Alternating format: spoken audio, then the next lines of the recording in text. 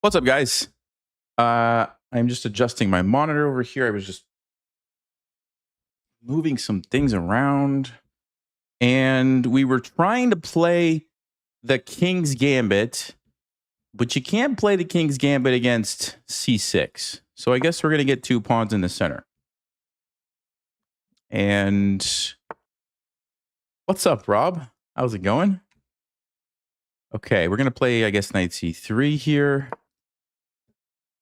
And we're playing a GM that's not actually a GM. They have the GM as the picture, which is funny. But okay.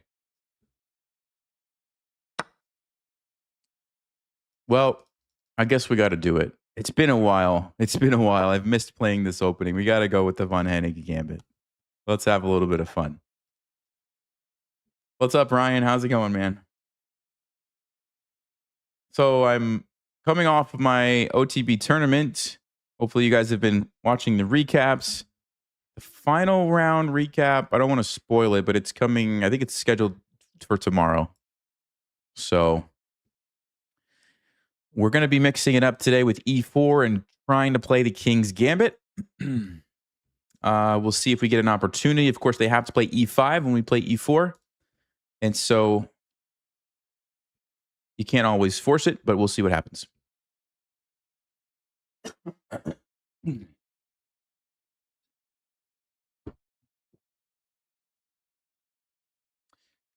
So we already have our opponent thinking here. Of course, the plan is to play f3, develop the knight, attack along the f file. And we'll see what black is going to do. I did get a 15-10 game. This is 15 minutes with a 10-second increment. So we have much more time. We can think through everything very carefully. And we will be analyzing the games afterwards to make sure we learn something from them.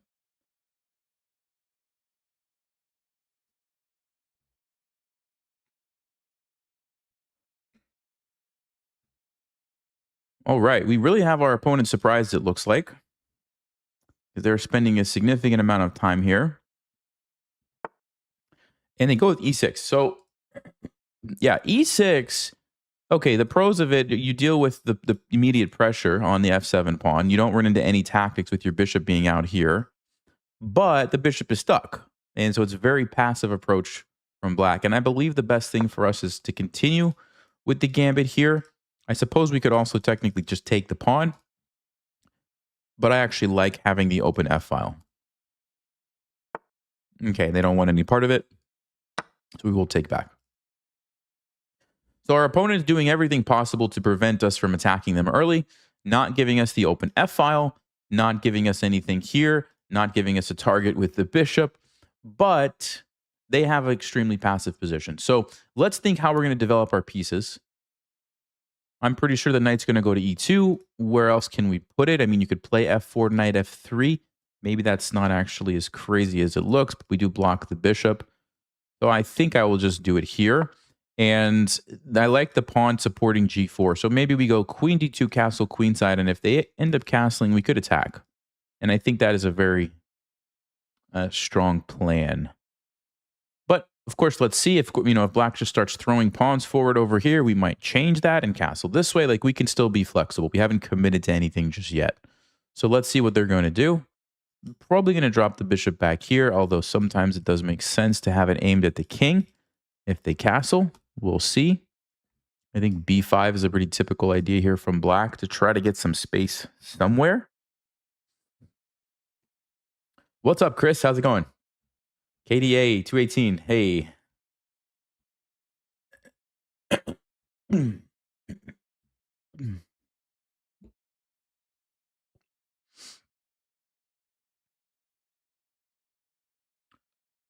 Yeah, thanks for clarifying. We are not playing a GM. It just they just have that as their picture. Okay, so this is a typical idea.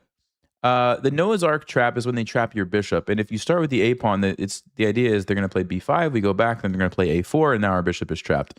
So our options would be to drop the bishop back to d3 instead, or either play a4 or a3, so that the bishop can stay along this diagonal. So it really is a question of which diagonal do I want the bishop to be on. A4 is nice, but you also give up a very important square. Well, I don't know how important it is, but you give up the b4 square, which might not be what we want to do. So A3 would not do that. And then you do have to worry about B4 at some point.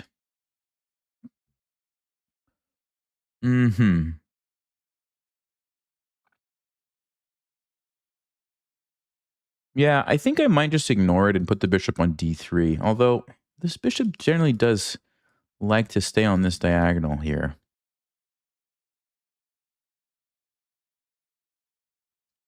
Okay, you know what? I am going to play A3. I want to keep it on this diagonal, I think, actually. So we'll play A3. Now we can just drop it back. Now I could go all the way to A2, but then B4 looks kind of annoying. Do you guys see how dropping it back to B3 doesn't allow B4? Well, I say it doesn't. You could still play it. But then when we take, they don't have the option to take with the pawn because they lose the rook. They could take with the bishop, create the pin, but then this pawn is isolated, and it's a long-term target. So I think that's a positional plus for us. Okay, knight to d5. I guess we save the bishop, so probably just drop it back here. We could defend, but then we have to give up the bishop pair. We could take the knight, but that's just going to open up black's position. Yeah, I think bishop f2. Just scanning, making sure there's no tactics, but this definitely seems like a good place for the bishop to sit. Defended from the pawn by the pawn so that no knights can attack my bishop here. Goes bishop d6. Okay. Yeah, I'm thinking we just go queen d2. Keeping our options open for where we want to put our king. Let's see. We can jump in here and attack the bishop, but I don't know what that accomplishes. Is queen d2 the square I want? Queen d3 is another option, but I think d2 is fine. We'll leave the option open for my bishop to go back here. Yeah, let's go queen d2. So I can castle either direction. I'm not committed yet.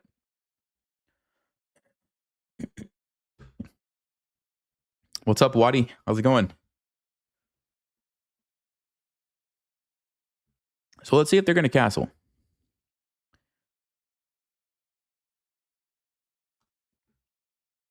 I'm going to guess not. I'm going to guess some move like b5 or knight d7, but let's just see.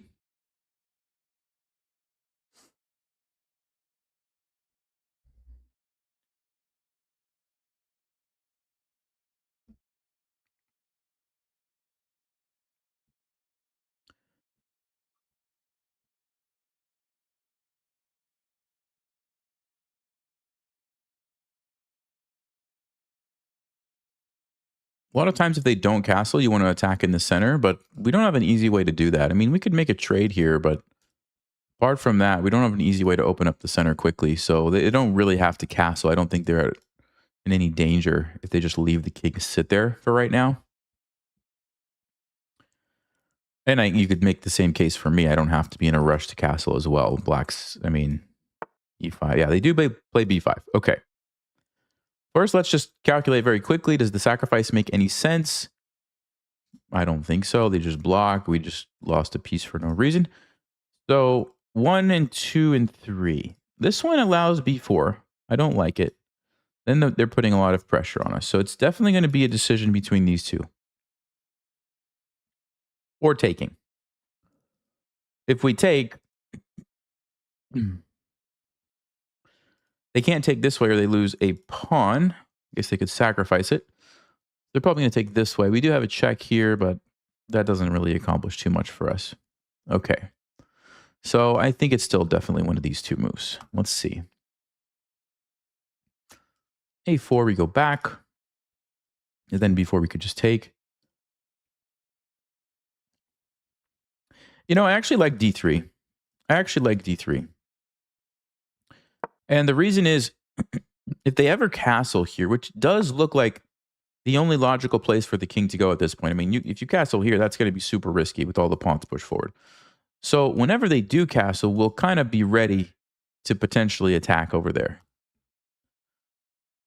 Okay, so they're stopping us from castling because they would just take this. We could play knight e4, though, and hit the bishop, make it leave that diagonal. I think knight e4 is a good move. We could also play bishop g3, and if they take, we open up the h file and get some pressure there. But I think knight e4 looks pretty good. I may have to move it anyway at some point. I don't think queen g5 is a move I want to play, although I don't know, actually. Queen g5 is kind of annoying for black to deal with this pawn. So, okay, knight e4, queen g5 are my two candidate moves here.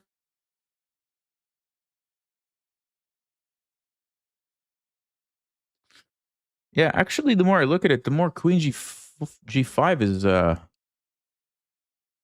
quite annoying for black, isn't it? Okay. Okay. f6, I think, is bad because of this.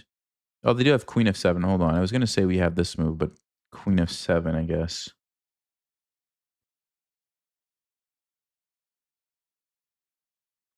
Okay, I didn't see that. f6, queen f7.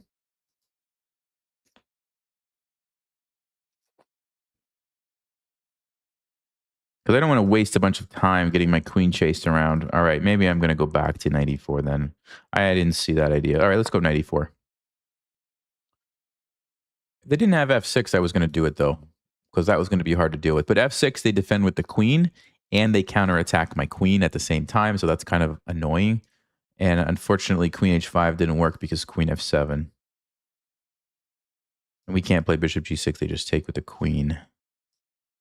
Yeah. So the idea here is to chase this bishop away. You guys see why they can't take, right? Why they can't take the pawn? Very common idea. You just play g3, trap the bishop. You also cut off the support from the queen, and we're just going to win a piece. So they're probably going to go bishop e7. I don't think they want to give up the bishop pair. But that's going to allow us to go bishop g3 and really get some momentum here. So, yeah, I don't know what else black can play. I mean, bishop f4, but then again, I'm going to get the bishop pair. So probably have to go with bishop e7 and just deal with the consequences at that point.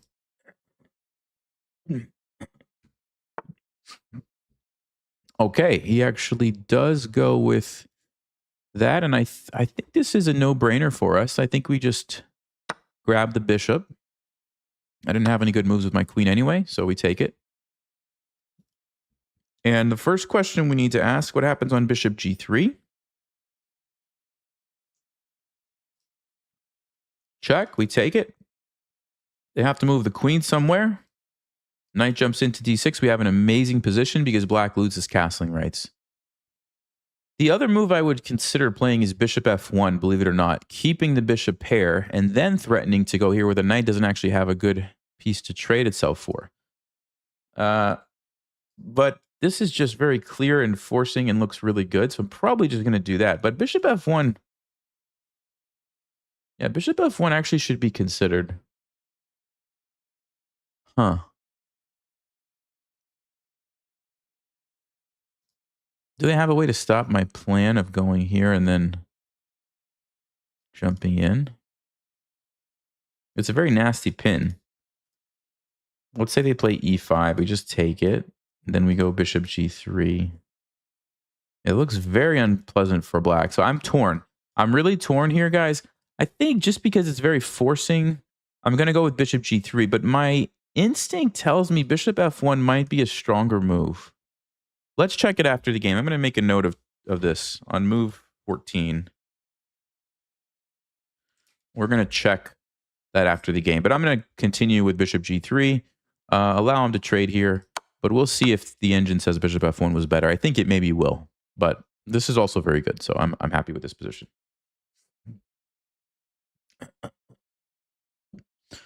So you have to move the queen. And the big problem for black is the square on d6, right? Because we're either going to jump a knight or a bishop in there, And it's very bad for black. I mean, not to mention they're behind in development. But the more important issue is the king is going to be permanently weak. And so it's probably going to be knight to d6. But bishop d6 is not out of the question. That also prevents castling. But I think may as well get the check and then it's permanent, whereas this could potentially be temporary. Of course, they can't go here. They get forked. I guess they're going to go to probably to b6 or to, I don't know, d8 maybe. I'm going to go check. They're going to move. I guess we could even just castle, maybe throw the f pawn. Yeah, let's see where they put the queen first. And then we'll see where they put the king, and then we'll make a decision on how we're going to do it. Probably I'm going to just castle here. My king's going to be very safe. Throw the f pawn forward, open up the files, checkmate the king. Like, that's most likely going to be the best plan here.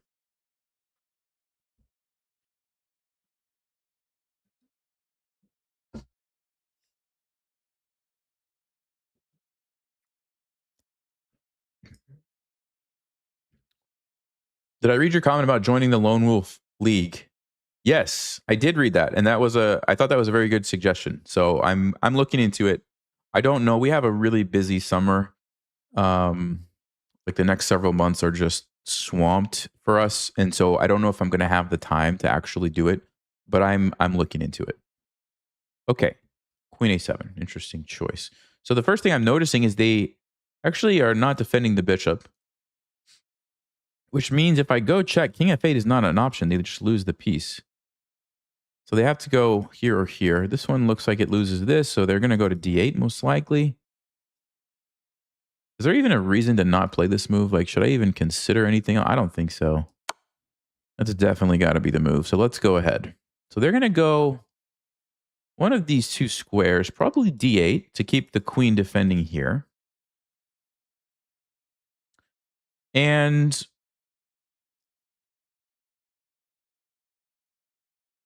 we have quite a few moves we could consider, actually. Queen e3. Oh, the rook defends. I actually missed that detail. Okay. Interesting. Well, we could still take it and take the pawn. That's very good for us. We're probably going to get another pawn as well, and the king is still weak. So that's one option. That's probably my first choice. Let's just check a few other moves. Check, sacrificing the knight. No, they could play bishop e6, so we're not going to do that. We could play queen e3 immediately, which threatens knight f5, or queen g5. Or we could just leave it and castle, and then play like rook e1 or rook ae1 and f4, f5. So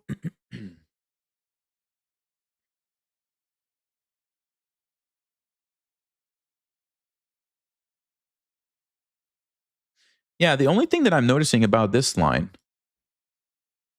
is the queen is going to come to d4, and that's kind of annoying. We have to watch out for checks. It stops us from castling. I have to be a little careful there. And then honestly, this bishop is so awful. Why would I want to give up a really beautiful knight, right? Why would I want to do that? So the thing that makes the most sense would be to castle. We just get our king totally safe in the corner here. Now we can bring this rook and line up. Or we can play f4, f5 and just completely open up the king and have all of our major pieces attacking it. Meanwhile, look at black's pieces. Just look at them. This cannot be good. This reminds me of the game that I played in the tournament where all my pieces were stuck on the back and I couldn't move, right? So, yeah, we're just going to do this. This is the plan. Of course, we might change that if black does something drastic here to, gives us another opportunity. Okay, so they're sort of planning ahead for that, I guess. Okay. Obviously, you want to notice the weaknesses that are created. So this square is jumping out at me. So I'm thinking knight e4 looks like a really powerful move. I'm also thinking queen e3. I don't think we can get away with this sacrifice because what's my follow-up? Don't really see it. So this looks good. We could still push this and let him take. That's fine. We could sack a knight or a rook and still checkmate. So this is not out of the question. But queen e3 is almost, or knight e4 too. Okay, hold on. So we have 1, 2, 3, probably 4 moves we should consider. Start with this one. The point is I want to go here. I guess F6 is kind of annoying. All right, let's eliminate that. Knight E4 looks very good. It opens up this. It threatens this. We could even reroute the knight to C5 if we need it, or G5. So knight E4 is very good, but I also just like bringing another piece. That's very good as well. So is F4, F5.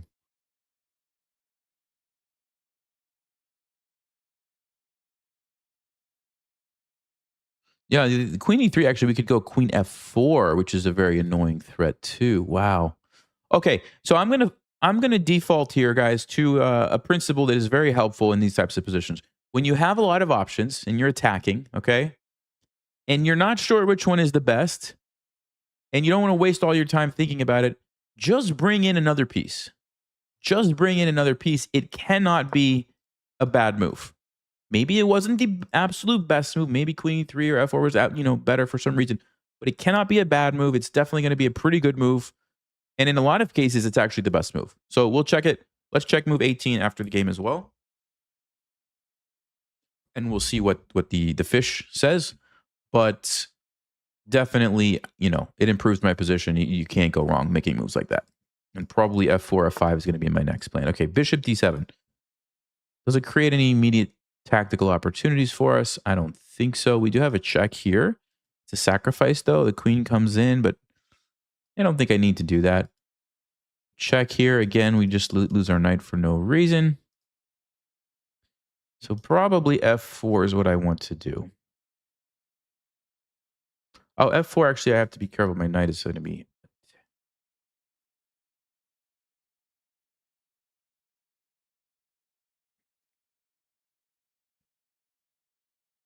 Yeah, maybe we could get away with it, but we don't have to do that. I think I'm going to drop the knight back now. So it did its job. Okay, it did its job. It forced the king to move so it can't castle for the rest of the game. And I don't want to keep losing it in all these lines. So we move it back. Now the bishop can come in, or the knight can go somewhere else, or this is more powerful because you have the control here. And we're ready to play f4, f5, totally open up the king. I think this is a good move.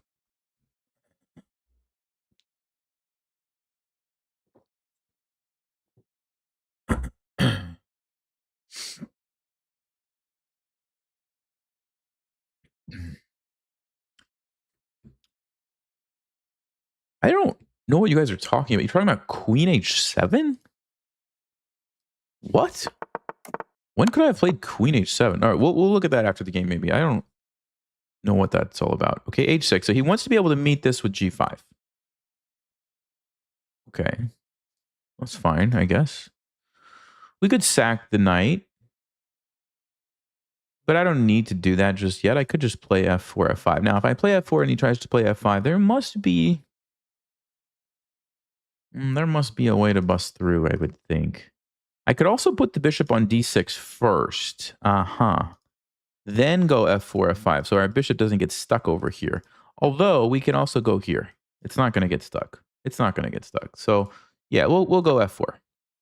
Basically, I want to go f5. You're not going to be able to take this way because, of course, opening up a rook on the king has to be bad. You could take this way, but then most likely I'll be sacrificing the rook to force that. We'll have to calculate there. Or the alternative would be moving the knight somewhere, and then there's a pin here. And even though we lose a pawn, we've opened up both rooks into the attack, which is got to be valuable. Got to be valuable.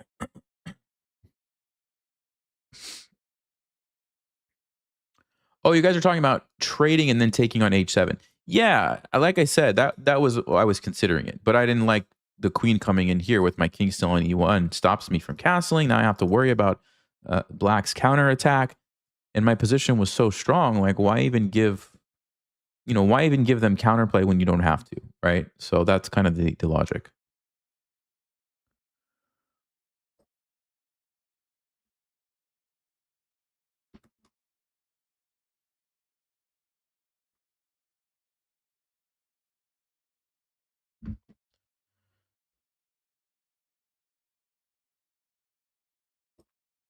Okay. We do have to keep an eye on the time, but keep in mind we do get the increment, which is great. So we're not going to just get flagged. And 5 minutes is still a lot of time to go. And so we still want to try to make the best moves. Okay, rook c8. Wow, interesting move. I'm not sure what the point is. I don't think we have to overthink it. So we have f5. We have bishop h4, knight c5.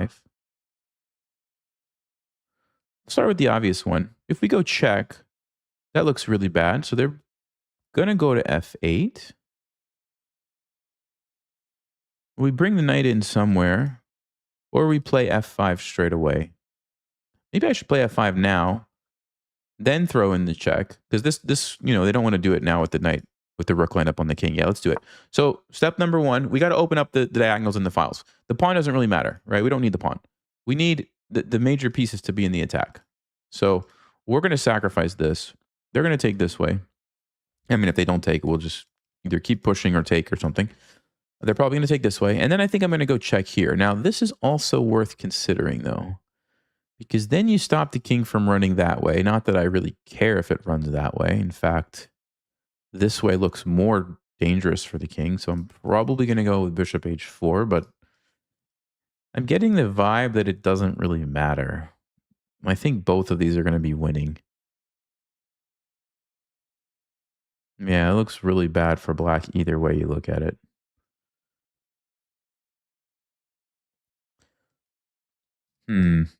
I like this. If the king has to run here, then the queen is just going to sneak over. So that looks really good. But this one also looks really good. And again, the queen is just going to sneak over. This might even be better, though. This might even be better. I think it is. So we go check.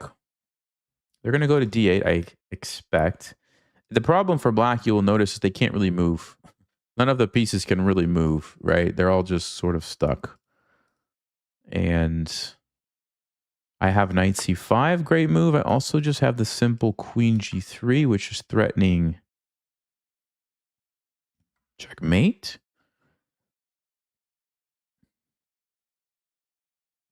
There is a check here, but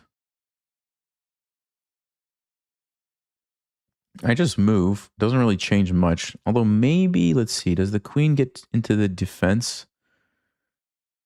So you could make an argument knight c5 is worth it to stop that.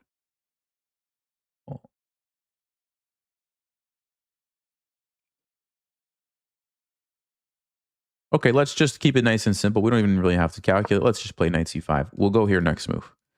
I think I was still winning. I don't think they really had any good moves there. But maybe, you know, the queen defending allows them to somehow survive. I don't know. Probably not. But this is pretty simple too. I think we just go here. And now we can sneak in like this for the mate.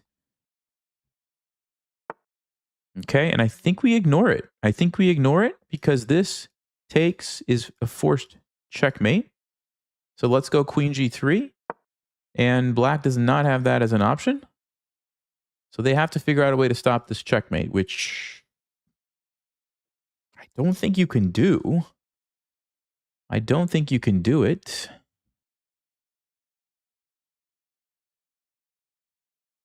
Even f6, I'm just going to come in. Oh, they don't even see it. They probably were looking at this. They probably didn't realize this was a move.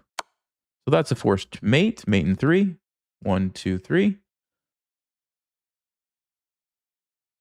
Okay, very good game, I think. We have 2 moments we want to check with the engine. Move 14, move 18. And see if we did the best move or not.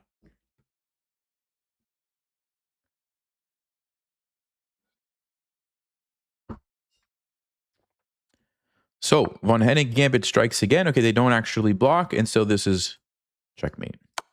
Okay. Good first game. Let's check the game review here.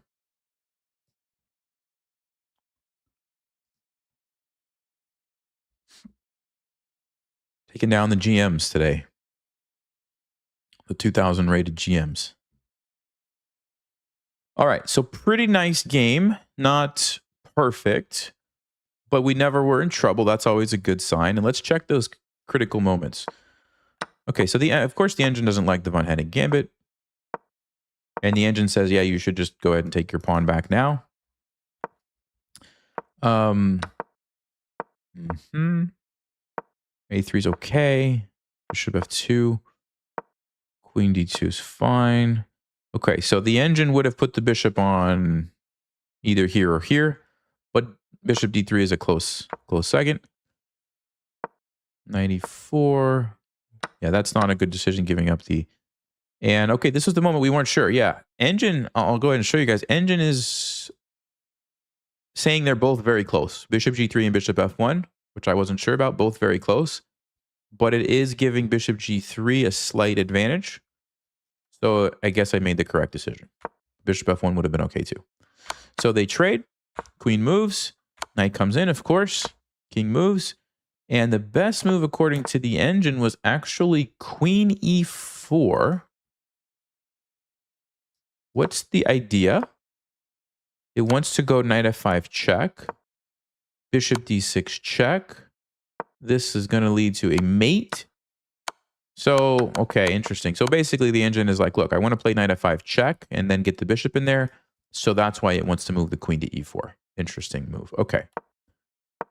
Also, it said castling queenside was the way to go because then the rook is involved right away and you stay away from the queen here. Interesting decision as well. I castled this way. So not the best place for my king, but still pretty solid.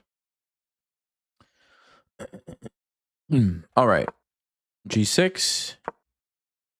So, again, it's +5. Best moves were queen moves. Queen e3, which we did kind of talk about. I remember I said maybe that's the best move.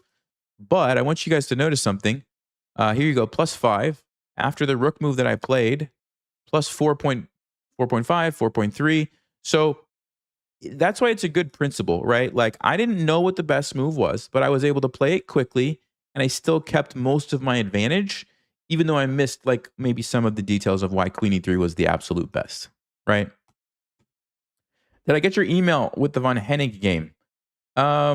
If it was the one with a bunch of like discovered checks and stuff, then yes. If it was something else, then probably not.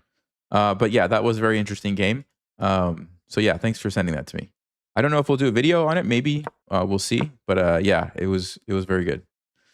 Okay, so we bring the rook. He goes here, bringing the knight back. Totally fine. Engine likes it. F4. Okay. Yeah, engine wanted me to drop the bishop back, which is not a move I was even thinking about. I guess it wants to play d5 and hit the queen. Wow, that's a very strange idea. Anyway, this is okay. Yeah, this is good. And both moves are good, but bishop h4 check actually was better. It actually was better. This leads to forced mate. Why? Okay, so what was the defensive idea here for black? Let's see.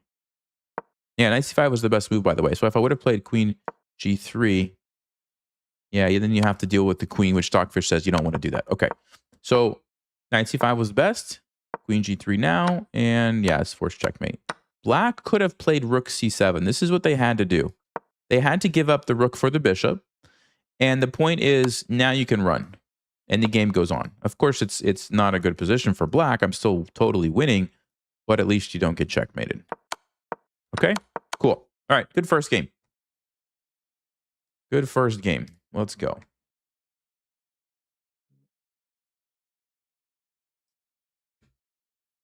Oh, and we get white again. All right. Let's see if he's going to play e5 and we can actually test out this king's gambit. Come on. Let's go. You know you want to play e5. Uh-oh. Why are they thinking so long? Now I'm nervous. Now I'm nervous. Sicilian. Okay. Okay. Well, again, you can't play the king's gambit if they don't play e5. So we'll go with the Smith-Morra. Have I ever tried the king's gambit bishop variation? Yes, I have. I like that variation. Yes. Okay, Smith-Morra gambit. Oh, and he accepts it. Fantastic. So this is going to be a fun game, I expect. Okay, so let's just go with the normal developing moves in the Smith Moore. The knight goes on f3, the bishop goes on c4, the queen goes on e2, and you castle kingside, the rook goes on d1. Okay? Pretty much against everything. I think there are some rare setups, which I don't actually remember which ones, where you don't do that. But in almost all of the cases, that's what you're going to go for.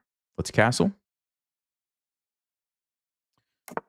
Let's go ahead and castle, and then we'll go queen e2. They're probably going to play e6. No, they don't. So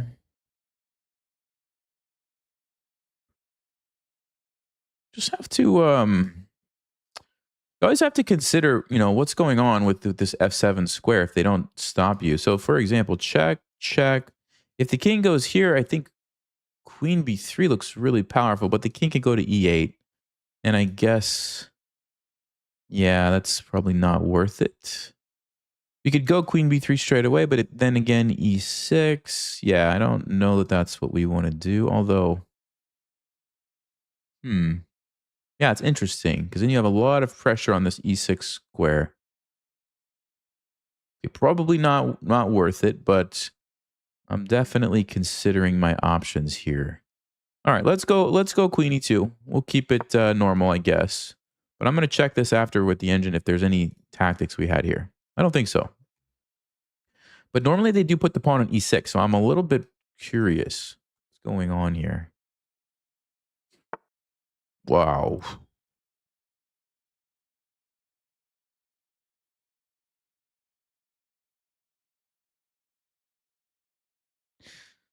So check, check. If they go there, queen c4. If they go here,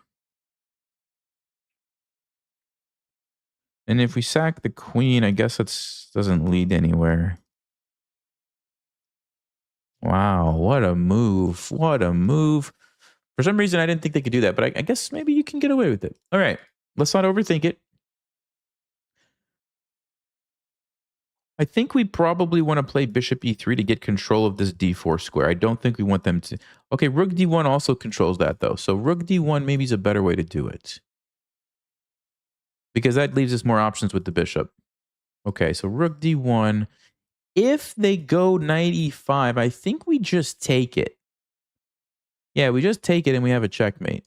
So let's go rook d1. Let's go rook d1.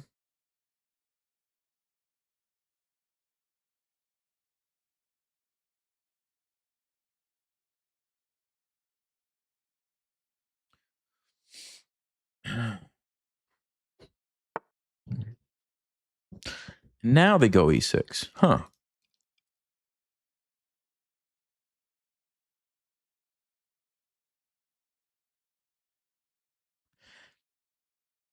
So we have to consider the sacrifices when you play this gambit. You have to consider it.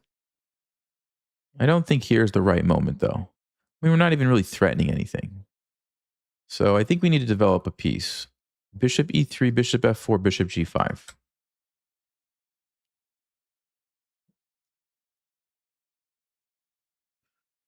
Unfortunately, e5 I don't think cuts it because of the pin.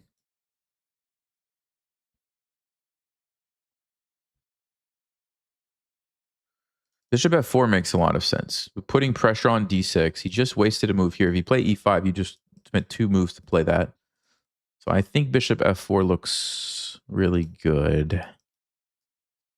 And then e5 ideas start to make more sense. All right, let's go bishop f4.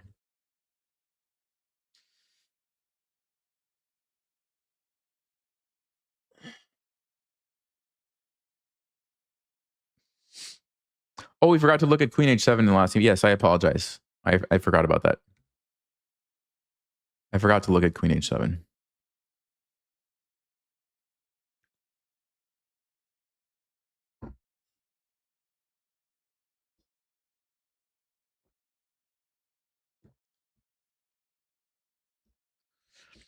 Okay. Bishop e7 has got to be the move that black would like to play here. So we need to calculate e5. So the queen is x-rayed by the rook, so this is a pin. The knight could move, or they could trade and try to... No, you can't take. Yeah. So I guess the knight would have to move. Where's the knight move to? H5, let's just say. But then we take. Yeah, that looks good for us. Oh, that looks really good for us. So black has to be thinking of something else. B5, maybe we just sack, and then the pressure on the knight is too much. This is a tough position for black, actually. I don't know what they're going to play. I really don't know what they're going to play.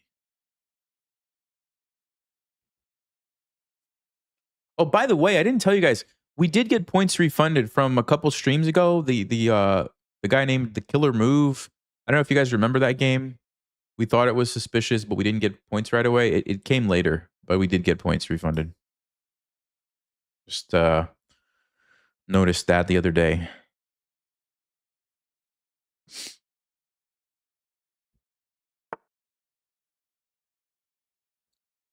Okay, well, there is black's idea. Uh-huh.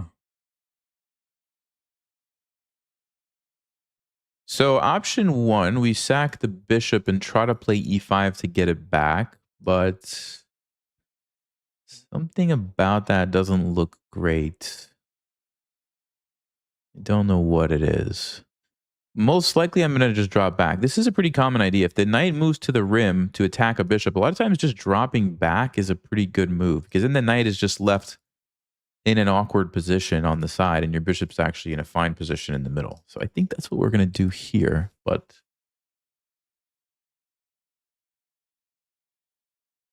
we could play knight d5, I suppose. Sort of some crazy sacrifice.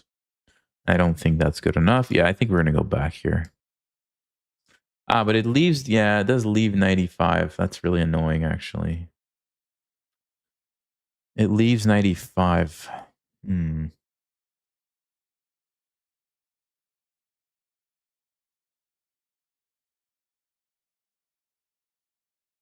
I mean, I can go to g3, but then I lose the bishop pair. That doesn't look good. So what do I play against knight e5? What's the deal? We sack the bishop, check. I don't really have anything.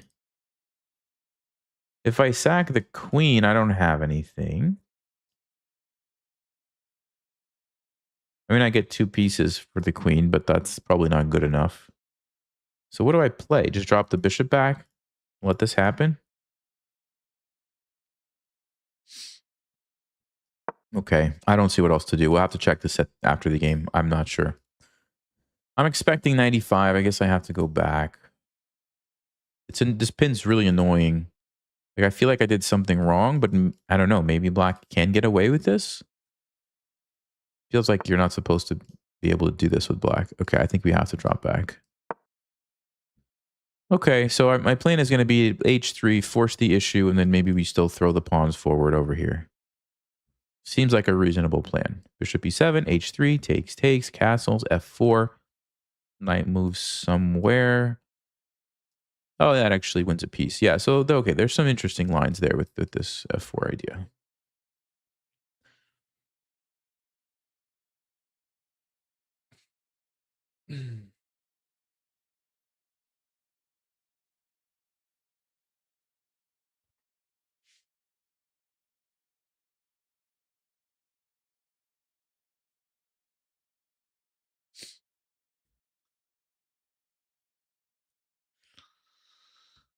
So, what is he going to play? Got to be bishop e7, right? What else can black do?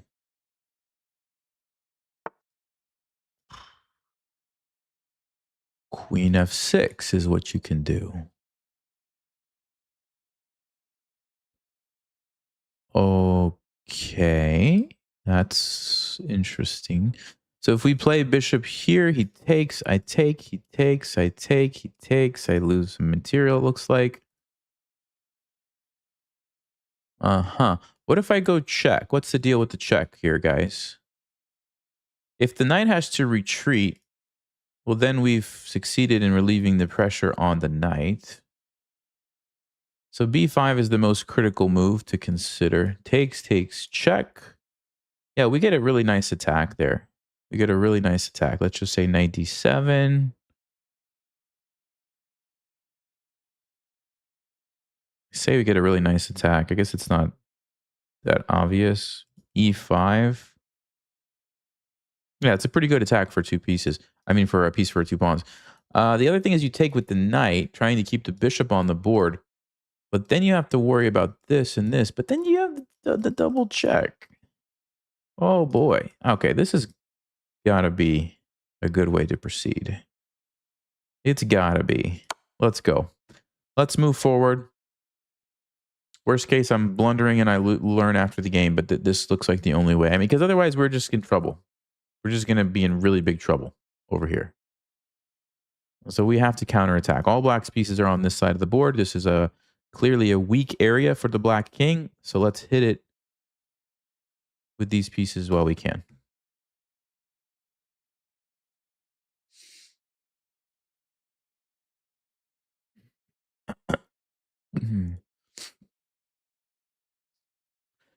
Now, the question is, do I sack with the bishop to make sure that I get the queen to come over there, or do I take with the knight? Now, the point is, if they take the knight, then I think we just win. Well, they can't play knight d7. I guess they can still play king d8, but that looks... Yeah, we have to be winning that, right? Whoa. Whoa.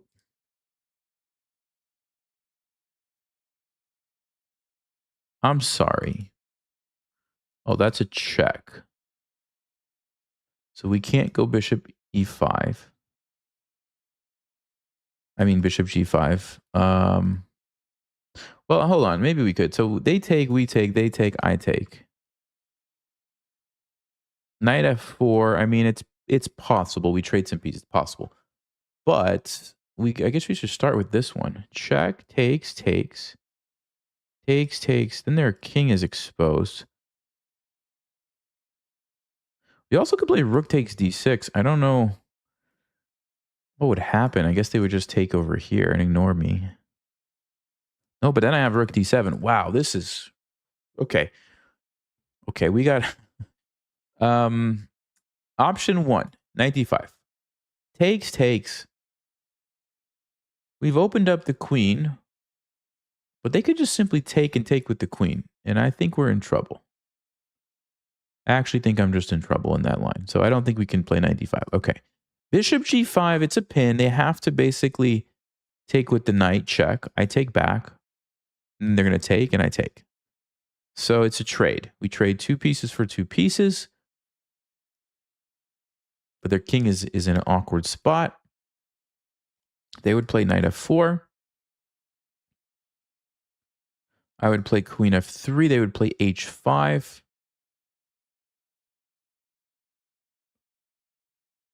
Huh. Yeah, that's actually not a great position for me. I'm going to get mated over here. Okay, so...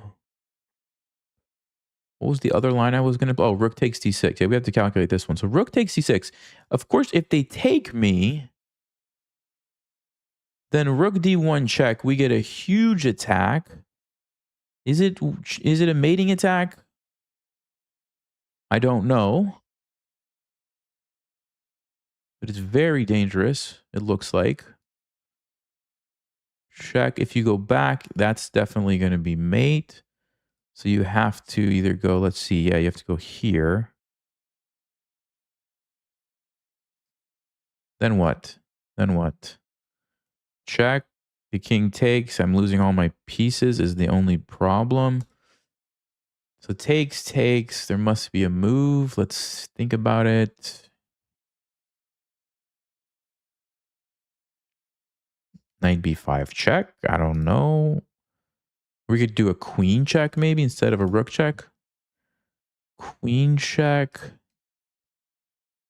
Yeah. Because then we can play knight b5, rook c1. Ooh. Oh, but they have knight c6 also. It's super hard to calculate. All right.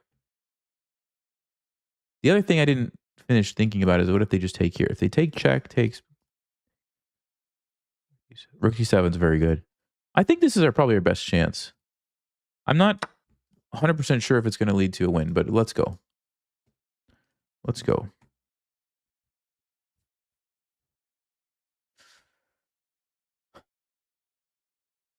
Going off my intuition a little bit here, I'm seeing lots of good opportunities. If they take, I think I liked the queen check the best. Of course, you can't go back. That's checkmate. So the only move would be king c7. And then we have to, let's think. Yeah, we might even have time to take the knight and threaten the queen to come in this way, actually. So that's good. Of course, they could take here first, but then we just take. And the problem is now black has to worry about rook d7 check in all those cases, which is going to be really nasty. So what do you do if you're black? That's the question. What do you do? Oh, I'm also threatening knight d5 check and win the queen. That's a cool line. Look at that. We have the rook there. Although we don't want to really win a queen. We want to get checkmate. Not a huge thing to think about.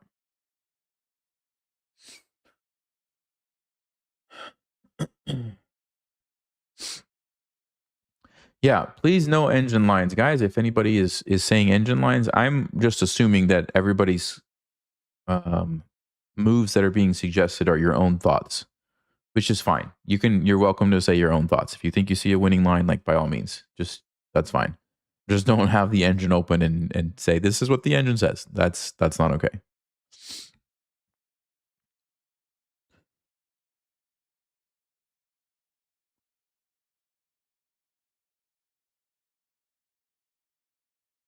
What are they going to play? Are they going to take it or are they going to take here?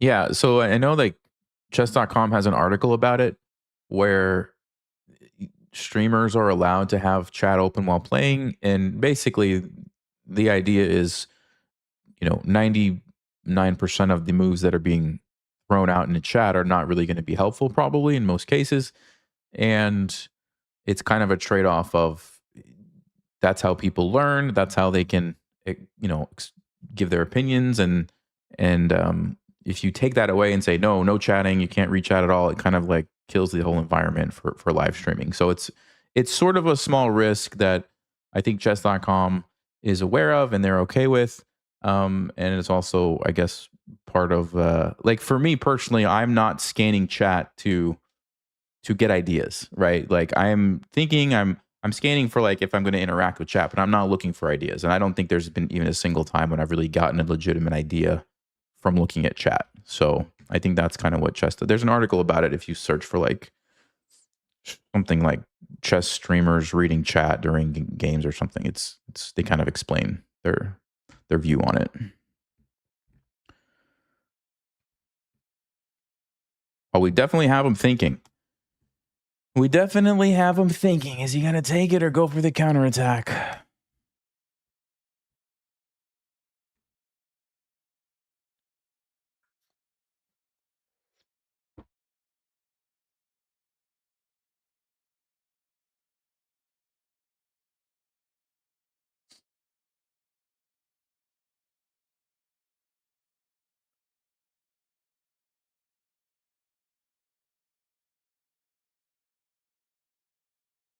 I'm pretty sure I'm going to go queen d2. I think I'm committed to that move, but let's see if there's something else. Because I want the rook to be able to come. Oh, he takes here.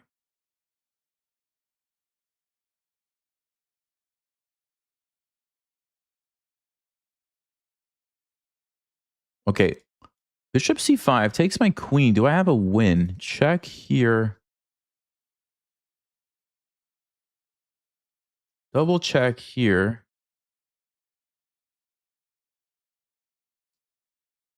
Check here.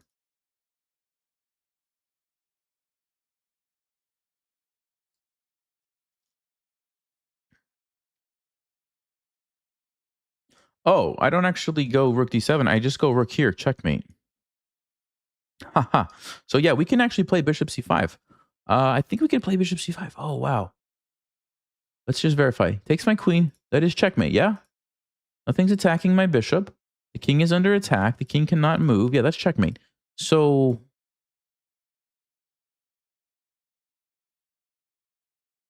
that's a nasty move.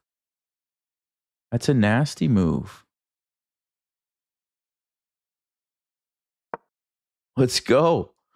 Let's go. I think black has to move their queen to give the king an escape route.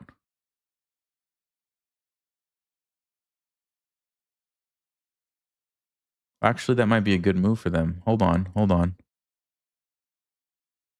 No, but then I have knight d5. Oh, let's go. Knight d5. Okay, knight d5. The point is when you take, your king doesn't have that. Then I can go check this way, which forces the king there. Oh, it's still have to hunt the king. Oh, man, this is getting crazy. This is getting so crazy. I'm assuming that they have to move the queen, right? Otherwise, how do you stop the checkmate? Rook c8 attacks it, but then check here. Check. Probably that's going to be some kind of a mate. This is crazy. This is crazy. What is happening? Okay. So, what's he going to play? Queen. I'm expecting queen g6. The idea to just run with your king over here. Also, it does threaten checkmate, which means all my moves have to be checked. But that's pretty easy to do, I think. We have a lot of pieces around the king. So I would be, yeah, definitely expecting this. How else? Okay, yeah, queen g5. So he's going to leave this path for the king. So knight d5 is probably the crazy move I need to play. Let's think. So knight d5, only move. You have to take me. Now I can move my rook somewhere, which is check. We could actually win the queen. So that's one thing, but I'm going to look for checkmate instead. So here, check. Only move is king here. Okay? So check. Only move is king here. So black's pawn is on d5. Their king is on c7. My rook is on a8. Do I have checkmate?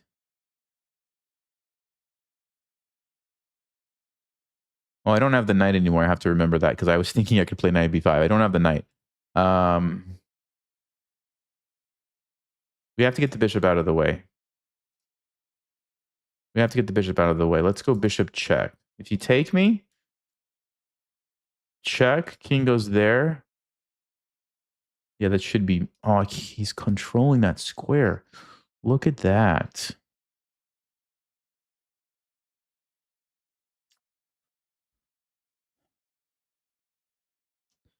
Any other ways we can do this, guys? Am I making it harder than it needs to be? Let's see. What if we start with this and then go knight d5 check? King gets away. King gets away. And I think we got to do it. Let's see. If we sack here, any reason for doing it that way? No. I don't think so. I don't think so. I think we got to do it. I'm going to do it now. Save my time. Hopefully I can find the mate. Okay. So here.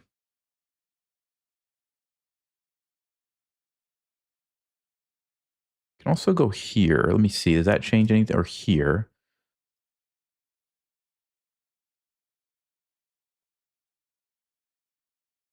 No, this looks like the best.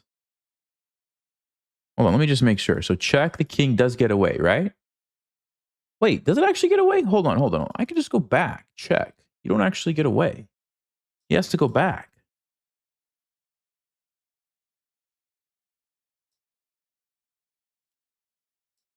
Yeah? And then I clear a pawn, which might be useful because the D file would be open. Check. Here or here? Oh, here. Wait a second. No, it's different. Here, I can't play bishop. No, no, no. The bishop's covering. What am I even saying? No, no, no. That doesn't work. Okay, we got to do this. We got to do this. Yeah, the bishop was controlling there. I couldn't even play rook d6. That was a total... Yeah, it didn't even make sense. All right. So only move. I guess we got to take it.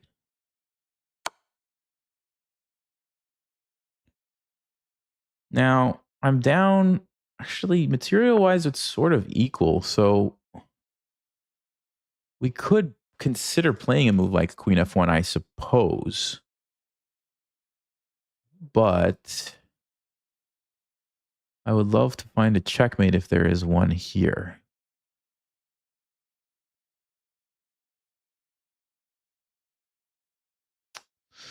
So check here, check here.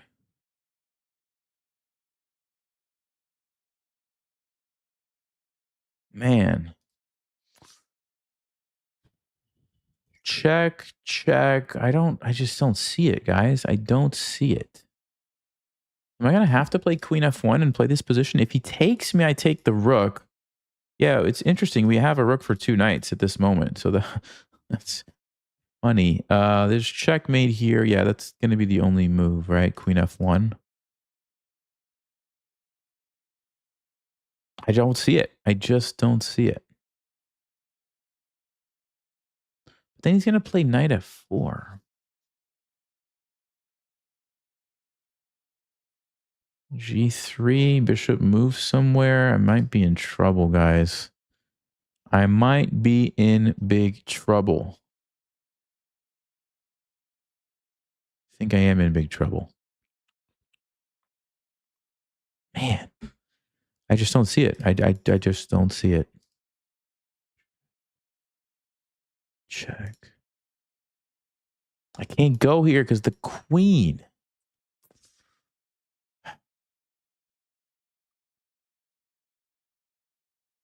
Man, that's so annoying. That he could have played queen g6, but he played queen g5. All right, I'm gonna go here. I think I'm losing. I just don't see it. Maybe I'm missing some insane move, but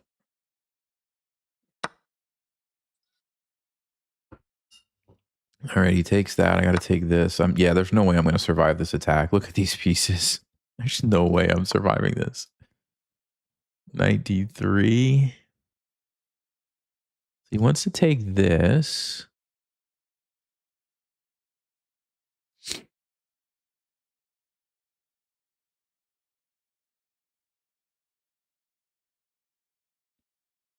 Okay. Let's see. So this is the idea, followed by check and mate.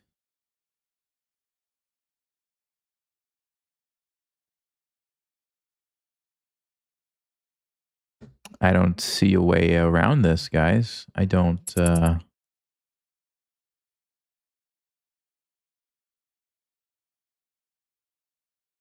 Yeah, I don't see it.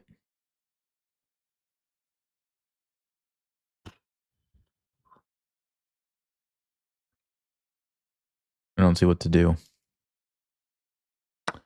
I guess we just have to sack the queen for 2 pieces, but I'm still going to get mated, right? Yeah.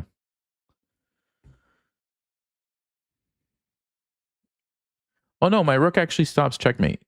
Maybe it's not mate. So takes here, check, takes... Yeah, actually, my rook stops that. I didn't even realize that. Okay. But I still feel like I'm missing... There's got to be a win for black here. I think we're about to see what it is. I mean, my attack has obviously fizzled out.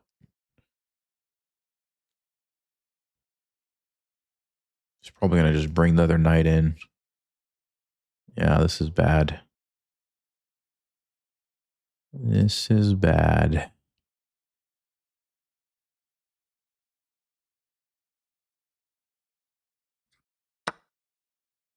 Takes with the knight first. Okay. Yeah, that's smart. That's smart. Hmm.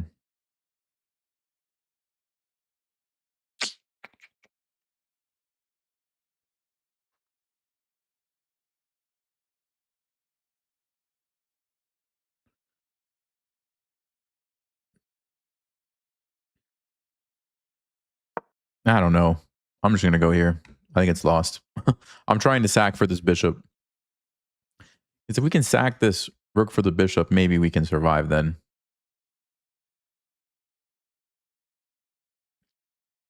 It looks like he's going to have some nasty check. Oh, that's the line. There it is. You guys see that? It's check, double check. I have to move. He's going to take with the bishop. And he's going to take with the queen. Game over. Yeah. Yep. This will be a quick move, I think. It should be a quick move. Should be a quick move. Yes. Okay.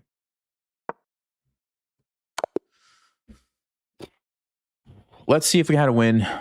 I can't believe we didn't have a win. I can't believe it. Let's see. After that king e7, like, that had to have been a bad move, right? Yeah, we were winning. We were winning. We were totally winning. Ah. All right, let's see. What's the deal? So first question I have, was this even a good move what he played here? Knight f6 is fine. Oh, bishop g4 is fine. Is it the main line? Yeah, bishop g4 is actually fine. Rook d1 is fine. e6 is fine. Okay, so he did play the main line. f4. Knight h5. No, he played everything correct. Until when?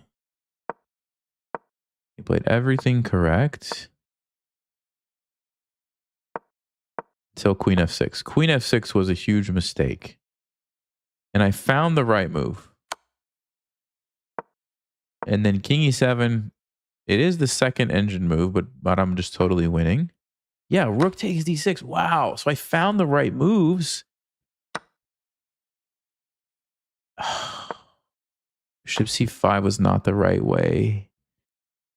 I needed to go queen d2 right here.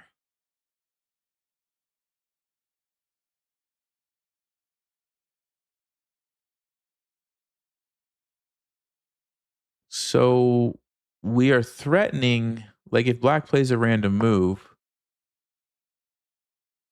knight d5, and then we just take the queen. If you go queen g6. If he plays a different move, we're threatening this. Check, and then mate. So this battery of the queen rook is really powerful. And so the only move for black is queen f4. Well, obviously, if you have to play a move like queen f4, you know, I'm going to win. If he plays like b5, then the bishop comes in. And now I'm totally... Man, queen d2. So close, guys. We were so close. Queen d2. Okay, bishop c5. Still winning, though. He plays the best move, though. Very good move. Very good move. Knight d5 check was the wrong idea. I had to go rook d3 check. And then when the king runs, take here with check. Because now we can get rid of all those pieces around my king. And so knight f4, again, sack it. Get rid of all the pieces around my king. And the game goes on, but I'm actually winning because this king is like, what's this king doing on f6? So I had two chances to win this game. Chance number one was queen d2 right here. And then chance number two, rook d3 check and just sack the rook for some pieces over here so I don't get mated and I'm winning. This idea of knight d5, it was fancy, but it wasn't good. And then here, I guess if I take the queen, you got to go bishop b7 check first, then take the queen, and then we actually go into this endgame, which is somehow equal. Even though I'm down a piece, it's equal because black's position is very weird and I have active pieces. I did this, check. Oh, it's still a draw though. Oh, it's still a draw if I play bishop b6 check. So what was the move here? Well, this is winning. This is winning. Queen b5 check. Queen a5 check. Didn't consider that move. Then you take here check. And we win. So we could have won that way. So bishop b6 check. He has to go to d6. Oh, it's perpetual check. He has to go back and forth because if he takes this, we win. Wow. So we could have gotten a draw too. I thought about playing it, but I didn't see queen a5. And if you don't see queen a5, yeah, it's not good for you. If you don't see queen a5, it's not good. It's the only move for white. Man, what a crazy position. That's too bad. Okay. Okay. Hey, it was a good game. It was a good game. That was a fun one. I don't regret playing that opening at all. Let's try again for King's Gambit though.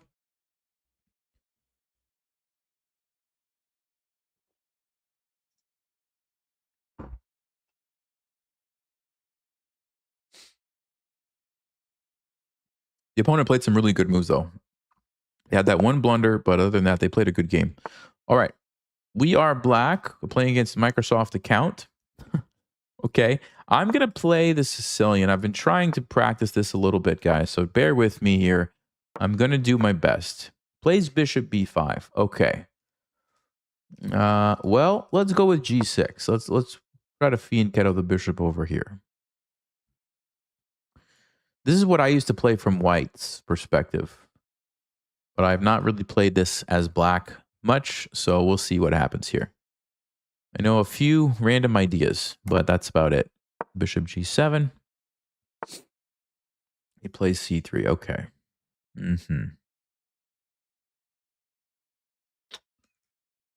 Let's play e5. Well, we're trying to stop him from playing d4. I think white can do it anyway.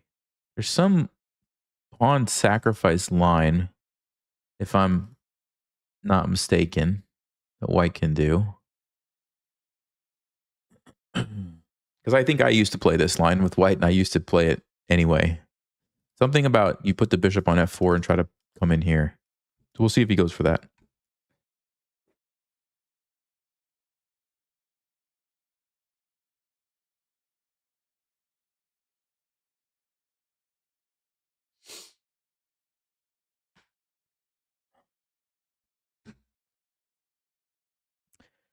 So he's definitely thinking about it, and he decides to go d3. Yeah, I think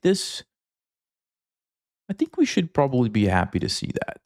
So, should I force the issue with the bishop over here? Should I play knight e7 to defend? And then f5 and d5 is possible. I think that looks good. Let's go here. So now we can castle. We can throw these pawns forward and have a nice big center. Yeah. Looks pretty good for us, right?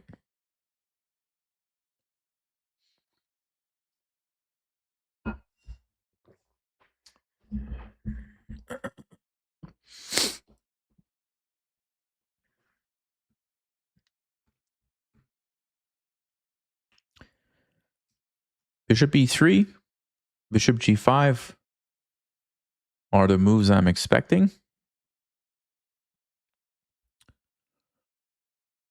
Rook e1 or knight d2 could be played as well, but I like I said, I'm expecting these. Bishop e3, I think I'm going to go with... Do I want to defend with the b pawn or the d pawn? I'm going to go with the b pawn. Because I want to be able to play d5, and I don't want to have to waste time. This is probably pretty useful anyway. We could fianchetto the bishop if we need to. So we defend that way. We're going to castle, and then we're going to look to strike with these moves.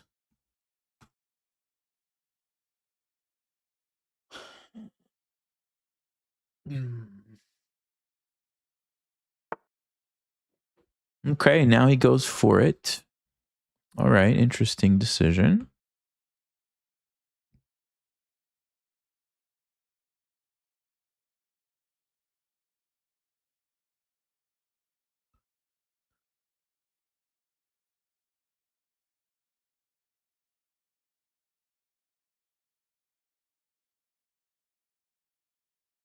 Yeah, I think we're going to take and just castle. I think we're going to take twice in castle.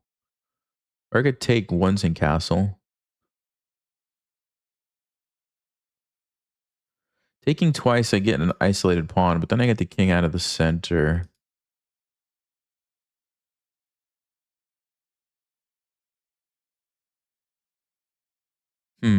Actually, maybe I'd take once. Hold on, let's think about this.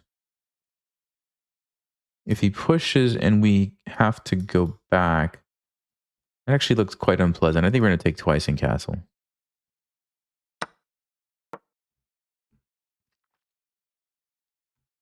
So I'll take the isolated pawn, but I don't want to get a bunch of other weaknesses.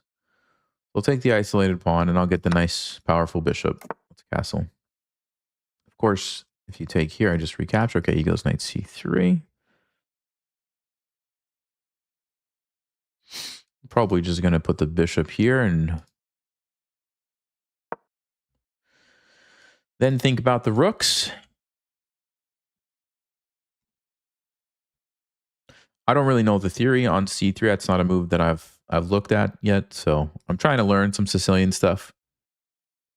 But it's a lot to learn. There's a lot of lines in the Sicilian.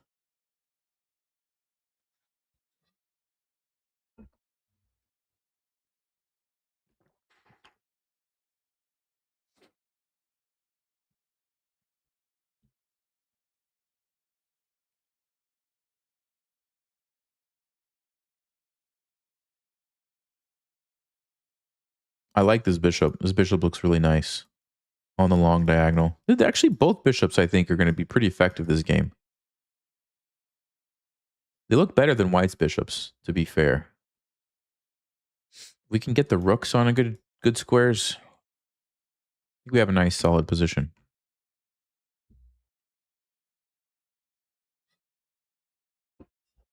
Give me 1 second, guys.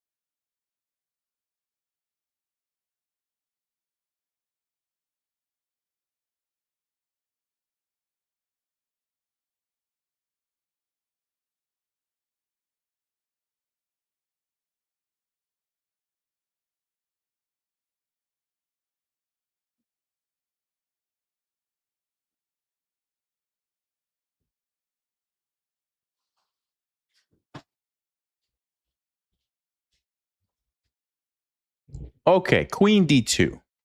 So they might want to come down here and trade my bishop. I guess you can't do it right away because you lose the knight.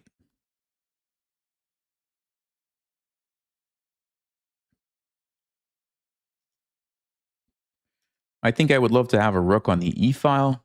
Also the c file. Also, maybe we want to force the issue here, but I don't think that's worth the tempo. I think I'd rather get the rook here right away.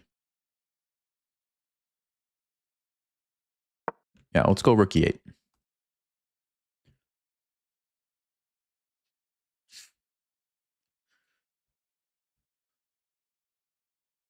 And we will be keeping an eye on this isolated pawn. Sometimes that's a weakness that white could attack, but if I'm able to play d5 and trade it off, obviously we'll be happy. Or if I do force the issue and we just trade it over here, then it's no longer isolated. That would be acceptable as well. So let's see. I'm expecting like rook d1. I think I will maybe then play a6.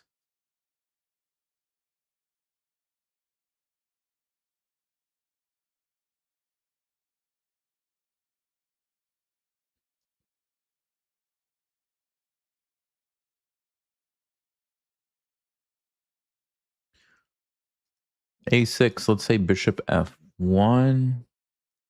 Can we play d5?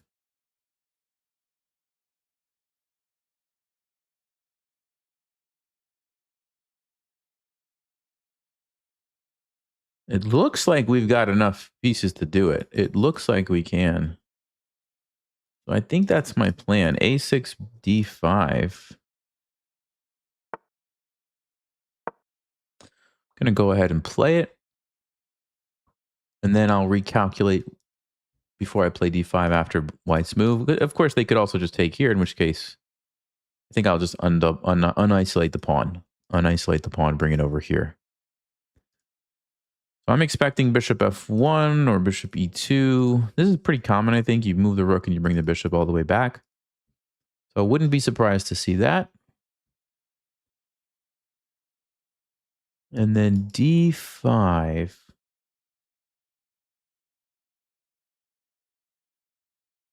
The only thing we have to watch out for is that if white moves their queen, the rook's going to be x-raying our queen, but I think we're okay. Takes. We can always trade and then recapture. Oh, we might lose the pawn here, though. Actually, I have to think about that. Do we lose the pawn on b6? So d5 takes. Yeah, we do, don't we?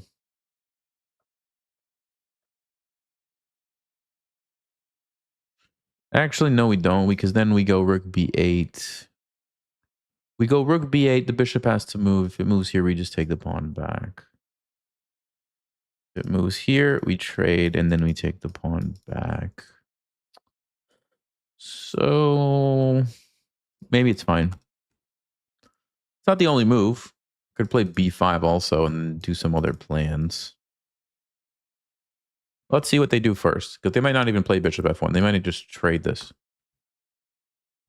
A lot of bishop b5 players actually like trading that bishop for the knight, so we'll see. I don't think they will do it in this position, but you never know.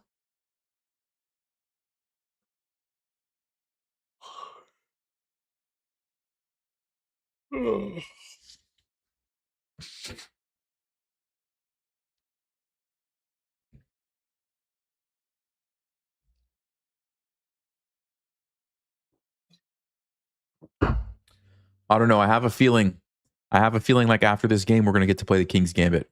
What do you guys think? You think next game is going to be the King's Gambit game? I think so. We should be white. And then I'm feeling e5's coming. e5 is pretty common. e5 is actually pretty common. So I think it's happening next game.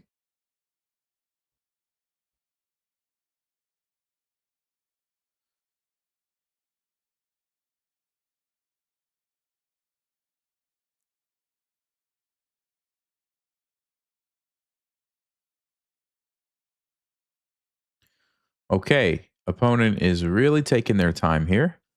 I thought bishop f1 was going to happen pretty quick, but I guess they're considering something else. What are they thinking about? Taking here and what? Moving the knight, or thinking about a different square to put the bishop on, maybe?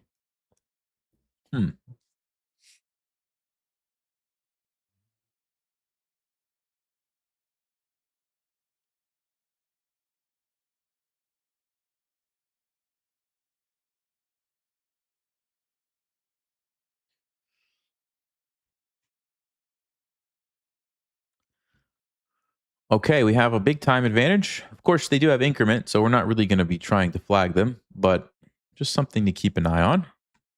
Time pressure might start to play a role here in a little bit.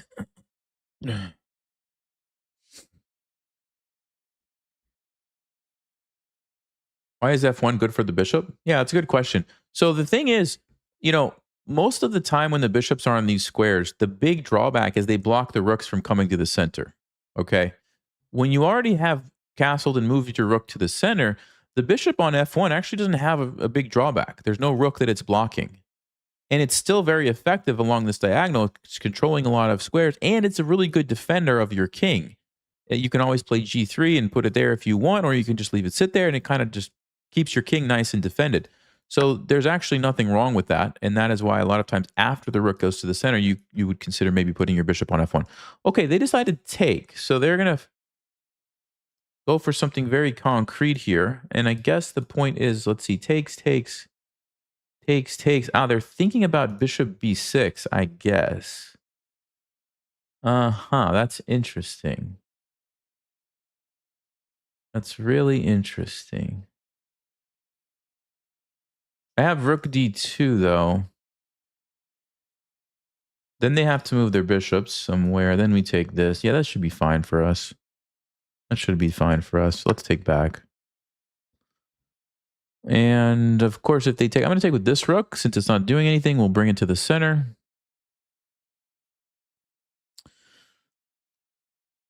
So we got rid of our isolated pawn. Just like that. And I don't think that line with bishop b6 is so great for them, because rook d2 is good for us, I think. Rook d2 is good for us. We have the target here. They save the bishop, then we hit this. It's actually a double attack. They might be able to save it, but it's looking a bit... Yeah, it looks a bit, what's the word? Delicate for white. Like, they're going to have to be really careful. I don't know if their position is going to hold together very well in that situation. Now, they don't have to go for that, but I have to believe that's what they were thinking about, why you would want to do this. But I'm not buying it. I'm not buying it.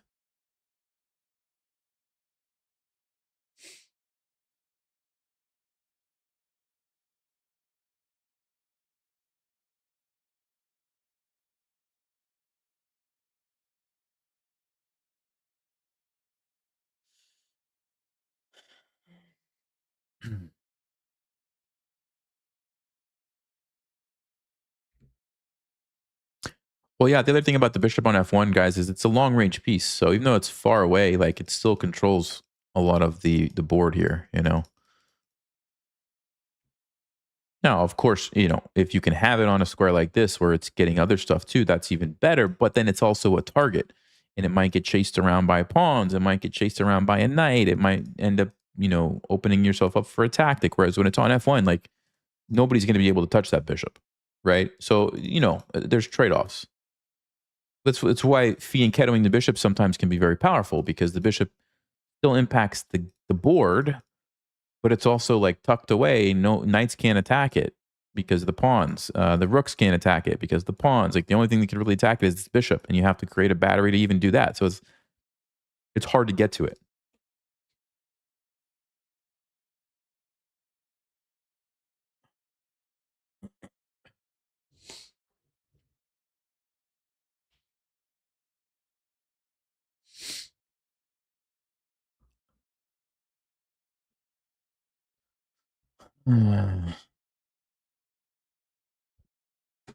Hey, Harry.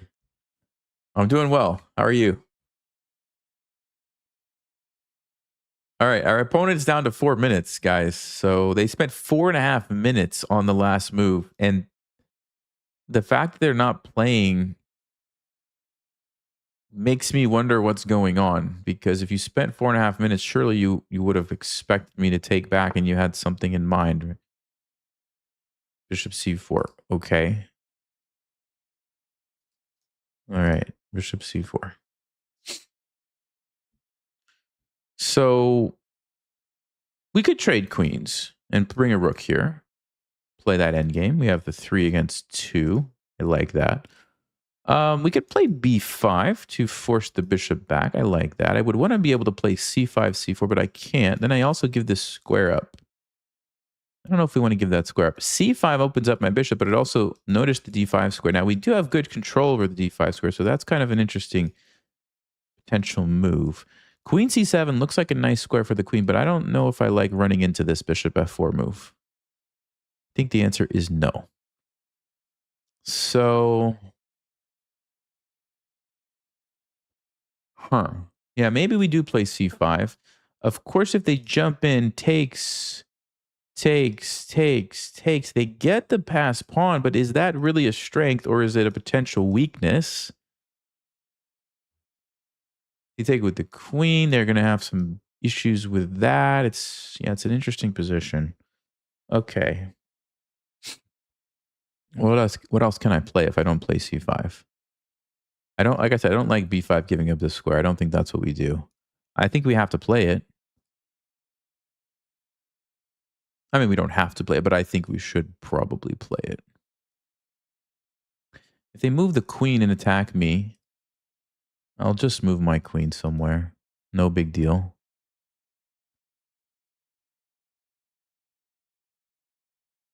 Okay, let's go c5. So what is the benefit of this move? Well, it opens up the bishop. Now we have pressure on e4. It stops any pressure on b6. It gets control of this square, so we could potentially in the future plant a knight there. And then the drawback, the downside is, like I said, this square is open for white. But I have it very well controlled, and worst case, we could just trade, and they end up with an isolated pawn that we can hopefully pile up our pieces on, maybe bring the king at some point, and take. And if that happens, we go into an endgame 3 against 2. We're gonna win. We should win. So I'm not super concerned with that. It's a trade-off. You give up a square, you get a square. But I also like, do we unleash the bishop? And stop this. So I think it's worth it.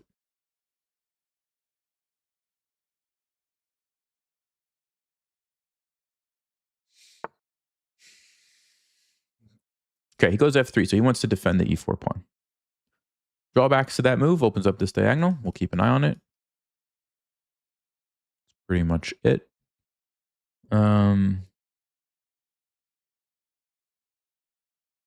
So let's see. Let's just think about b5, because now I can actually go boom, boom, boom, and really gain this space there. Yeah, and then queen c7, I'm not so worried about the bishop move because then I have a check, and I'm actually quite happy with my position. So yeah, b5 is a strong move, I think.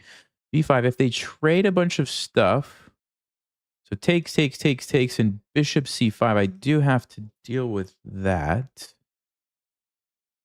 Yeah, actually, that's tactically not working for me, is it? So I don't think I can get away with b5.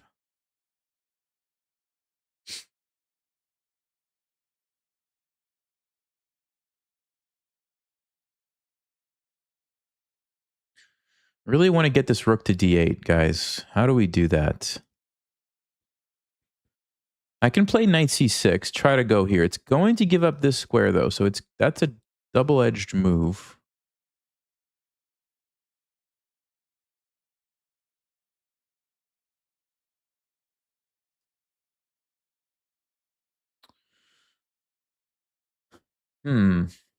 But my knight is just like a monster there. I think I should do it. I think I should do it.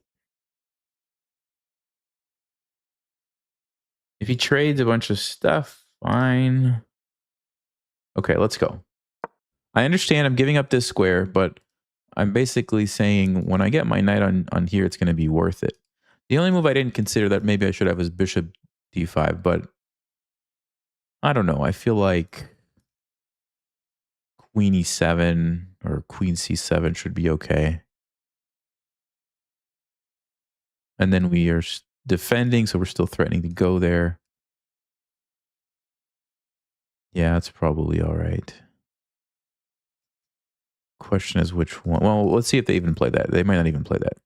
Knight d5 would be a more natural looking move, but then, whoa, okay. Okay, I didn't think about it.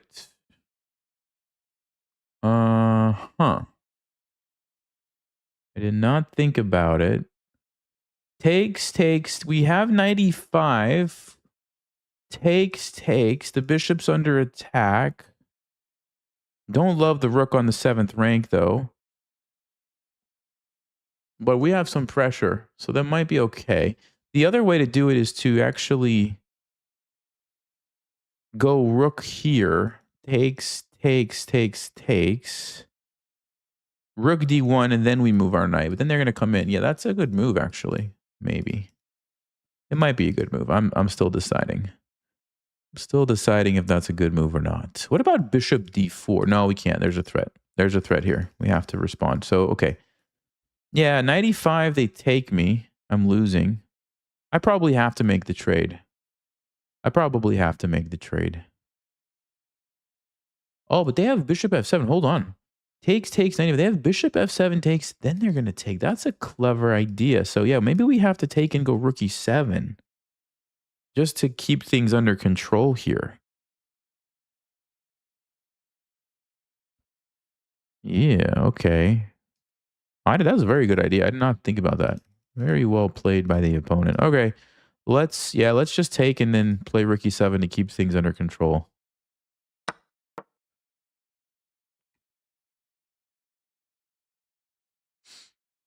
Obviously, they're going to take me back.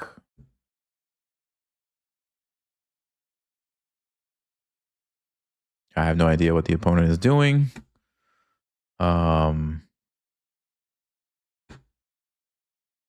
Okay. They're going to think about it. Think about all their options. There we go. Okay. I'm expecting rook d1. And I got to think what I'm going to do. I think bring the other rook over. Okay, they take. All right. Well, we obviously capture. Yeah. So we got to be careful here. We do not want to allow this.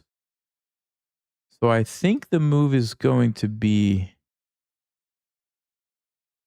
bishop c6. But let's just think about this for a minute.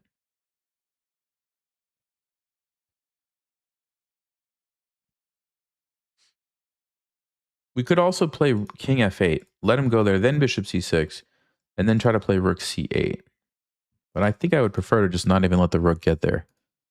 So yeah, bishop c6.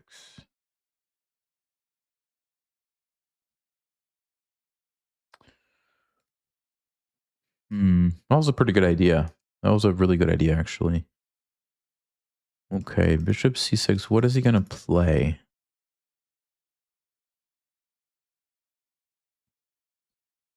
All right, let's go ahead. Let's stop it. Let's stop the rook.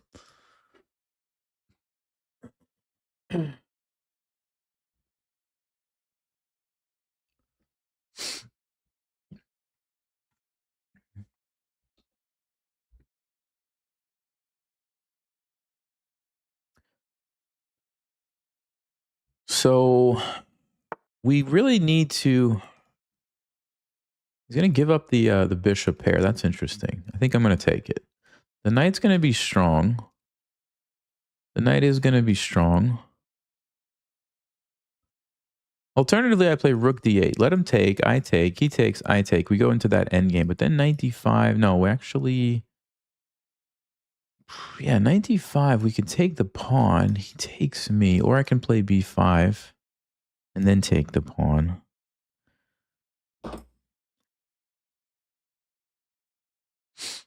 If I take, the knight comes in. You have to watch out. So I probably would take and take a pawn.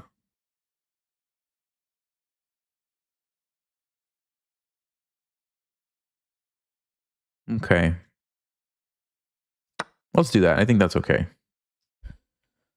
I think that's okay.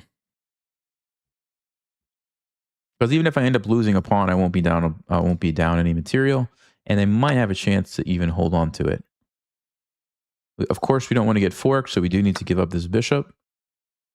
Oh, he does have rook b1. I just noticed he has rook b1. So rook b1, we go back. Takes. What is happening in that position?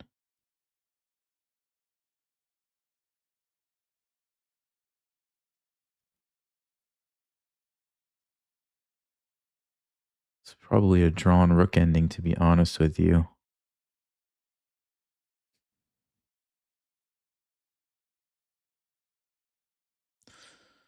I don't have to go for that. I don't think I want to go for. I don't think I want to let his rook invade like that. It seems bad. So I think what we should do instead.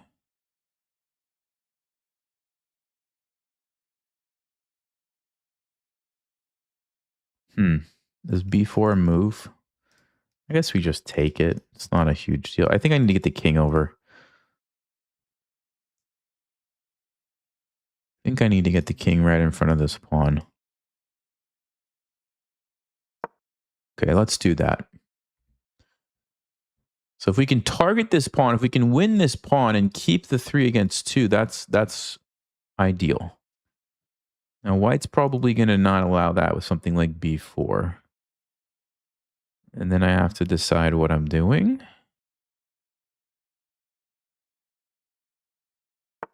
No, he goes b3. Okay. Let's go ahead. Use this opportunity. Here, check is fine.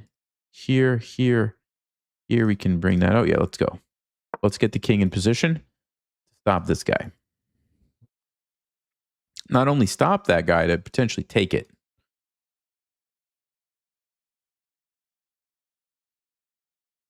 When we're ready.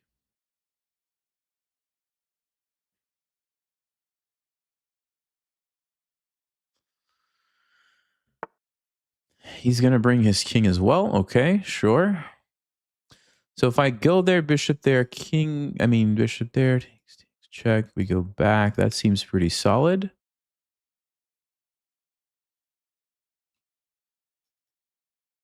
Rook e1, we put the bishop there anyway. Yeah, let's go ahead. You have to watch out for the bishop checks, but this is where I want the king because it's putting pressure on the pawn. Now he has to kind of keep it guarded. If we can somehow figure out a way to get the rook to attack it, we can actually win the pawn. Now we have to, obviously we can't, do that right away, but if we trade the bishops maybe, that could be a plan. Also, pushing these guys and trying to create our own pass pawn. Okay, so here we go. And of course, if he tries to push, he's going to lose the pawn. Actually, I think he just... Oh, he wants to f4. He wants to f4. Uh-huh.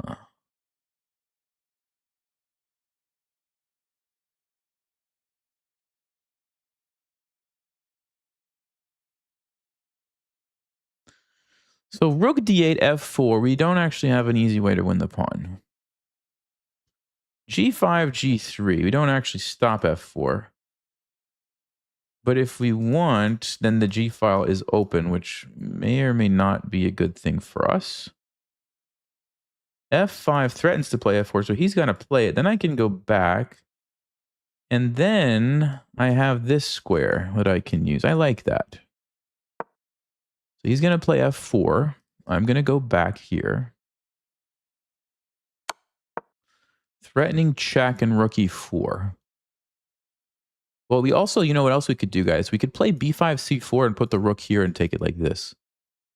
The most important thing is that we don't let his rook invade into our position. Like this.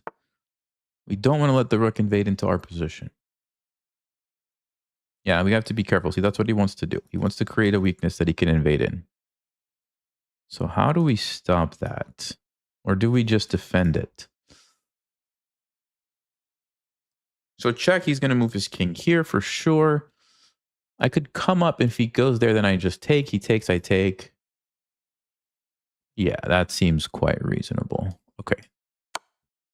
And if he defends with g3, then he's blocked his rook from going over there. So notice there's only one open file on the board.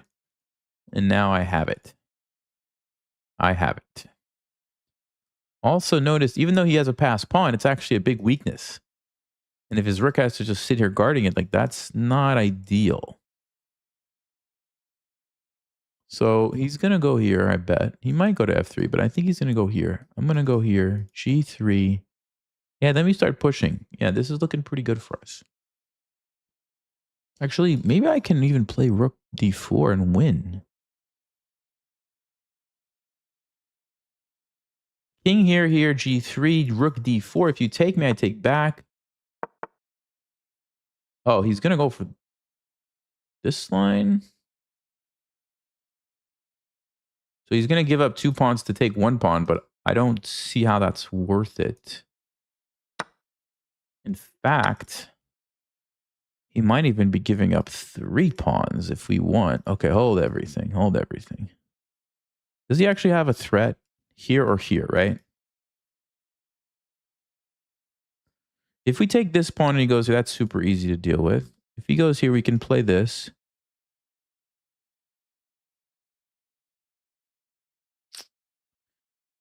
Yeah, I don't think I want to let him. Well, actually, hold on. Check here takes. If he tries to defend, we have b5. If he goes for that, we have to take. We don't actually get a chance to start. So I think I should take this one. I think I should take this one so that I can defend these guys very easily. I want to make sure I can defend them easily. This one, of course, we just win.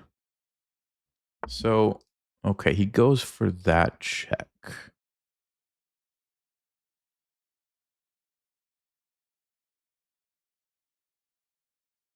I'm thinking of just putting the rook here.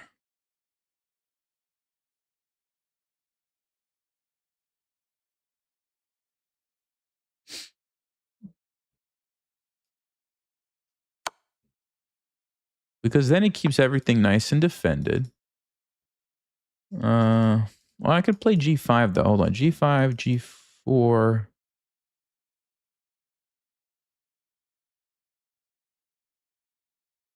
That looks pretty good too. I also want to be ready to create pass pawn over here. Okay. This, we have this one. Then he can come back here and target this though.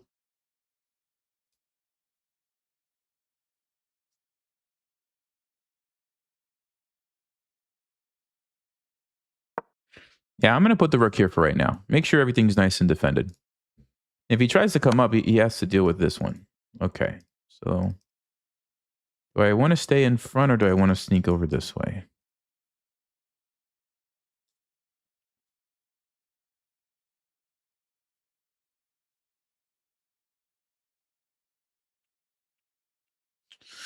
Yeah, I guess I will stay here. It looks pretty good because now I can push this guy.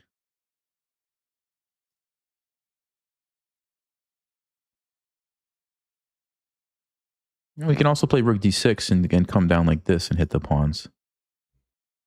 The most dangerous thing in the position for me is this h-pawn, right? If he somehow manages to get a past h-pawn, there you go. He starts pushing it. So that's what I have to watch out for. But as long as this guy's defended, you can't easily do that. So rook d6. Takes, king here, king here, king here, king here. No, I win. h5 takes. I think I win. Yeah, I'm pretty sure I win that. So rook d6 should be a good move.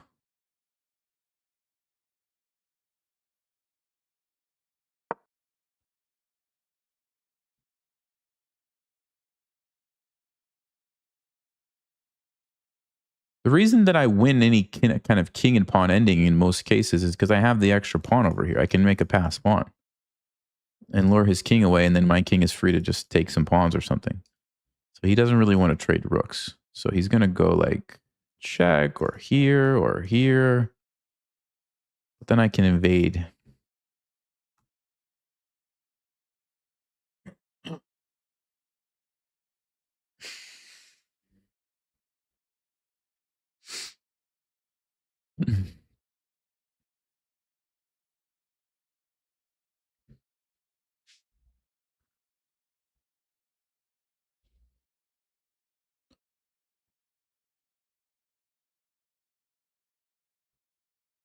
Rook d6 is a waste of a move.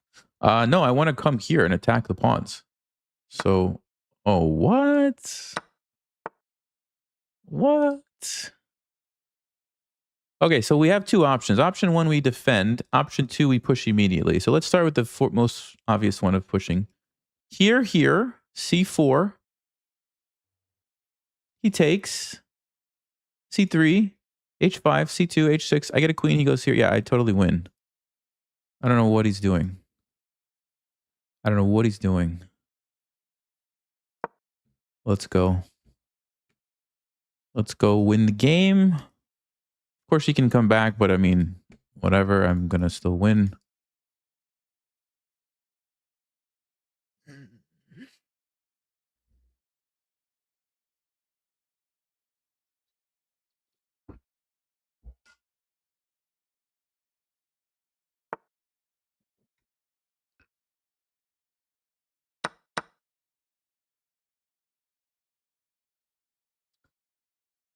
Yeah, I don't really understand what this guy's trying to do. All right, if we push now, the problem is his king will get my pawn.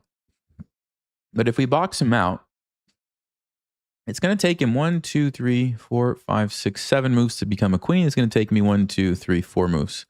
So you can just see from basic math, I'm going to win by a mile. 1, 2, 3, 4. 1, 2, 3, 4, 5, 6, 7. He has to take the pawn first. Yeah, I mean, it's over. You can't trade rooks like that. You can't trade rooks like that. That was a bad decision. Okay. Let's check the game review.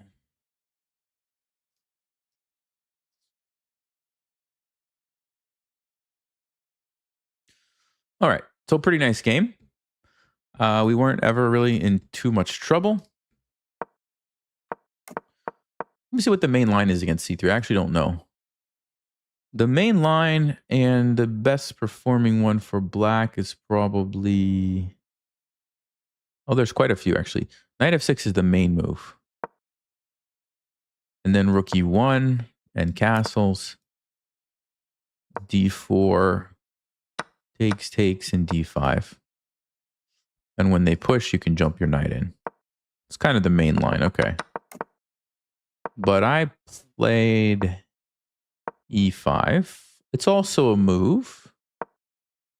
Yeah, the main line for white is just to go d4. Just sacrifice the pawn. Just sack the pawn. Takes. Yeah, bishop f4. This is the line that does very well for white because you're going to put the bishop here. It's really annoying. It's actually really annoying. Okay.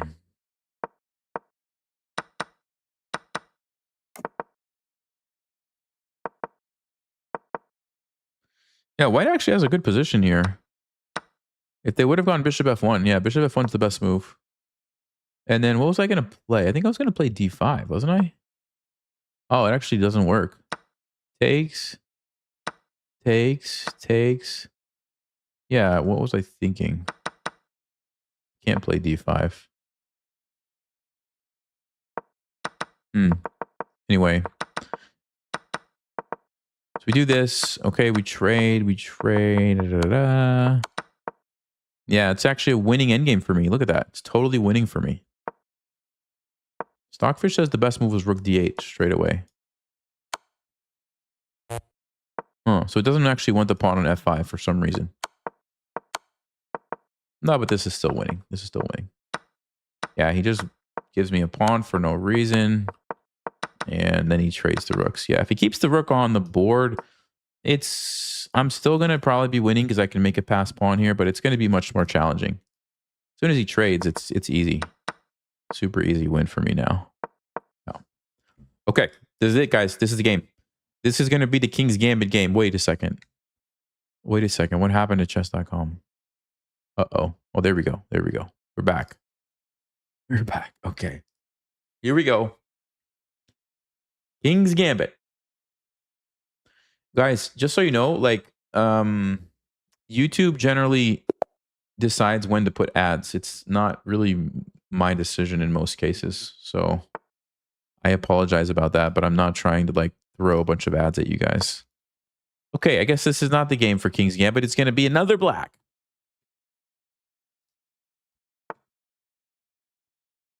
Okay, he wants to go here. We shouldn't let him. Let's play d5. Bishop f4. Everybody is playing this. I'm going to go with the c5 lines. I like these lines for black. He just goes with e3. That's real passive. I guess I was hoping to see e4. Okay.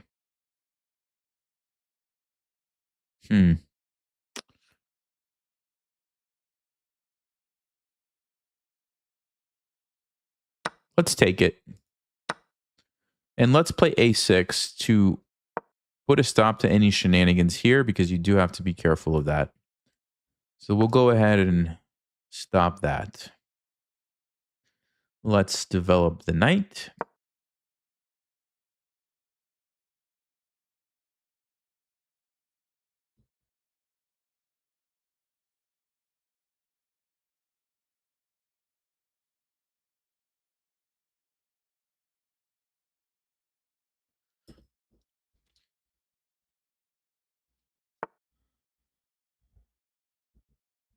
Okay, he jumps the knight in. That's pretty common.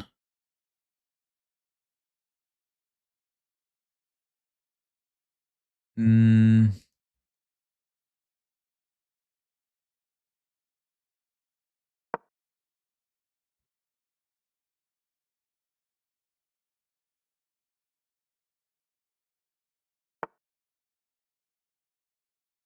Right.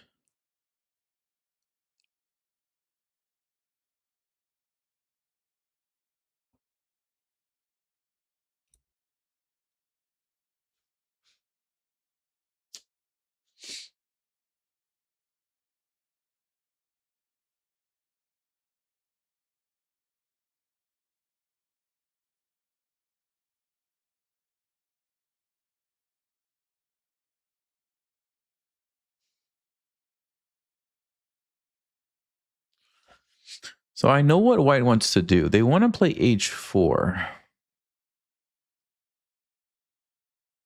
So how am I supposed to respond to this? Maybe just take and then bring the knight back. That might be acceptable.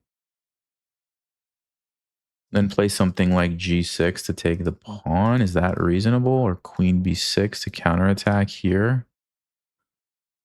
Okay, let's go for that. I have to be careful with moving the bishop back. I know that could be very dangerous. So let's go for this option instead. And I think we'll just go back.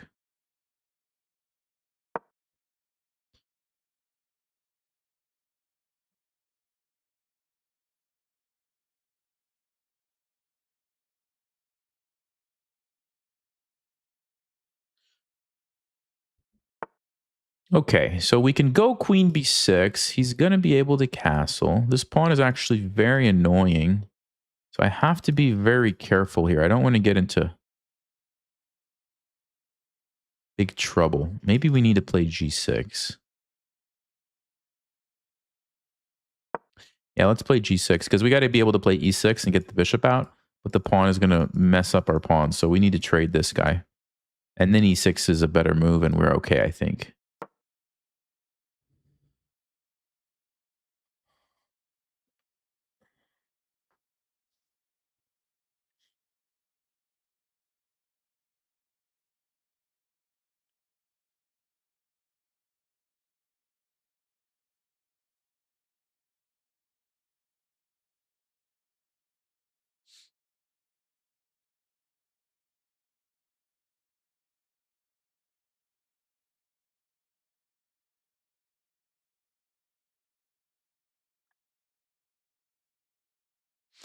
I mean, if he doesn't take it, then I'm just going to take the pawn and play e6 anyway. But I guess that's an option. Yeah, bishop h3. Okay.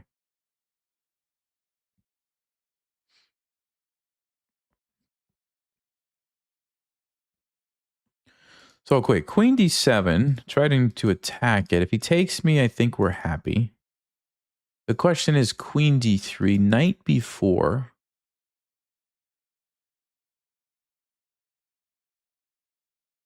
Yeah, I actually think we're happy. So what is his plan? To just sacrifice it?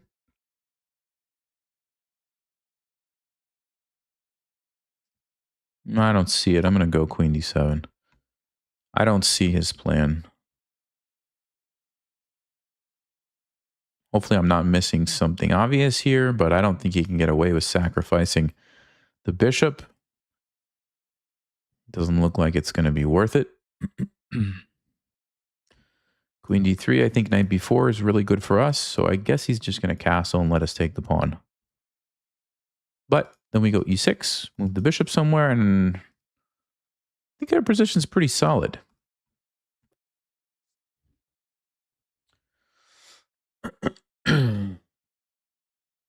Mm.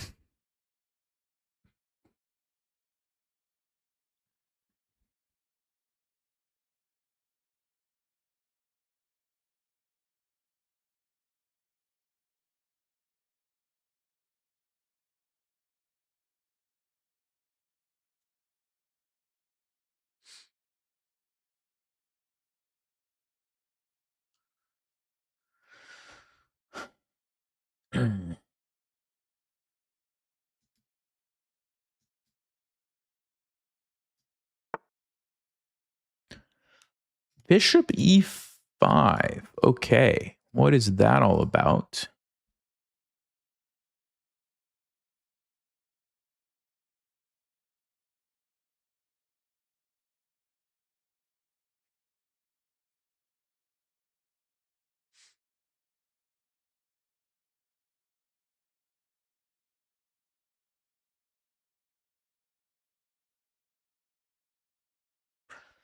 Okay, well, I don't think I want to allow, like, if I take, he's going to take me and I have tripled pawns. I don't want that. So I think I'm going to play bishop g7 here. We'll see if there's any tactics I'm missing.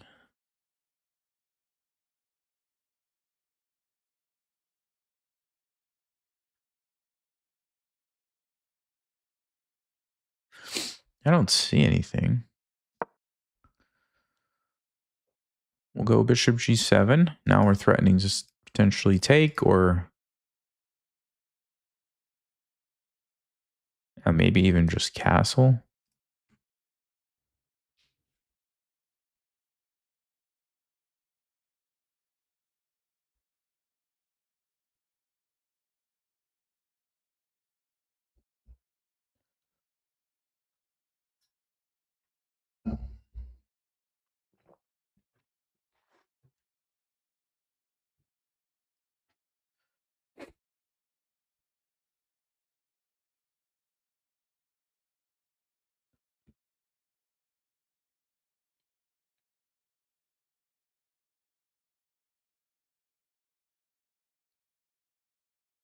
What is he going to play? Is he going to castle?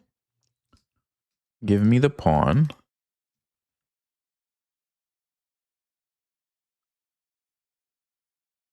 Yeah, I guess I have to be a little careful with the G file though. So, like, for example, takes rook G1. What do I do about the bishop?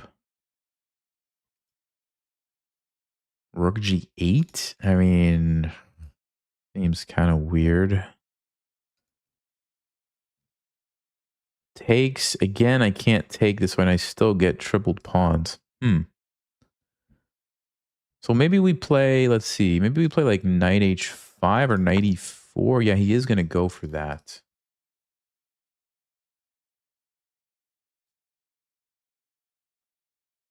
So knight h5, takes. Actually, then we're threatening to take with the knight. Yeah, that's reasonable. Takes, check, takes. Check, queen f4. Nope, that loses. We have to play knight f5.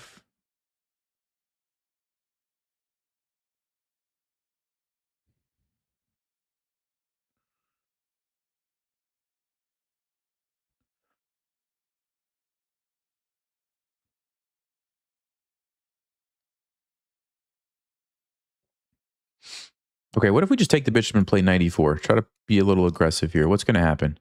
f6. Takes knight e4. f6 is an interesting move.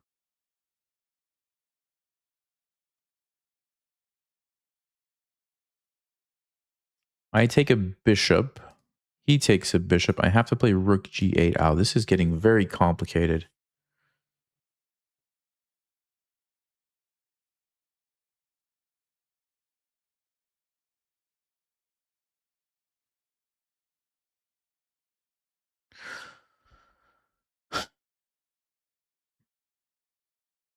What if we play knight e4 straight away? Knight takes, then we can take here. Be pretty happy, I think. Okay, I need to calculate. Hold on, guys.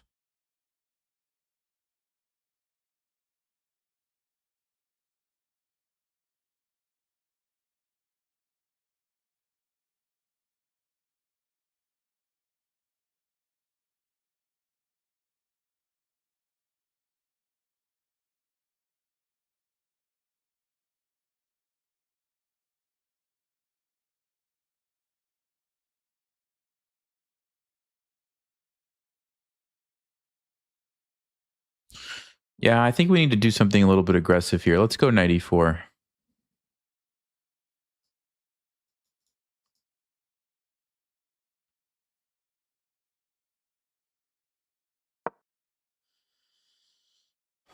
I don't think I'm blundering anything here.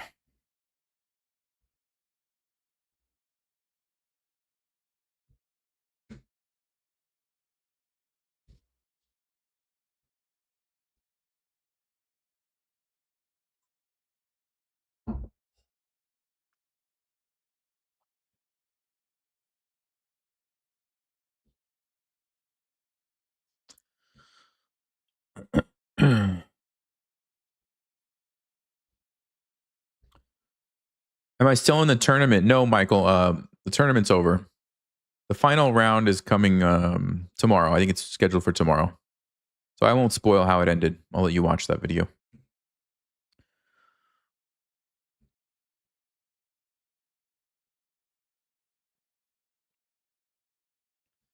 There's all sorts of moves that white could play here.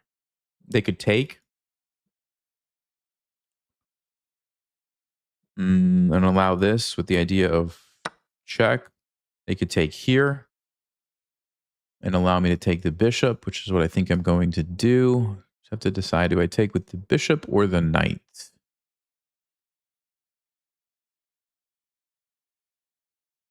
I was initially going to take with the knight, but now that I'm looking at this, the more I'm a little bit afraid of this move in rook g7. I think I should take with the bishop, actually. That way we don't have to worry about any tactics there.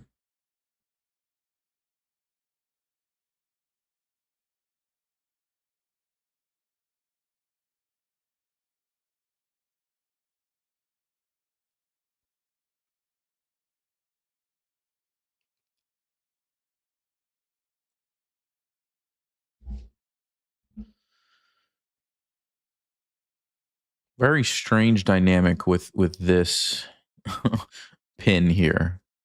I'm pinning it, but it's not a strong pin. It's one of those pins that could change at any moment.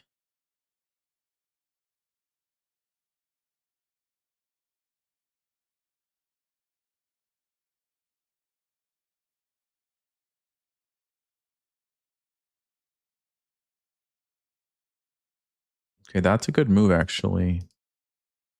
That's actually a very good move. I did not see that. If I play queen d6, there's this move.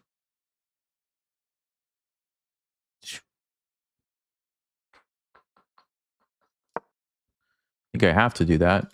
But I mean, otherwise I'm just going to lose a piece, right? So we have to do this to be able to take the knight. But after this, yeesh. Queen c7.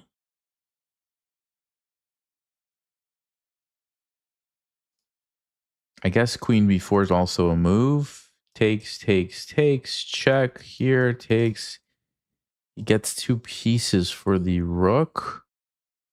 But then I can go rook b7 and invade on the second. I mean, what is happening there? I don't know.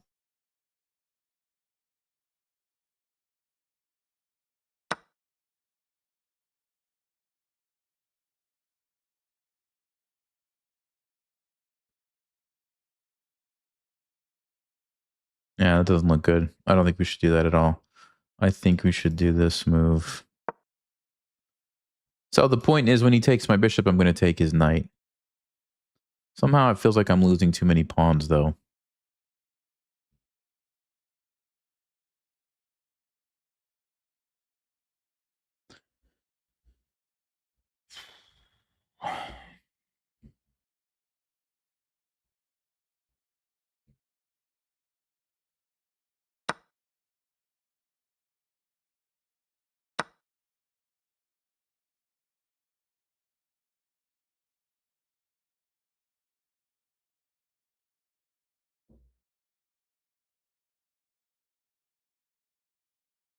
So I'm down a pawn. And I also don't really love the position. We have a little bit of pressure on the pawns here, but it doesn't feel like the opening went very well for us. I assume white's going to trade. Actually, I don't know. Maybe not. That's probably not good for them. Maybe e6.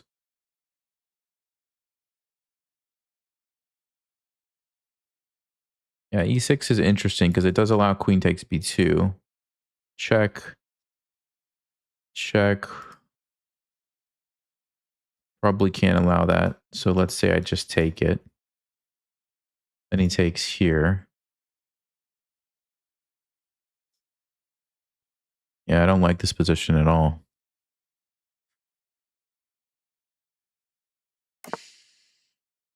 Okay, castles. All right.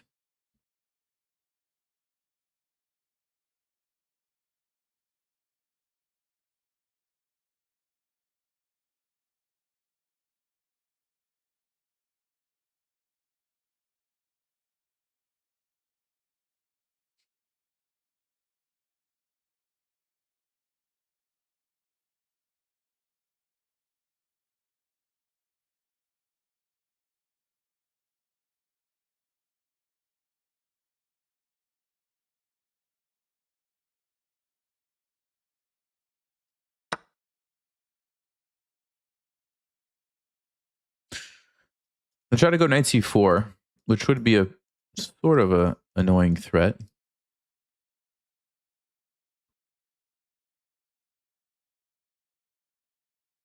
Do have some little threats here as well. Okay, he wants to go for the endgame. All right. Yeah, I think I should do it because I don't like my king's position. So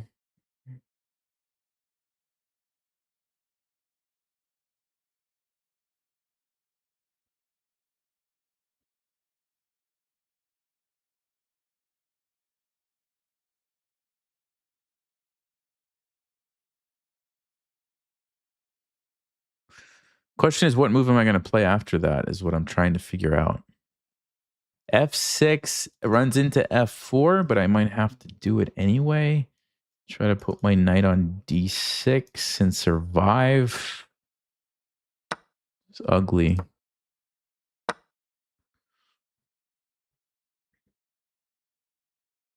And this is the biggest problem in the position, the 3 against 1 right here. So we have to somehow generate some counterplay over here. I just don't know if we can do it.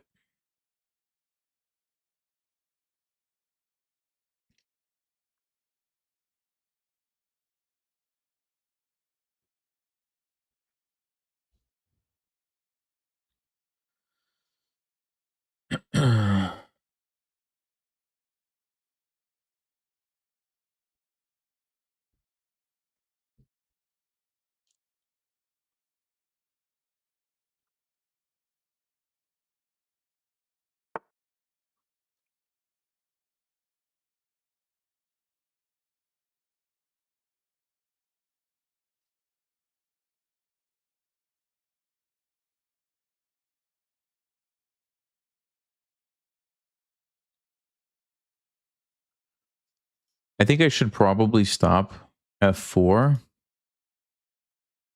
But he might just play it anyway and then play rook G7. Then I can play king F8. Okay, let's stop it. Also, it shuts down the bishop, kind of. The pawns in their own way.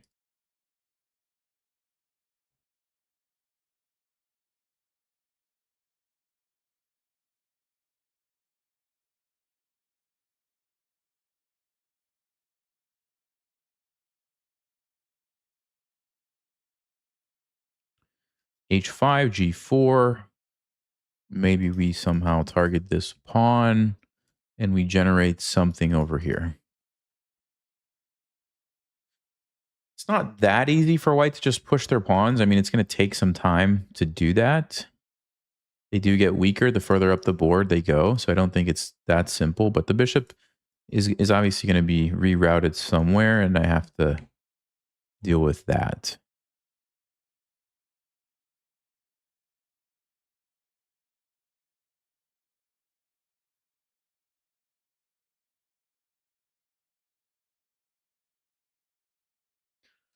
They're probably going to go bishop g2 right now. Yep. And I need to decide where to put this rook.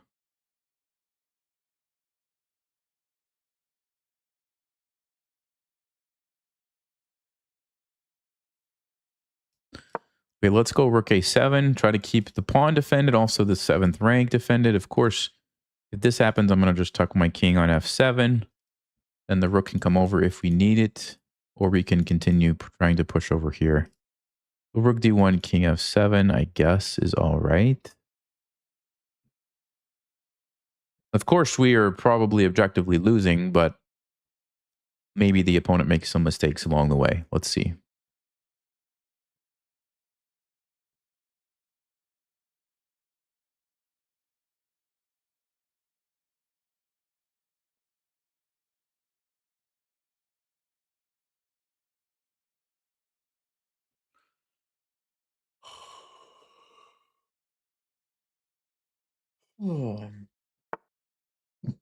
Okay, let's go king f7, get away from the tactic there.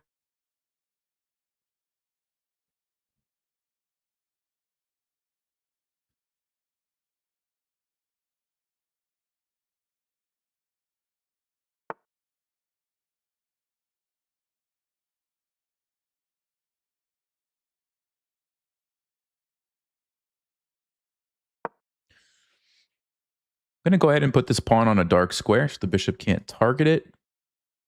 Also try to slow down these pawns from pushing. So you can't play b4 now. And then I guess I'll do h5 next.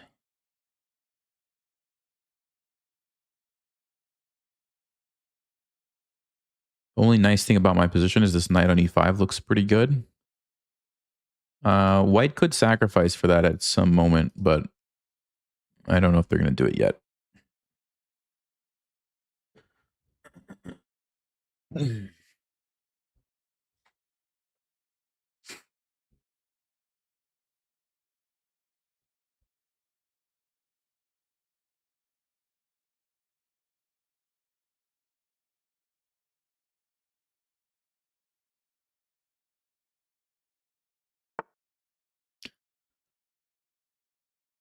Okay, right. So they're going to just, bring the rook here.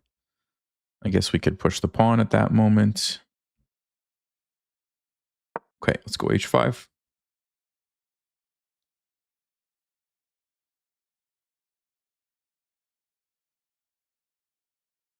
There is a check here, but I think I can just move.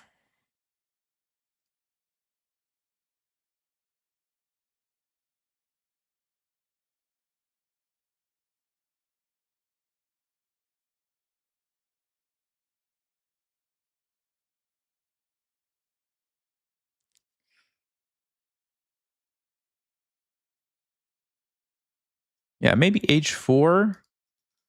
And then we're threatening potentially h3 and taking this pawn, and we actually have something to work with. So if they play h3, then g4, and again, we have something to work with over here. So I might just leave that rook there, actually. Rook here, I'm going to play a4. Uh-huh.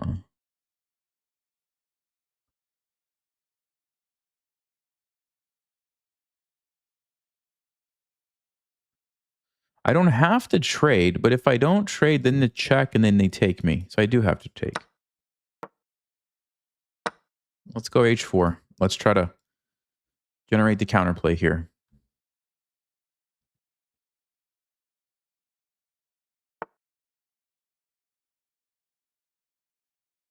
Oh, that's actually very smart. They're just going to go right for it. Ooh.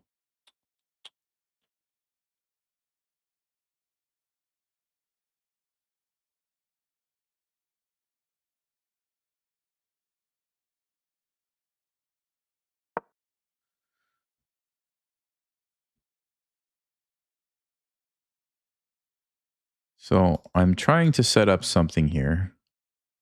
If they push it right now, I think we could actually just take it. Oh, wait. What? I thought they blundered this. Because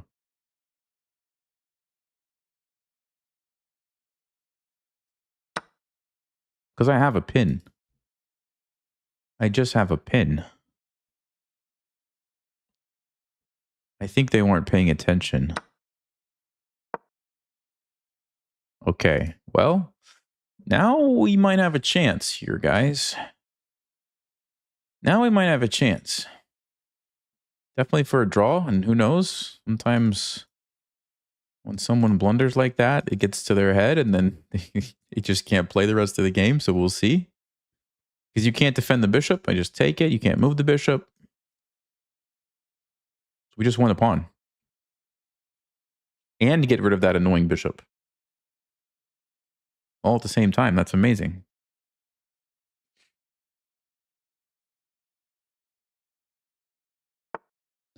Okay, let's take this with check. And let's think very carefully here, guys. So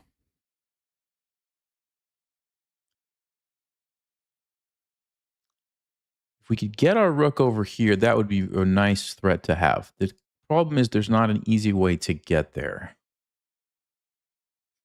So we probably have to temporarily deal with this. We can sacrifice it, then he's got the double isolated pawns, and it also gives me a potential route into the position. Or what I think I'm going to do is just defend.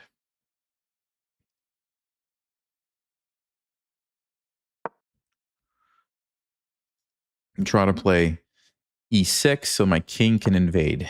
Yeah, he wants to take my pawn. So we can defend it temporarily. We will be losing that pawn.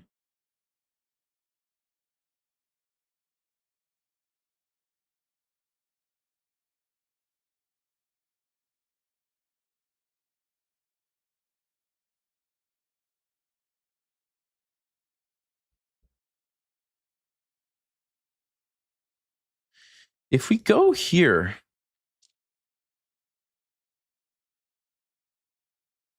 if he takes, we will have the pass pawn, but he's going to get a pass pawn here. Probably not what we want. I don't think we want to trade the rooks. Okay. So I either defend or I immediately just go on the offensive with this move.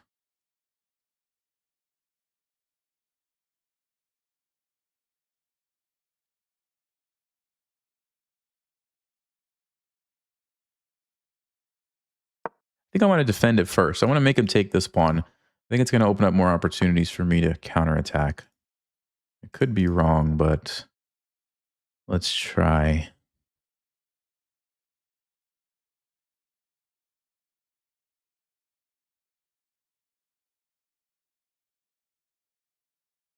So check, he just moves. That doesn't really accomplish much, right? I can come down, he takes me, I come over here. I do get the pawn, but my rook's kind of out of the picture.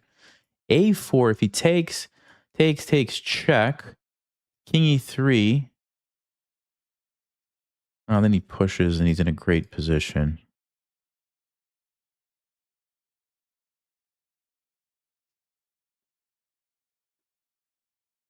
Maybe I should snag the pawn, guys. Let's do it. Let's snag the pawn while we can.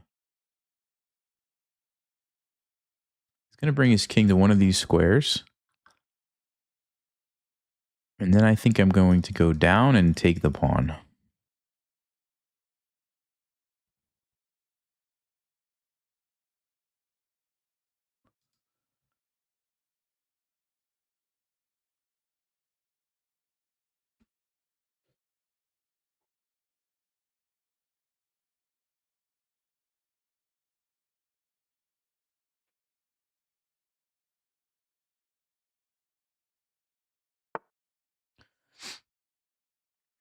Okay, so we go in.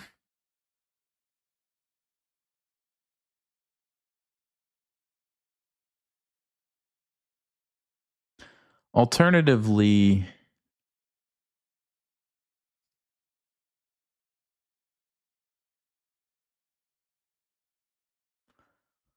I guess I can offer this pawn to double isolate these pawns and then go back.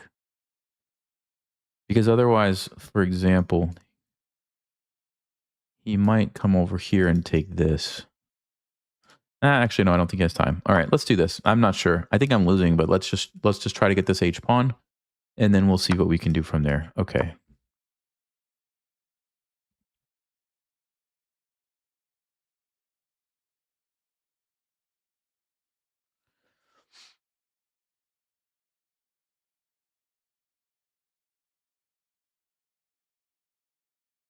Yeah, my idea is if I can take this, he's going to bring his king over and try to take that as well. And then at the right moment, if I swing back over here and somehow trade all of these pawns, we would most likely have a drawn ending.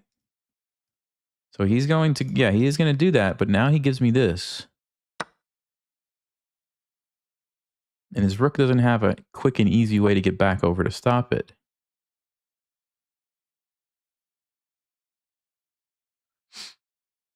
So if I go there, his idea is that... Actually, hold on. If I go there and he goes over and I go there... Yeah, that's his plan. He's just going to force the issue there. So I need to play rook g2 right now to cut off the king if I want to have any chance of that. Then he can play rook h4.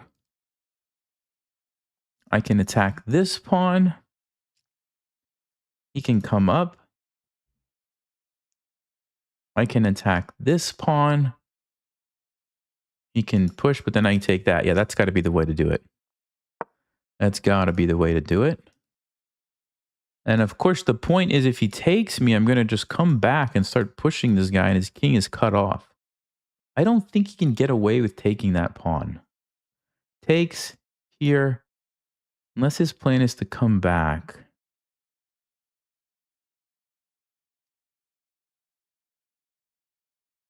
Oh, but you know what? You know what? I could actually play rook g8, stopping that idea.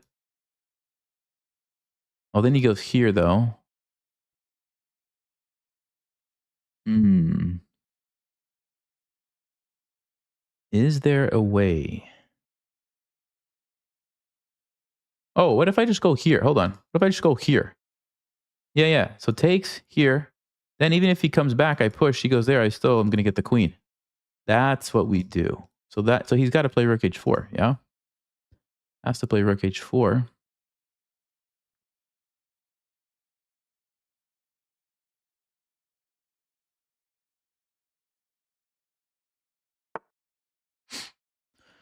And now I think I have two plans. I can either go here and target this, like I said, or I can just go here. And when he takes, go get this pawn. The only way he could defend it would be a4. Oh, no, then he moves the king. No, no, no, we can't do that. We have to do this one. We have to do this one. Because now my king's going to be able to make a beeline over here, which is going to be great. It's probably a drawn ending.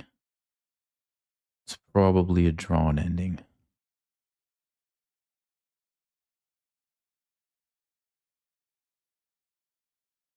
He's going to go here, of course.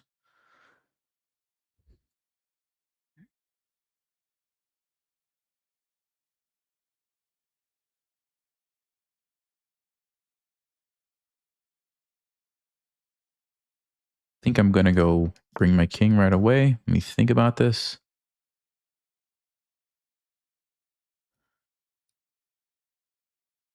Yeah, let's just go ahead, get the king going over there. It's probably where it needs to be.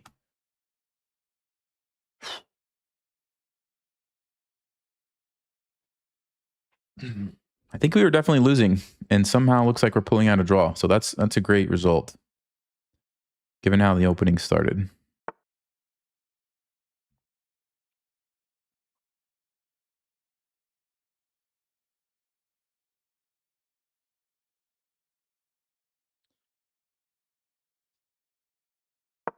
I want my king to be right around this area of the board where I can go either direction quickly. If we need to come over here and defend and stop these, we can. If we need to stay kind of close to these, we can. So kind of right here, I think is where my king should stay. He's trying to stop me from going over there.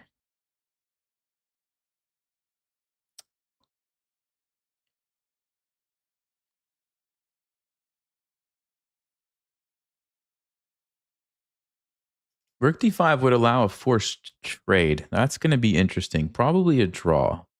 e5 takes. f5. Yeah, I'm okay with that if he wants to do it. So yeah, I guess I got to start pushing these pawns.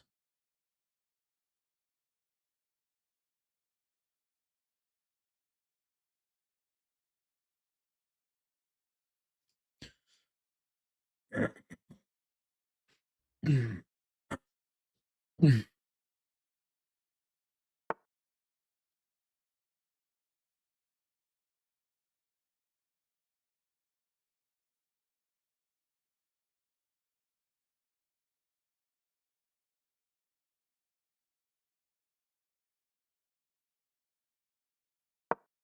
play f5, just kind of lock these down. I don't think we have to do anything fancy for the draw. Probably just go here, trade the pawns.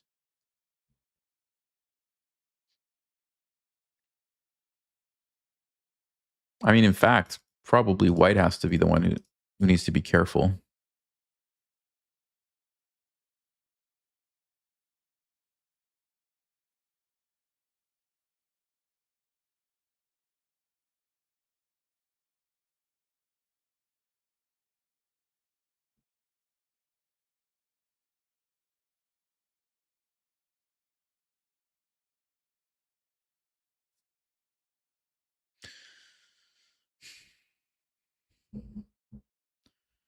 Still looking for that King's Gambit game, guys. Maybe next game.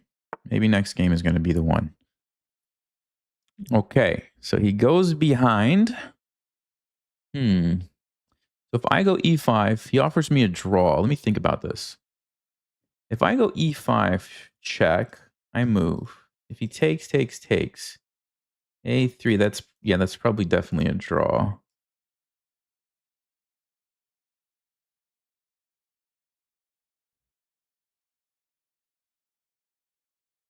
If I just attack the rook.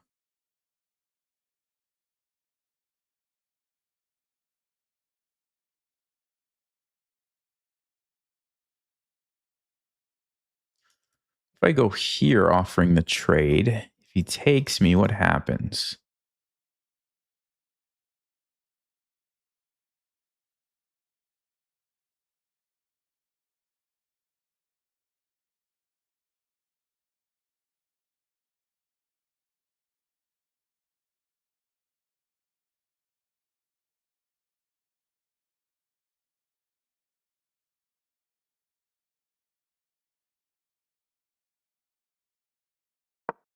All right, I see some interesting things. Let's just play it out.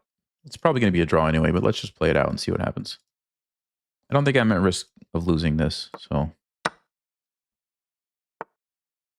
He plays a3. Yeah, I was hoping he was going to let my king in there, but didn't happen. Yeah, it's most definitely probably a draw. All right, let's try. We'll go here. B4, I would have options, actually, to take it and go there. Yeah, let's do this. Sometimes these endgames can, somebody can make a mistake. So we'll see. Okay, he goes for it. So let's see. If I take, he takes, I go there. What is his plan exactly? Push takes, king is coming. Ah, okay. I go, he goes, I go, he. Yeah, it is a draw. And if I push, what's the deal with that one? Here, takes,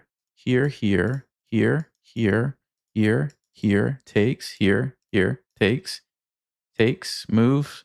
1, 2, 3, 4, 1, 2, 3, 4. Yeah, it's a draw. It's just a draw.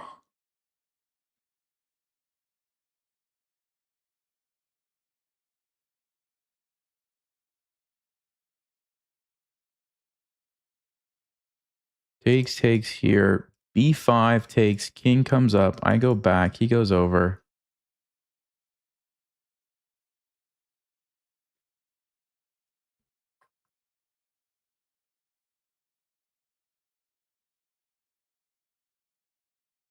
E6. There. Takes. There. Oh, wait a second. Can I play? Hold on. Can I take and play E6? Oh, but he's got King D3. E6 here. Yeah, then we could actually potentially win. All right, that's probably my best chance. If he plays King D3, though, I think it's just a draw.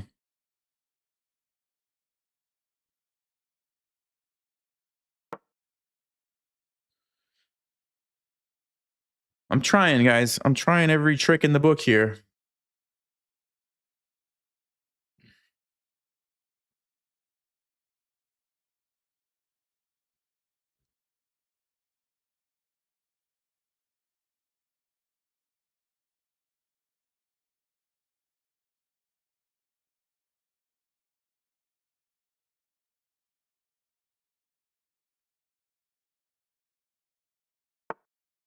Okay, he does go king d3. Yeah. So I think e5 takes. If he pushes, I go. Yeah, it's just a draw. All right, we tried. And I can't afford to do this because then I will lose. So we have to play e5.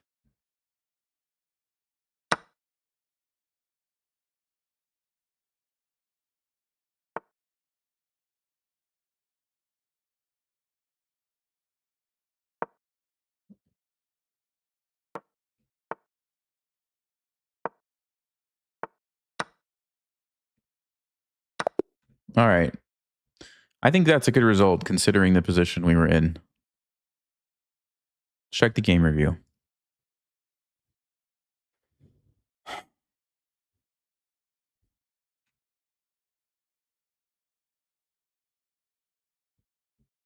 Okay. Yeah, look at that. We were definitely losing. And so good result. Never had a chance actually in that game. Unfortunately. Let's see where we went wrong in the opening. So what's the main line here? The main line is taking. A6. Knight c6 is fine. Okay, bishop f5 was my mistake. I should not let him play g4 and go into that line.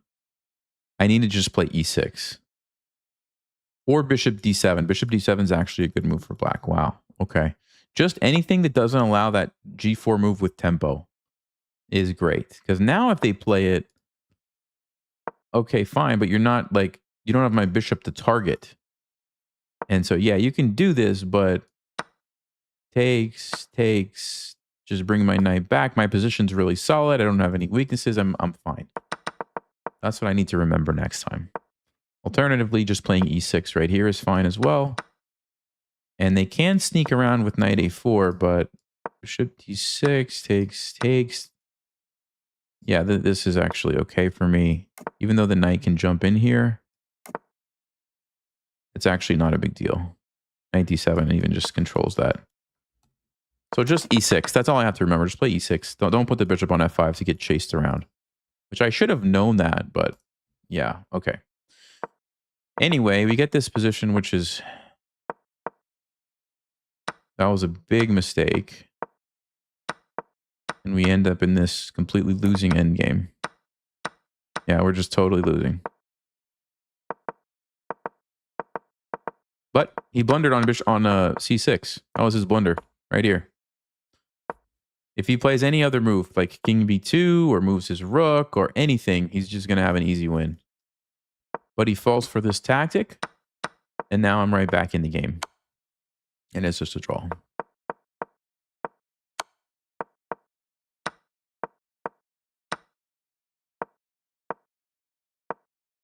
Yeah, so if he would have taken this, I win. I play rook g1 and I win. No. So he goes for this. And it is a draw. The line I was hoping for here was, let's see, if he goes for like king here and comes up, I was thinking maybe we can win this. Looks like it's still a draw though. Wow, I thought I got the queen first, which I do. Oh, but it's the wrong pawn. It's the wrong pawn. Yeah, it's a draw. Okay, the reason it's a draw is because he always is going to have this little tactic available. Check. Check. Here, and he goes in the corner. This is why it's a draw. He can go in the corner. He's still threatening to get a queen, but when I take it, it's a stalemate. So if the pawn is a bishop pawn or a rook pawn, there's stalemate traps and it's a draw. If it's the other pawns, you can win if you have the queen. So that's why it would have been a draw on that line anyway. And then the other trick I tried was here. If he would have played b5, trying to lure my king away. Oh, I thought there was a chance for me to win this. Oh, I do win. Oh, I do win if I get my king here. So what's his drawing move? Oh, that's fascinating. If he brings his king in, he loses. But if he goes here, it's a draw. It's a draw. Even though I can go e5 check and win the pawn, it's still a drawn position. It's a drawn ending.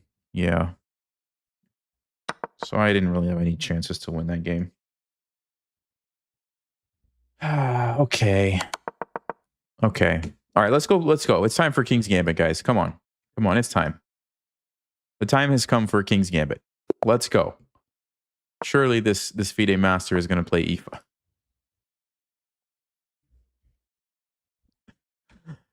No, no, no, no, no, no, no, no, no, no, no, no. Okay, if he if he accepts this gambit, I won't be too upset. But if he plays, yeah, this line, man, sad days. Okay, I've been looking at this line recently. He's gonna go e6, and then I think we play knight f3. Yeah, the fact that he's thinking is a good sign. It's a good sign. Might have caught him by surprise here. Be right back.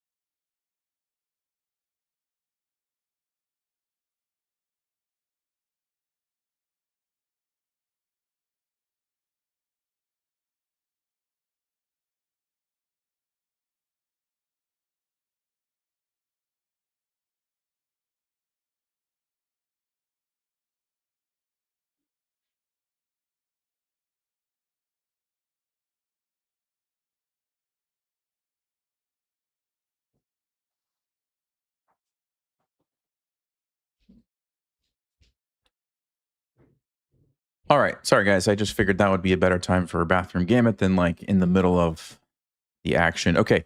So what we do here is we play knight f3. He's going to attack my queen. We put our queen on e4. And I believe f5 is the main move here. And then we're going to drop the queen back. I looked at a few of these lines recently. That's how I know this. d6 is another option, but I'm pretty sure f5 is more common. So let's see what we see here.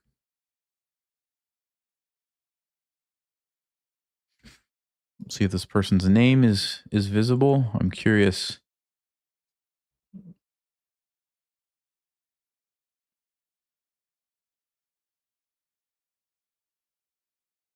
No, don't know their name. Okay. All right. Well, it looks like we surprised them, though. The fact that they're thinking is a good sign.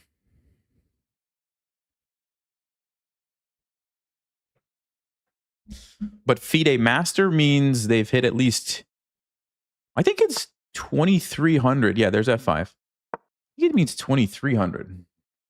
Is that right? Can someone confirm in the chat? FIDE Master, is it 2,300 FIDE? Or 2,200 FIDE? I think it's 2,300 FIDE. Which is very solid. Very solid. It's just like one step down from IM.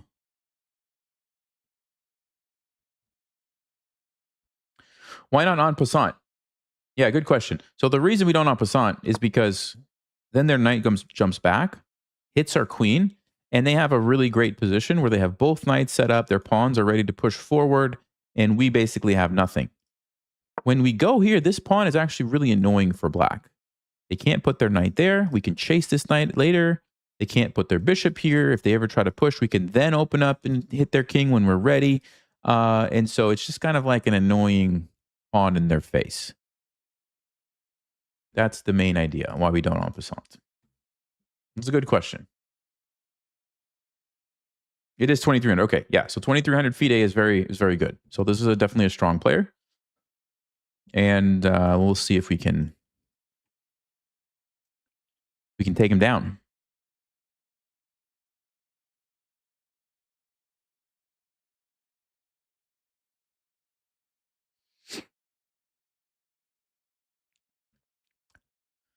The main line, I'm pretty sure, is Queen C7 and B5.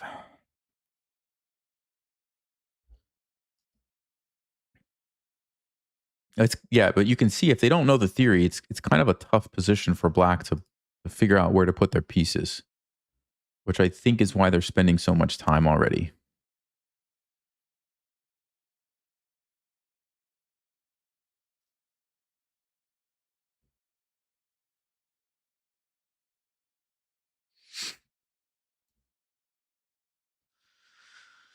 So let's see what black is going to do about this.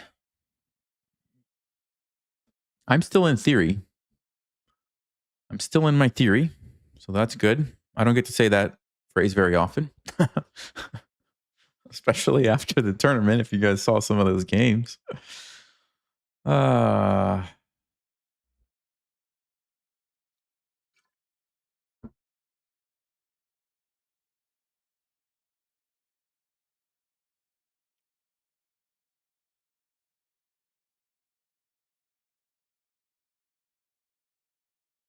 Yeah, this is pretty common. Like strong players, when they're surprised by an opening, they will tend to think for a while to try to come up with a good plan for how they're going to develop and set up their pieces. And so there's lots of things that black could do.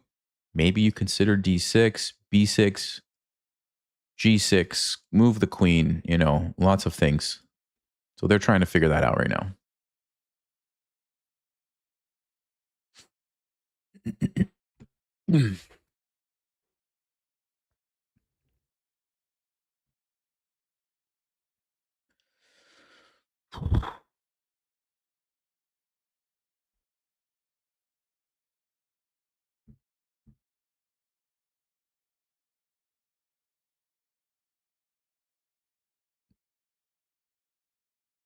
Wow, really long think here, actually.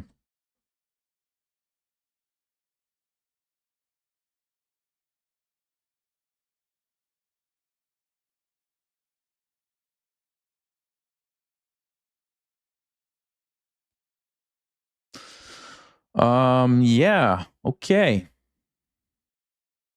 I don't feel like we're going to see the main line now because he's taking so long. He's probably going to come up with his own kind of ideas here. So there's a good chance I'm going to be out of book next move too, but we'll see. We will see.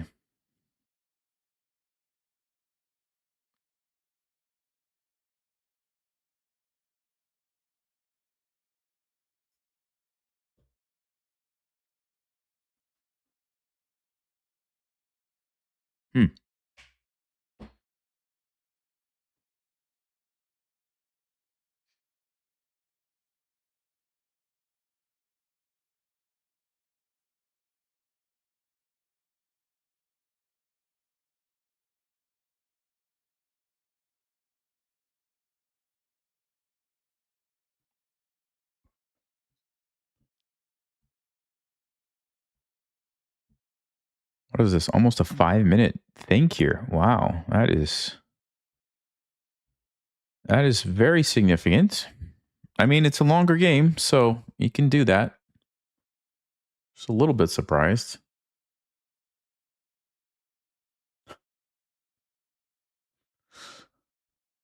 The opponent's driving. He's driving. I hope he's not driving and playing chess. That's dangerous. Like texting and driving is bad enough. Playing chess and driving is like 10 times worse. I think I tried that a long time ago and I was like, yeah, no, this is a bad idea. We should not be doing this. So please don't play chess and drive, okay?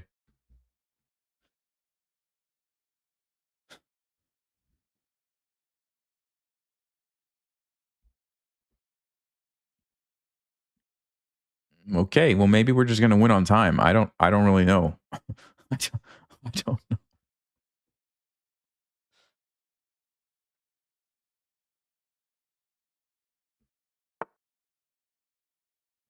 Okay, wow. This dude thinks for 6 minutes and he actually plays what I do believe is one of the main moves. B5. Wow. Okay, I'm going to play G3 because I know this is the theory. So, I don't actually even remember what's the point of this. It might be that they want to play A5 bishop A6, or it might be that they want to play rook B8 and get pressure here. I don't know. But I just know that the main line is you don't take the pawn, you play G3 and you fianchetto your bishop like this. That's all I know. I don't really, I'm not an expert on this. I just looked at like one line and I knew this was, yeah. So he's actually playing one of the main things. I think A5 bishop A6 is the idea here. So I don't know if this guy, was trying to remember.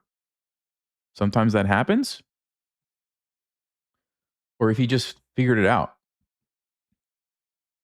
which is fairly impressive actually. Because it's a very unintuitive looking move, right? If you haven't learned the theory, why would you play the move B5? But okay, let's see if he's going to continue with the theory here with A5. Or if he's going to think for another 6 minutes first.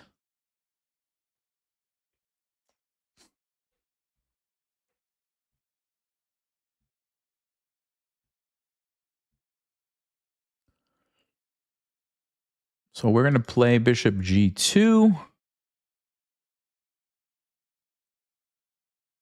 Lining up here. There's one more idea as well that I'm not going to mention on stream at the moment. I'll wait. Just in case. Just in case the opponent's watching. You never know. You never know.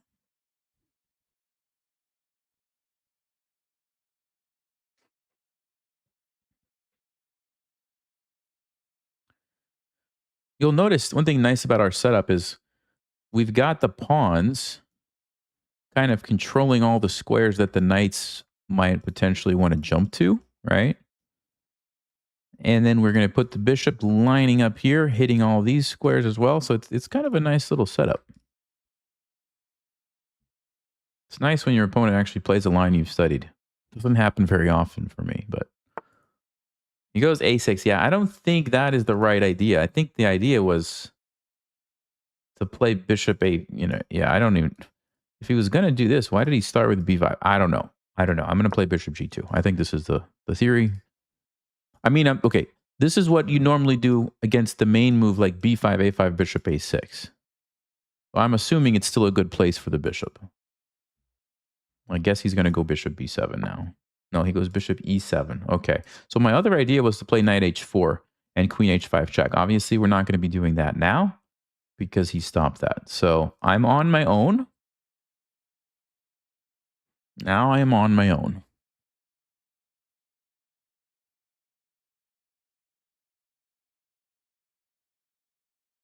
I think we want to just castle. I'm not going to overthink that one. Pretty sure we want the king out of the center. We want to be able to use our rook. So, and we don't have to worry about any shenanigans with the bishop on A6 because he's blocked that off. So this is fine. Okay, bishop B7. All right, so A4 is a move because I'm targeting the pawn. If he takes me, potentially we have a target there.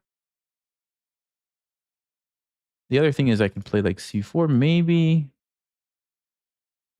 Knight D4. Rook d1 and some sort of sack. h4, knight g5 is interesting. Yeah, actually, I like the move h4. Because if I go here, now I'm threatening queen h5. If you stop that with, let's just say, g6, seems you have some serious weaknesses over there. As a matter of fact, can I just play knight g5 right away and then check g6 and take? That could be a thing. We could put a rook here. That looks like a useful place for a rook. Is he going to play g5? No, we would just take it. He can't play g5. All right, let's go rook e1.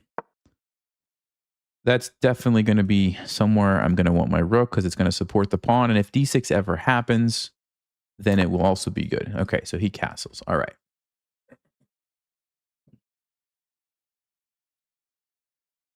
Plan number 1, we bring this knight somewhere. Plan number 2, we strike here. Plan number 3, maybe we do this and fee and kettle the bishop, looking for play c4. That seems reasonable.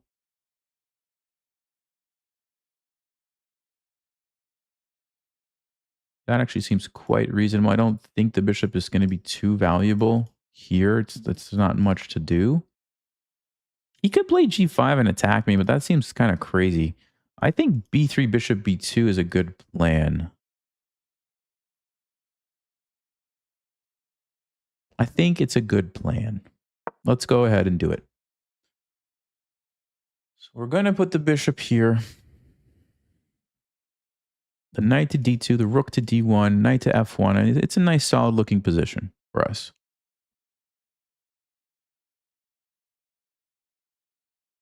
Not to mention massive time advantage.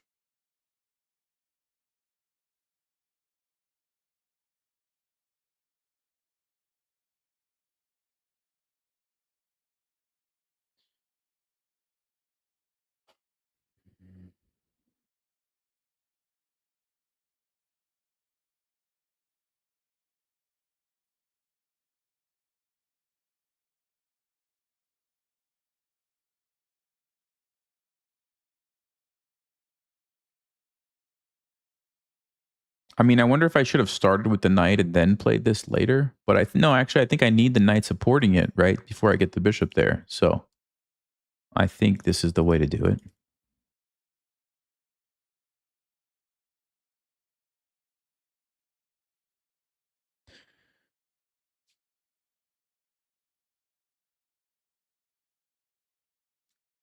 F4 seems strong for him. Yeah, I mean, I'm not worried about f4. Like, I'm not going to take it, of course. If he takes me, I just take back. And yeah, you opened up the f file, but this is pretty well defended. Even if you manage to move the knights, you know, especially if I get my knight here, like, I don't think that's a huge issue. I'm not super concerned with that one.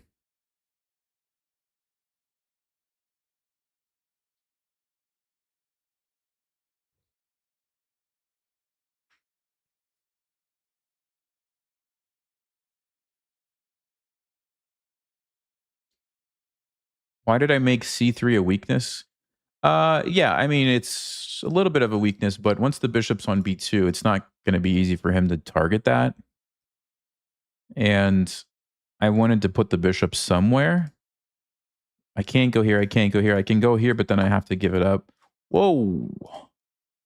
Whoa.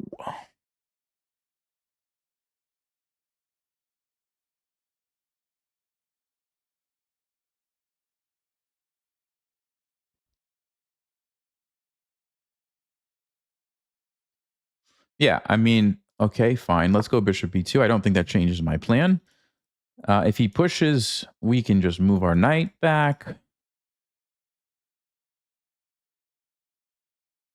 Maybe we can also move the knight to d4.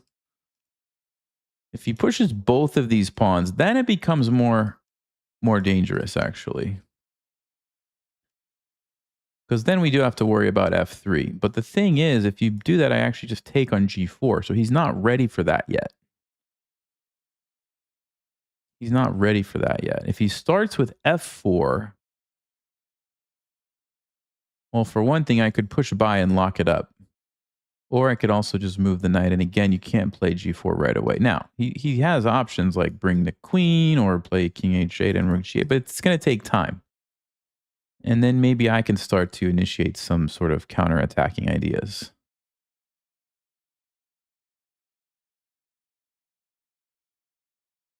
Also, this guy is spending so much time. He's down to 3 minutes.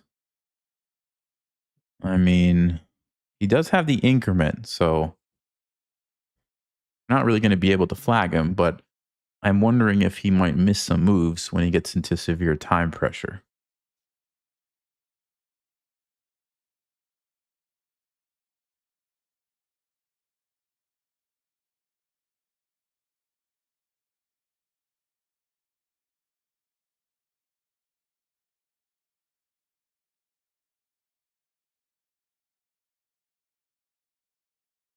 Other thing to pay attention to is if he does push this pawn forward, it gives me the e4 square. So if I get a knight here and I push c4, now the bishop, the pawn, the knight, we start to have our own tactics popping up here, right? And we're a ways off from that. This guy is still thinking. Down to 2 minutes. What is going on?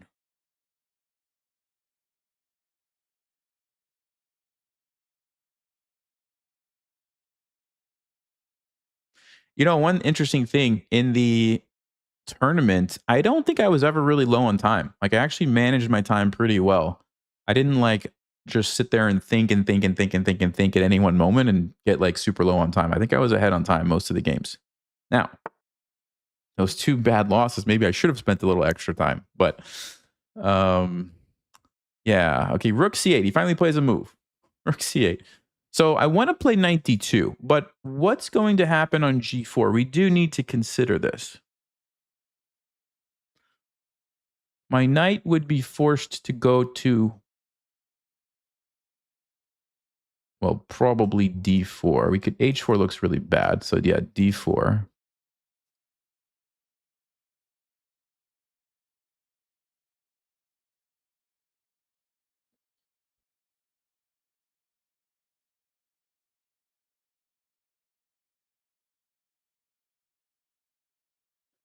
Okay, I have actually an interesting idea. What about the move a4? Yeah, we create a little weakness here, though. You have to watch out for that. Knight d4. I mean, knight d2, g4, knight d4. If he makes the trade, the rook has a very nice square there. I don't want to allow that. We could start with this knight, which I know that looks weird, but we could put this knight on f1 and then bring this knight to d2. I don't actually think that's as crazy as it looks. Because we would want to get away from this anyway. We put the knight there. Might even consider playing the move f4. Because if he has to take, then it allows my queen to have access. Yeah, I think this is the move, guys. I think this is the move.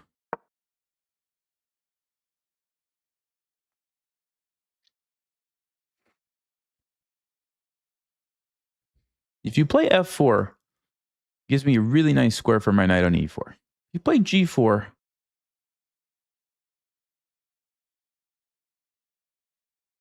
I have to decide what I'm doing against g4.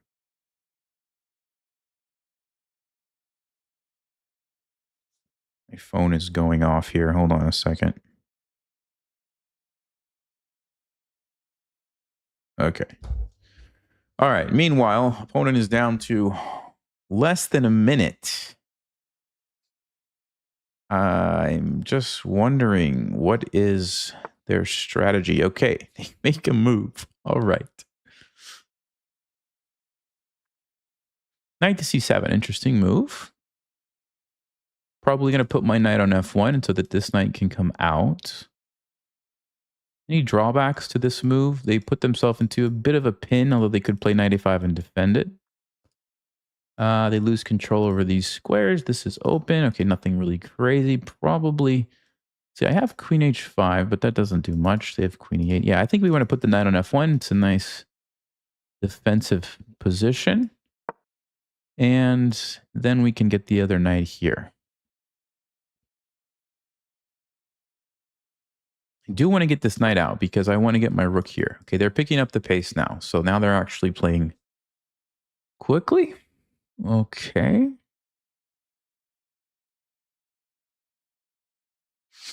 Yeah, I think now's the time. Let's bring out the other knight.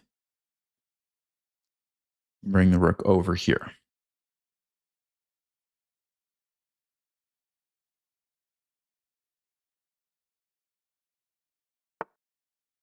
H5. Wow.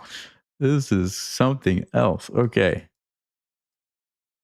Uh-huh.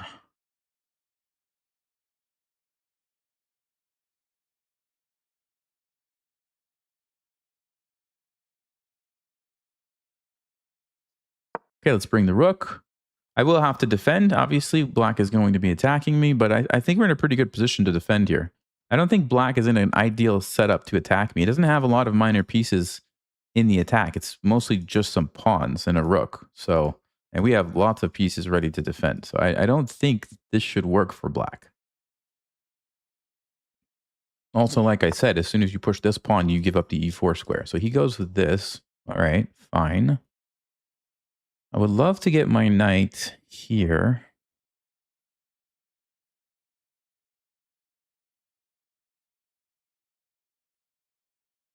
We can play f4 just with the idea of trying to lock everything up. And if he en passants to keep it open, it looks too risky for his king. If he leaves it closed off and plays h4,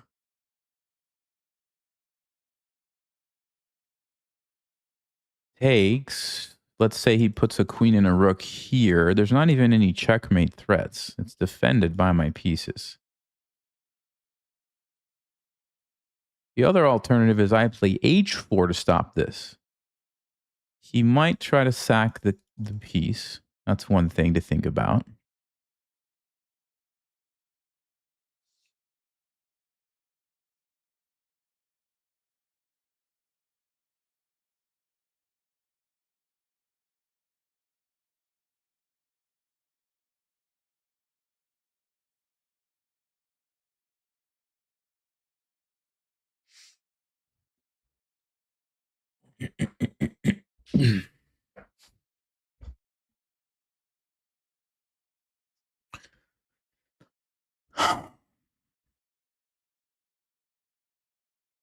I can also play f3. What's the point of f3? Well, if he ever tries to push here, then we're going to be coming crashing through here. I can also then play f4. There's no en passant. And if he play, yeah, that's interesting too.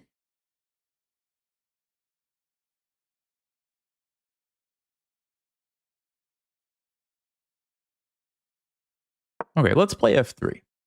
Let's play f3. I'm giving myself the option now to completely lock it up. There will be no en passant. So he might take it now if he wants that. But h4, I don't think it's going to happen because then this would be good for me. And he's got 30 seconds to make a decision in a very complicated position. So, I mean, I say complicated. It's not that complicated yet, but it's going to be soon. Okay, he throws in a check. I think we just move. No big deal. No more en passant. So if I get f4 in, the only attacking option he has is h4 then. Which, okay, might be something.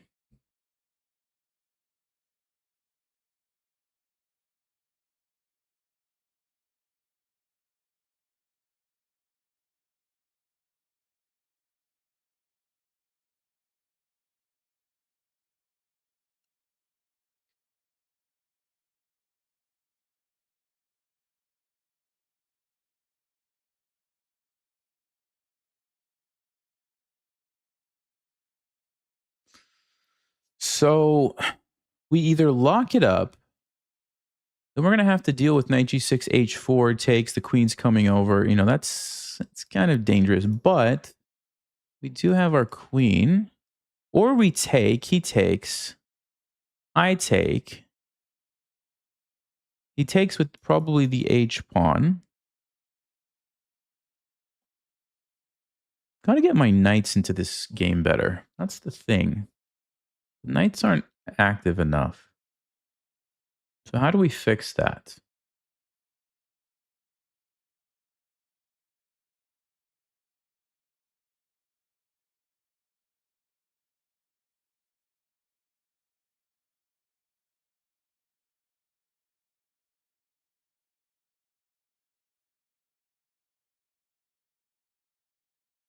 Yeah, I think if we get F4 in, guys, I don't think this is so dangerous. I mean, yes, he's going to have a little bit of pressure on the H file. But as soon as I get rid of this bishop, which I'm going to be able to do, I think, my king is going to be fine. My king's going to be fine. I'm going to play F4. I am threatening his bishop, so he's probably going to trade here.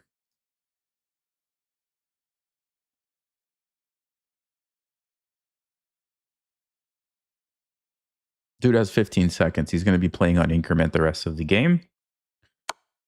Okay. I think I'll take with the queen so he can act as a defender over here.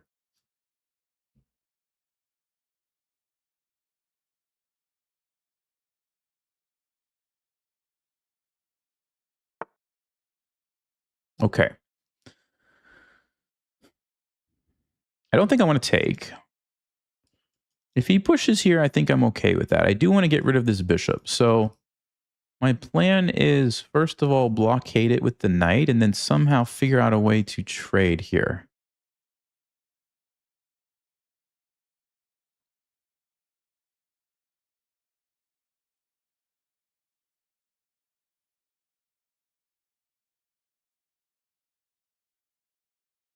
So let's go knight e3 so my king has some breathing room.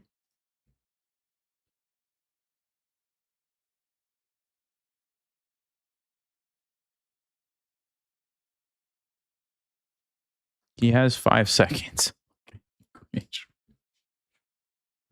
Okay, so he wants to do that. All right, all right.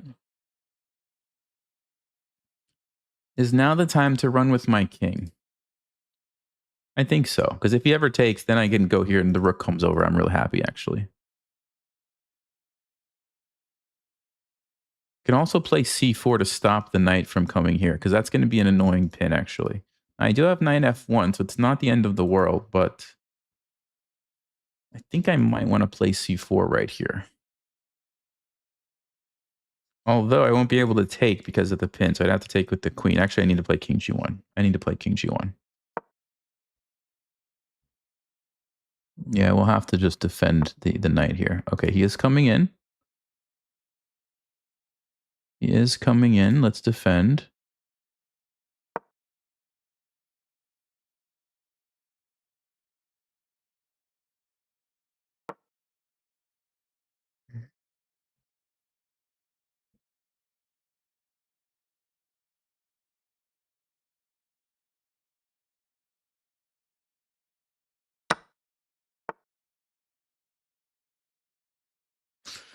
Okay, we might have to sack here. If we go back, the problem is the c3 pawn. If we, let's see, defend, yeah, that's going to cost us material. So we might have to sack this one. But it looks like we get a lot of compensation for it. So here we go. And I do mean a lot of compensation. Okay, he's going to try to trade the queens. Uh-huh. So c4. This can be traded. That's fine.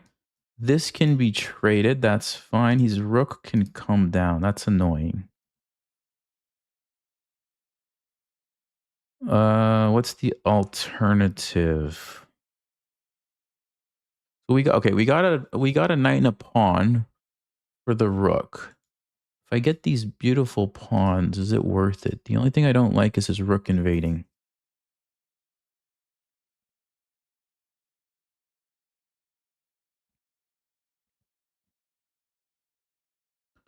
I don't have to trade queens. I don't have to trade queens. So let's consider the options.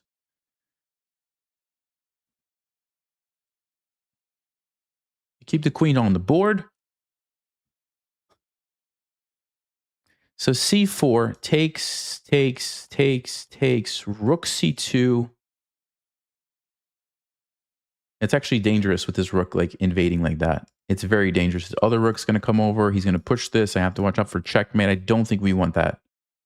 I don't think we want that. I think I have to keep the queens on the board, which would be queen f5 most likely is what I need to play here.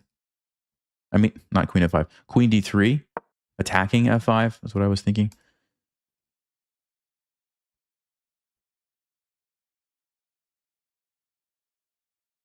Because once I play c4 and e6, like this is super dangerous if I can figure out a way to get my queen and bishop paired up here. So black is, yeah, I mean, yeah, they're up some material, but it's not a clear position for them. Okay, I guess we have to take that back. I don't see any other options there.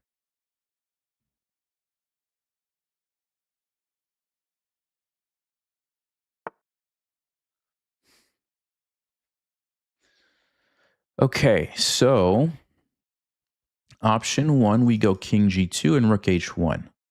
So like h6, rook h1, takes, check. Then their queen is going to invade. I don't like that. I don't like that. That's a pretty good move, actually.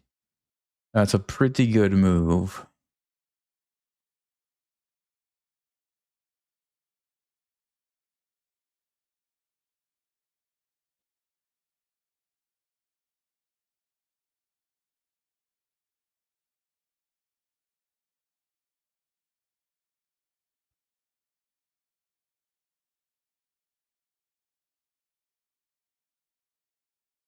We can play c4, but on takes, we're losing a pawn. Might be worth it if we can get this diagonal open.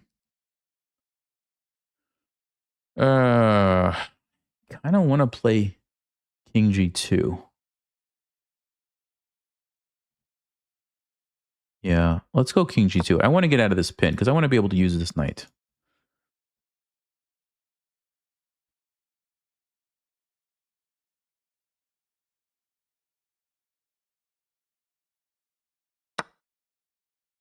Okay.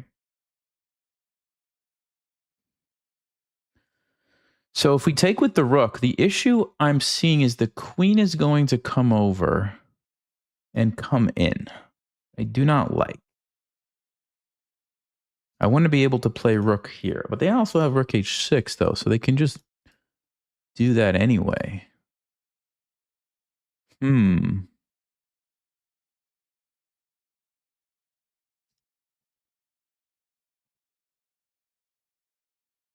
Hmm. They're going to play queen h7, I imagine. I have to figure out how we're dealing with this. They start with the rook. Okay.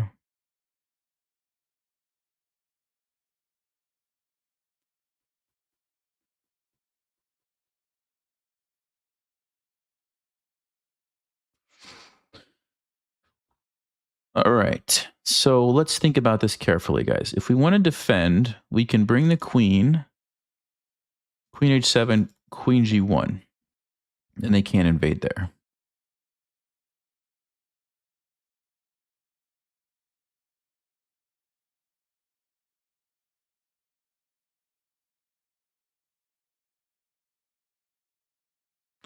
Alternatively, we play e6 right now, and we try to go on the offensive. So e6, queen h7.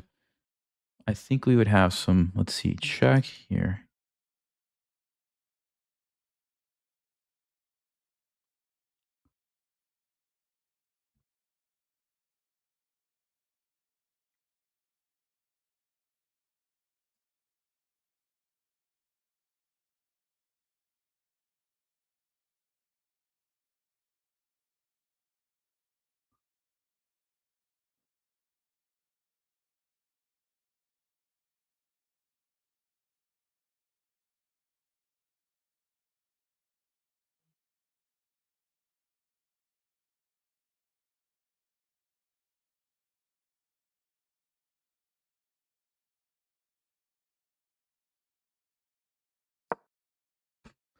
Okay, I'm going to start here. I need to get this diagonal open. I'm going to start here. I don't see it. I am not seeing the checkmate. Oh, they're going with the queen first. Uh-huh. Okay, we have a check, but they just block. We have a check, but they just run. If I start running, check here, check here, check here, I think we're fine. I actually just think we can just run. Here, here, here, here. No. Here, here, here, here. Oh, that's their idea. They want to go here. Okay, but then we have queen d5. Hold on. So here, here. They want to go there. G2.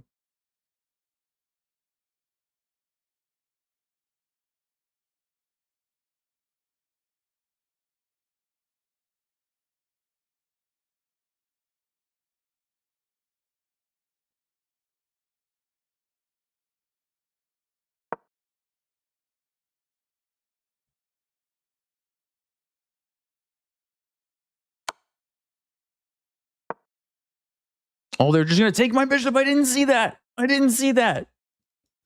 I thought they were going to go check. Oh, no. I didn't see that. Oh, no. Oh, no. I think we're losing now.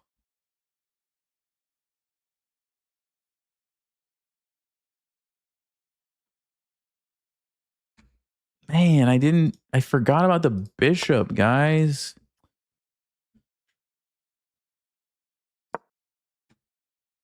So annoying. So annoying.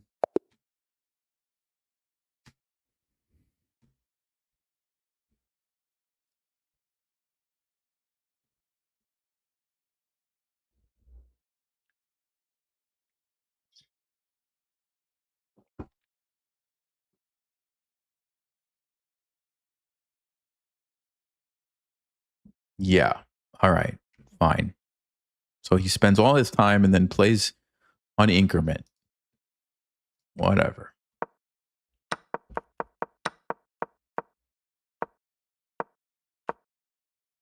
Yeah.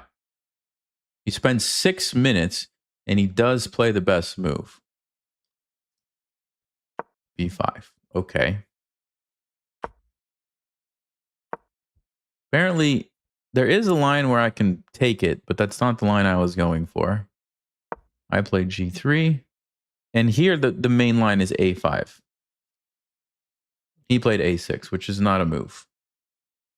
Yeah, it's not even a move that's been played. So I don't know. That's super strange. He spends all the time. He plays B5, but then he goes A6. Anyway, A6. Okay.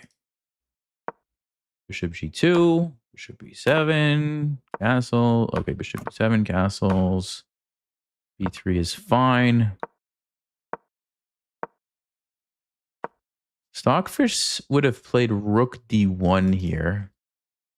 I didn't really consider shifting the rook over.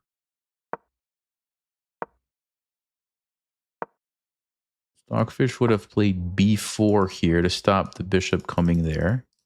Okay.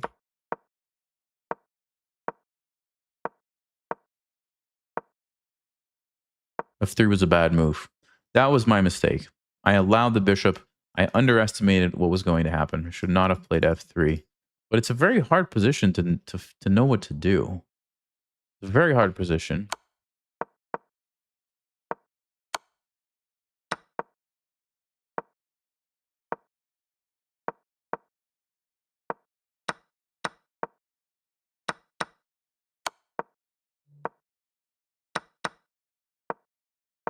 Yeah, Rook C6 was a great move.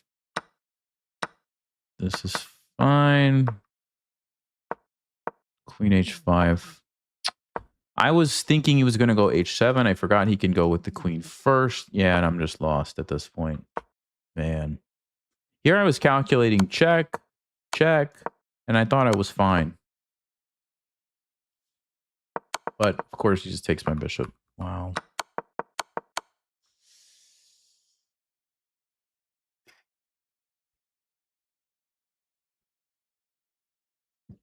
Yeah, I don't know if that's like a psychological thing that he does when he gets surprised by an opening, um, or if he literally just was thinking for 6 minutes and thinking for so long on every single move. I mean, it's weird. Most people don't do that, especially if you're so good at thinking quickly. Which clearly, if he could play the game, like he doesn't need to spend 6 minutes to play a good move. So I couldn't tell you. Very strange time usage from the FIDE master, but what do I know? All right, it's time, guys. We got to get a King's Gambit. We got to get a King's Gambit here. Come on, this is going to be. It's already 3.5 hours. We haven't had a single King's Gambit. Come on. Oh, you can't play the King's Gambit as black. You just can't do it. We're playing against Mario. Come on, Mario. Let's go. What do you got? What do you got? Again, bishop b5. Man, everybody's playing this. Wow. Okay.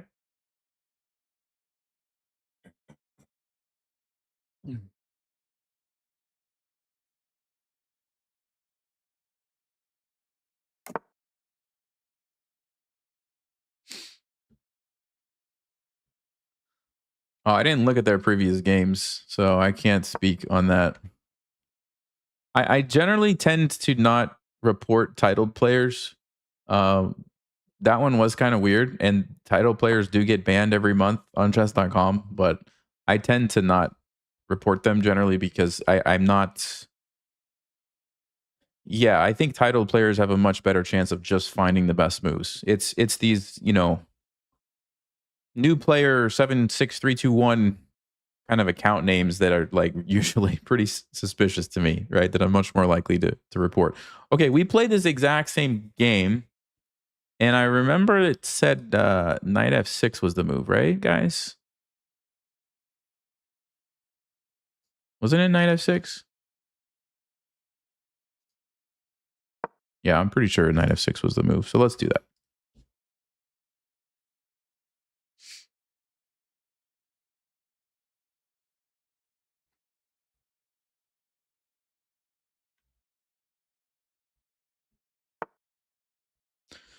Rook e1. Okay. Yeah, what was the line here?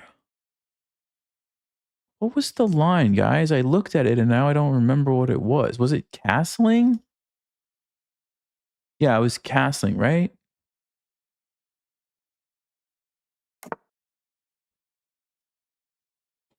I already forgot.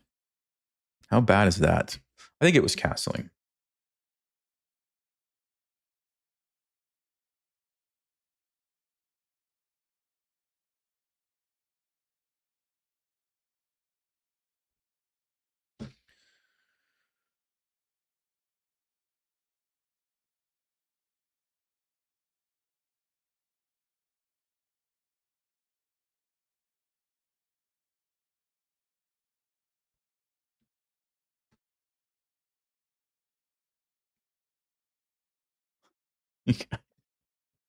No, honestly, the only moment in that game that was suspicious was the 6 minutes and then when he played b5.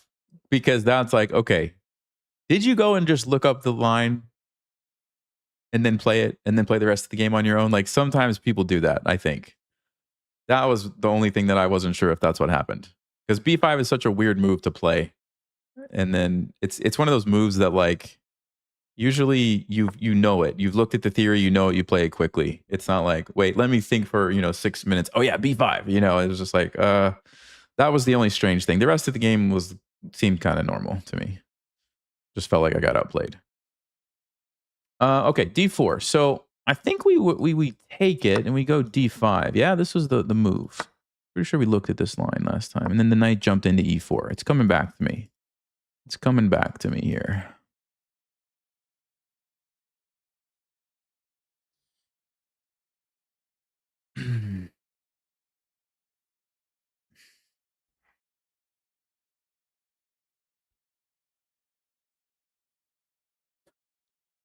When was the last time I tried to castle but moved the king over one square? I don't think I've done that one in a while. I have mouse slipped some other moves, but I haven't mouse slipped that one in a while.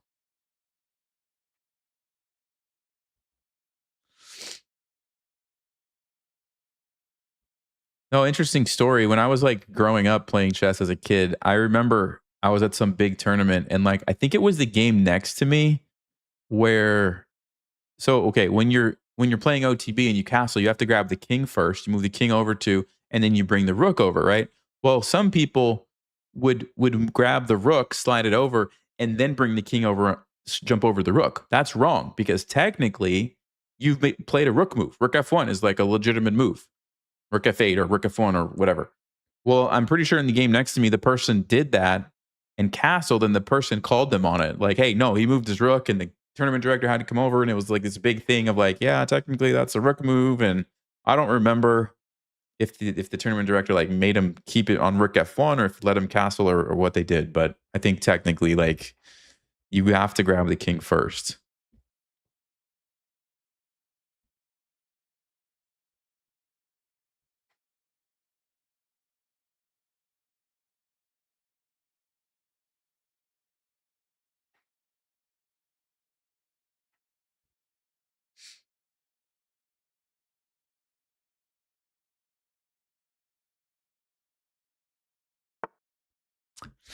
Okay, yeah, so they go here. Let's go forward. I'm pretty sure, like I said, this is the move. I just learned this the last game we played when I looked it up.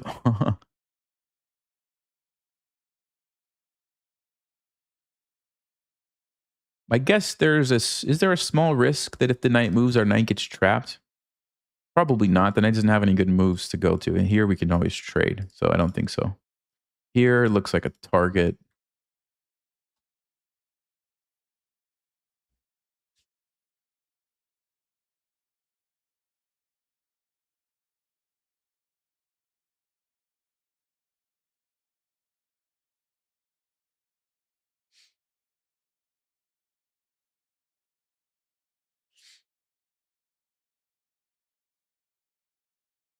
If you touch a piece in a tournament, you have to move it. Yes. Yes. Called touch move. Touch a piece, you have to move it. Yep.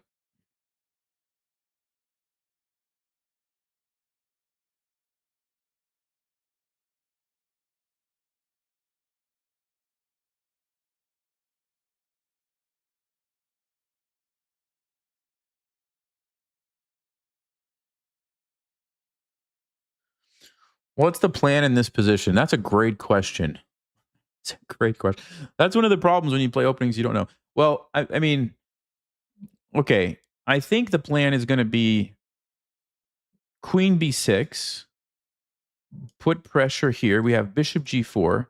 So that pairs nicely with targeting this pawn.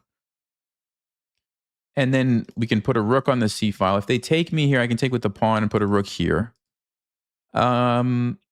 Maybe if we're ready, we could play f6 to undermine the center here. But first, I'm going to probably start with these obvious moves of putting the pressure on d4 and go from there. That's about all I can come up with as far as the plan.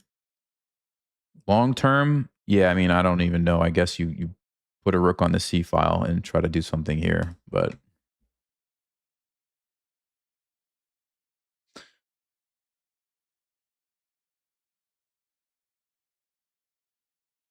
what if you touched a piece you can't move?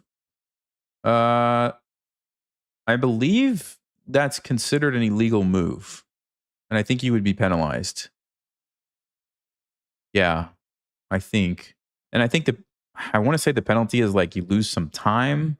And then if you do it like twice, you maybe lose the game. I'm not like actually an expert on those rules because it doesn't really happen like ever at higher levels. People just don't make illegal moves, except maybe in super crazy time scrambles. But it's so rare. I can't even recall a single time in my chess career when that happened once I got past a certain level. So it's kind of irrelevant unless you're playing at like a really low level, you know. Okay, it goes knight dd2. All right. So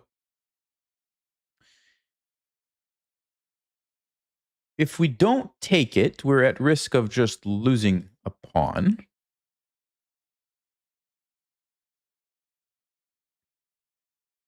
If we try to defend with f5 en passant, I guess we go back. I don't think I like that position, so I think we're going to take and play queen b6. or take and play bishop g4 while we have the opportunity. Yeah, actually, bishop g4 looks like a really great piece to trade off. Get rid of that knight, which is defending here, and then queen b6. You have a lot of pressure on the pawn. Let's do it. So bishop d2, bishop g4. Because otherwise they can play h3, and then this bishop, I guess it still actually could go here and here. It's actually not the end of the world for the bishop. Yeah, that's interesting. But I think I'm going to go ahead and trade this and go with queen b6. I think I like that. So they're thinking of knight takes. Interesting. No, okay, they do bishop. All right, let's go bishop g4. And this, okay, they go ahead and trade immediately. Interesting. Yeah, so this bishop is not awesome, but I expect we're going to go here, e6, bring a rook somewhere, drop the bishop back, and play like c5. And we will play on the queen side.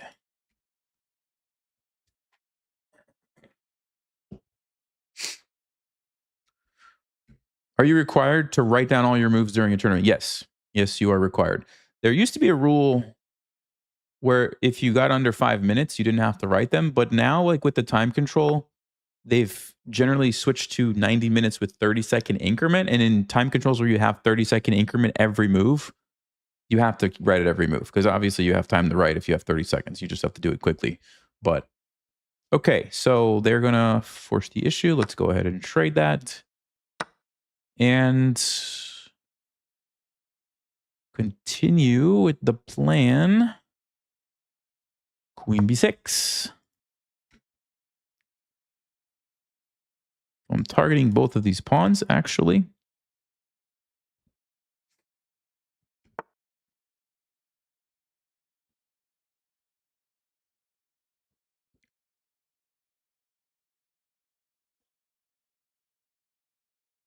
Yeah, this is a backward pawn, so we are at risk of potentially losing this pawn, but I think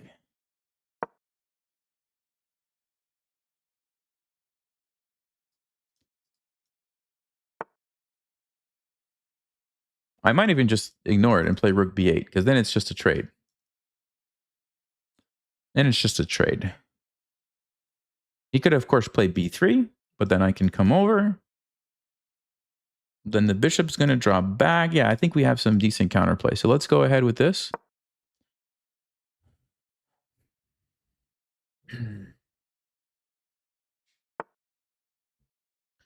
Okay, let's bring the rook over here. And I'm playing these moves quickly for two reasons. One, it's relatively straightforward what my move should be, I think. There's not a ton going on. And then the other reason is I want to try to get one more game in before I have to stop for the day. And I really hope we can get a King's Gambit.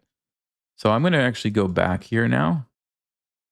And the idea is that if they take my queen, well, we've gotten rid of our backward pawn. A backward pawn means it has no pawns that can support it pushing forward. As soon as this trade happens, it's no longer backward because now we have support pushing forward, okay? It's not nearly as weak. And also then we could even use this to attack their pawn over here. So yeah, they do trade. Let's go ahead and take. And so c5, obviously white's idea is to double up. I wouldn't be able to take because I lose a rook. It's not the end of the world. I could just move. And we're still defended well enough. But I'm also thinking, what if I go here? This is a really nice idea. You guys want to remember this one, okay? When you're trying to fight over a section of the board where there's a file that your opponent wants to use for their rooks. Yeah, I think I am going to do that.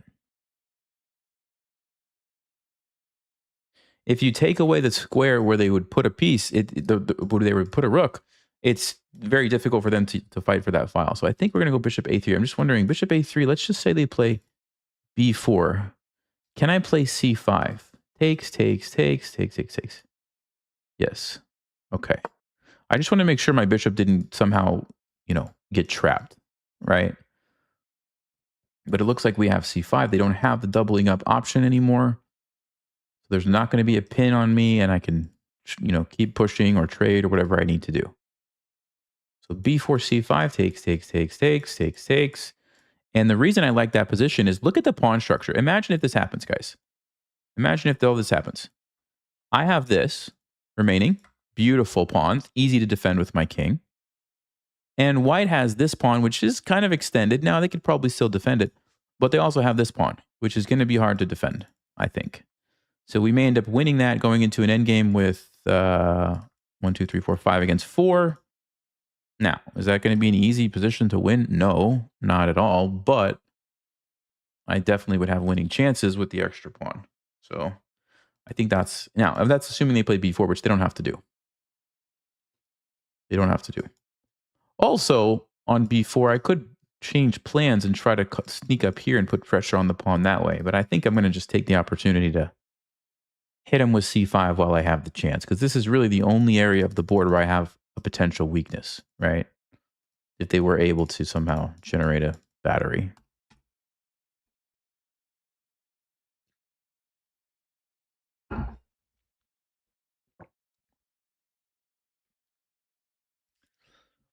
At these high ratings, would anyone accept the King's Gambit?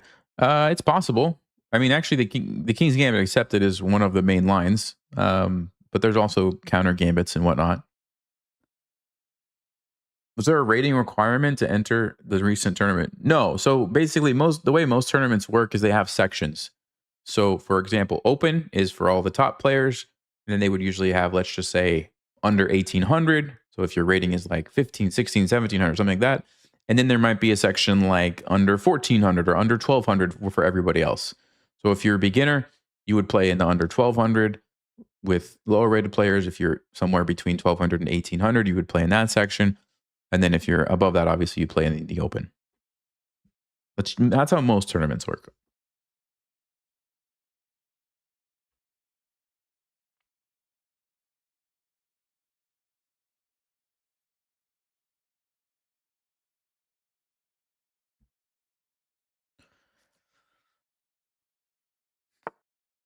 Okay, they do go with b4, and like I said, I think we should just go with this line. Okay, and there's no tactic here because it's going to be defended, so we do have to take this way. We have to take this way. Yeah, okay, so like I said, this is a weakness. I think there's a good chance we could win that pawn. It's going to take work, of course, but eventually we could put the rook and we can run the king, and, you know, like 20 moves from now, we might take the pawn.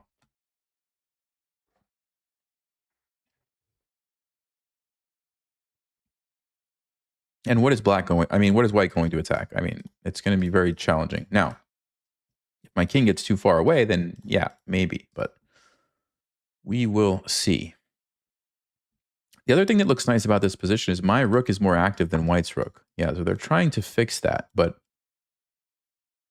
how are they going to defend this? Bishop c3. You want to play a rook ending? Okay. You can't play f4. Bishop f4 looks really bad. Yeah, let's go here. Let's go here. Oh, no, actually, that's actually a blunder. We have rook c8. You can't play bishop c3. Rook c8. Bishop back. We trade, and then we take a free pawn. Yeah, that's a blunder. So they can't do that. So if you can't play bishop c3, you can't play f4. You have to play bishop f4 or rook back to e1. Rook back to e1 obviously looks awful because I get to invade. So they might be playing bishop f4, but that also looks really bad because I get to, yeah. So not only do we have the pawn structure advantage, oh, they fell for the blunder. And this is even worse for them because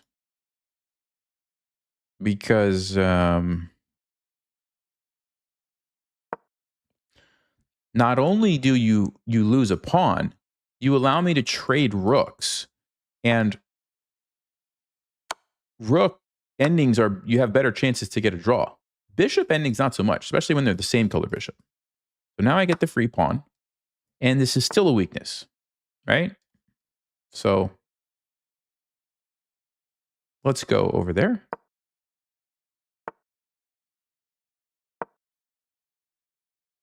Now, of course, the game is not over. It's going to require some careful maneuvering, but you should see this is where we're going to focus. We're going to push and create two passed pawns, two connected passed pawns, and that's what's going to win me the game. One pawn by itself is not able to do much, especially if I get my king in a good position to stop it. But two pawns, that's a different story, right? That's a totally different story.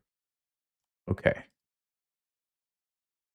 So let's move our bishop, I don't know, somewhere. Maybe just here. I mean, I could go here, but that seems really weird. Yeah, let's just go here. I was thinking about it because I didn't want to block my pawn, but this is fine. We can reroute or something. Okay, I'm going to bring my king over.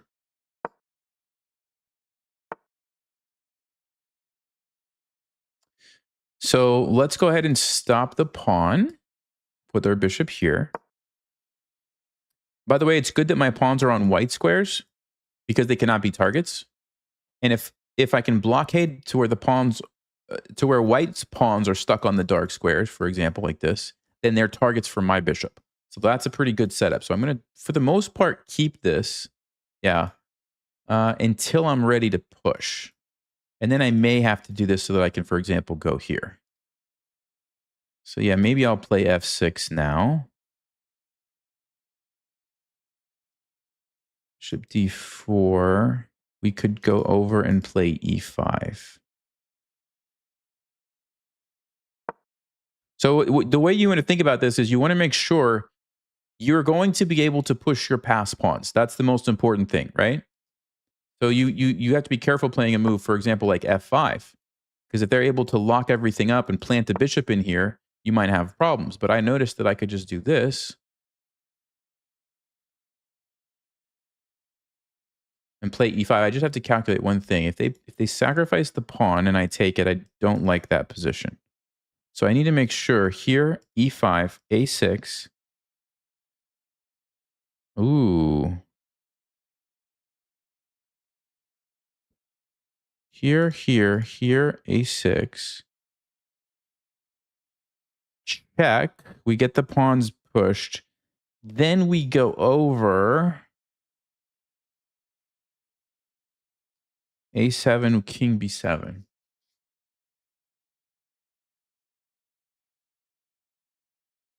Yeah, I think that wins. Okay. You got to be careful because if you do the wrong thing here, you could get into trouble. But I don't believe it works. Okay. I don't think they probably calculated this line.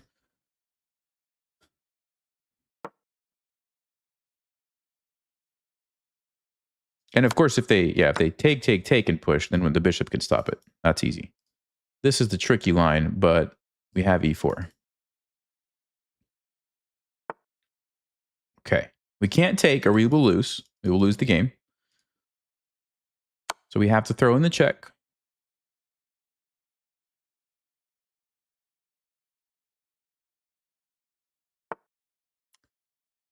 And let me think about this. Do I want to check them here or not? It would stop king b4. So check here. Here, the king comes up. We put our bishop. If they ever push, we always can stop it. Yeah, so we're good. Let's do it. Let's throw the check in. Now, we're still going to have to figure out how to get rid of this bishop, but my plan is basically...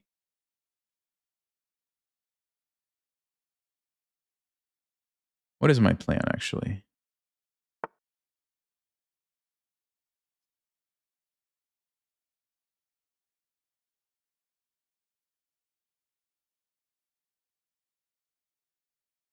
Hope I didn't mess this up. What is my plan, actually, to get rid of the bishop? Initially, I thought I could play bishop b6, but they have this move a7.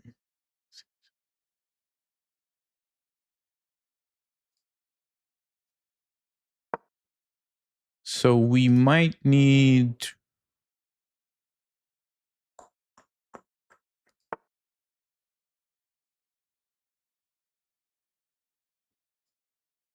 Yeah, we have to go here and stop it, obviously. The issue is I can never go here and take it. That's the issue.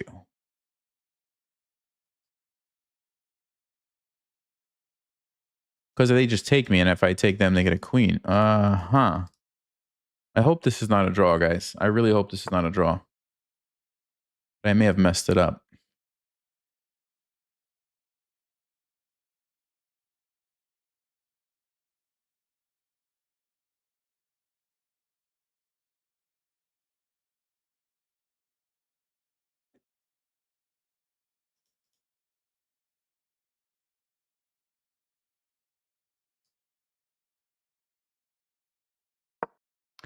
So we'll offer a pawn trade. I don't think they're going to take it. But the other thing that this does is it gives me a square for my bishop to go to. That might be what we need. Because we have to figure out a way to push these pawns without the help of our king. The king has to stay here to guard this now. And unfortunately, when I looked at this line, I was thinking I was going to be able to play bishop b6, but that's not something I can ever play. But we still have ways to try. If we can push the pawns and blockade the bishop, we could still do it. It's interesting how the pawns work with the bishop to create this little barrier where the king can't cross. Now, they could try to come this way. Yeah, that's what they're going to do. So here, here, here. And then we try to push. Yeah, I think that's our best chance. Let me see. Actually, hold on. There's also this square. No, we need to take our time here. So, option one, let's calculate. We go here with the idea of going to f4 to chase the bishop. So what are they going to do? King b5, only move that makes sense. Bishop f4. If they take me, we take, we're definitely going to win. That's easy. Okay, so here, here, here. Let's say they just plant it right there. We start pushing the pawn. Their king comes over. We push. Anywhere that they go, we go the other way and we get the queen. We get their bishop. And I believe we should win the game. So that looks pretty good. The other option is we go here. The idea to just push this and win. So they're going to have to play king b3. We push. If they take, we're winning. So they're going to have to go back somewhere. Let's just say, oh no, then we block this off actually. So I feel like both moves should be winning. Let's see.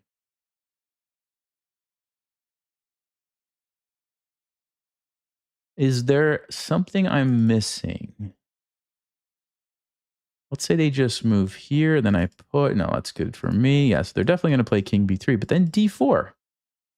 d4. They take, I take. If they just move somewhere, I'm just going to keep pushing. Actually, no, I'm not. I'm going to take the pawn. That's what I'm going to do.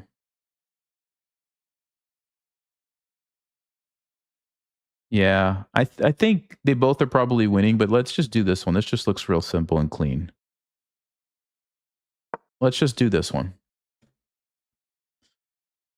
I think they both win, though. I think they both win.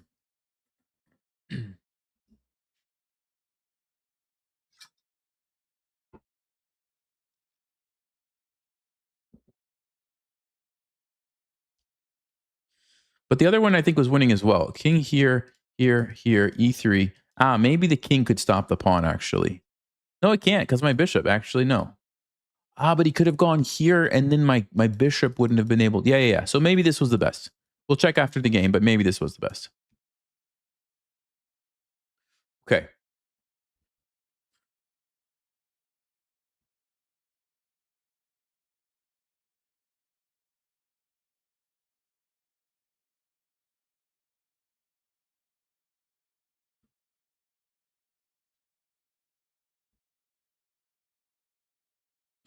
So white's problem is, number one, I'm going to cut off the bishop from the support of the pawn.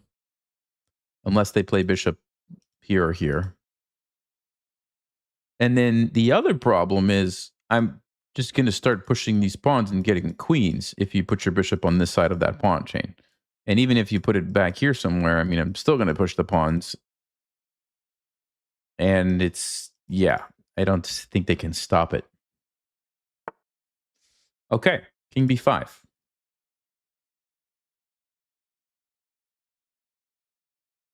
Oh, they want to go king c4. No, are you kidding me? Hold on. Here. If I take, they take. I take, they cut. No, they can't come up. They can come back, though. Then I go, they go, I go, they go, I win. Yeah, I win. Okay, here we go. Push the pawn.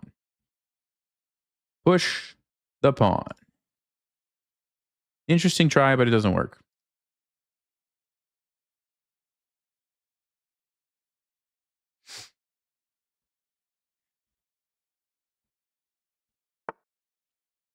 Okay, so let's just verify. We're going to take here. He's going to take my bishop. I'm going to take his pawn. He's going to go. Those are taken away. If you go here, you can't catch the pawn. So you have to go back. I take. Sorry. Takes. You go back. I go here. You go here.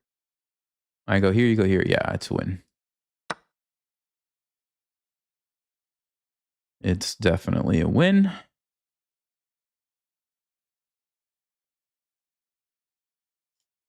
Double isolated pawns actually doing a good job here for us. Believe it or not. What's he thinking about? Oh, he's thinking about checking. Yeah, I guess you could have done that. Doesn't really matter, but okay, so we take. He has to run back. Yep, we come up. We come up. We come up. And we win.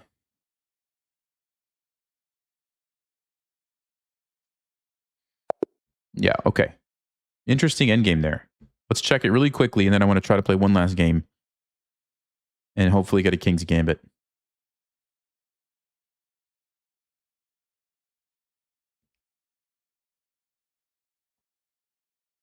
'94.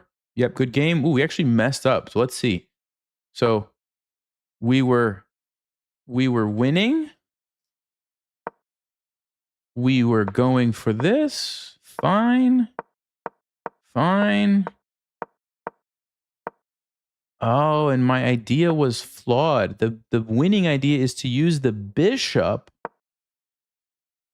so that you don't let that pawn get so far. And if they take here, it's just a trade. You still keep your double connected pawns, which is great. But this was actually a mistake, allowing him to push it so far. Oh, and I did mess it up, and it is a draw. Wow. It is a draw if he plays correctly. So let's just see.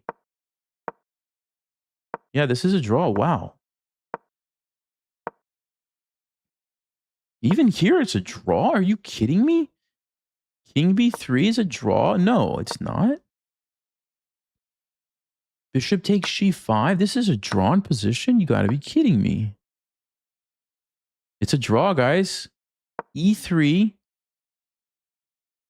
What if I don't do that? What if I just bring my king? What's his plan? Still not sure I understand how this is a draw.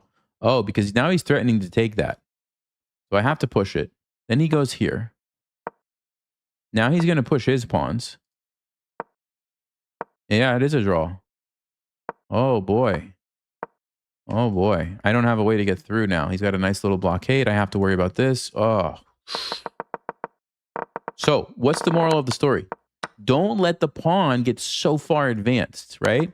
That was my mistake. I needed to find a different plan than to allow it to get so far. That was the big mistake. Wow. Okay. Don't forget that one, guys. That's very instructive. Make sure you understand that. All right, last game. Let's go. Come on. Come on. I have time for one last game. No. KB plays checkers. I'm so sorry. I can't do it. I'm going to try one more time. Oh, they changed the notification there. Come on. Let's try one more time. I'm actually play a 10-minute game because I don't want to spend too much time also. 10-minute game. Hopefully we get white. Yes. FIDE Master. Come on. Come on, baby. This much. We just needed it to go that much. It's not even that much on my screen. It's like this much. We're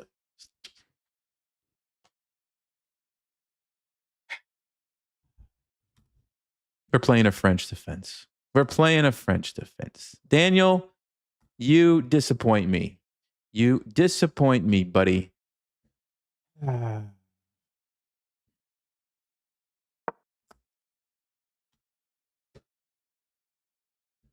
Played chess for 4 hours and we don't get a single. We don't get a single King's Gambit.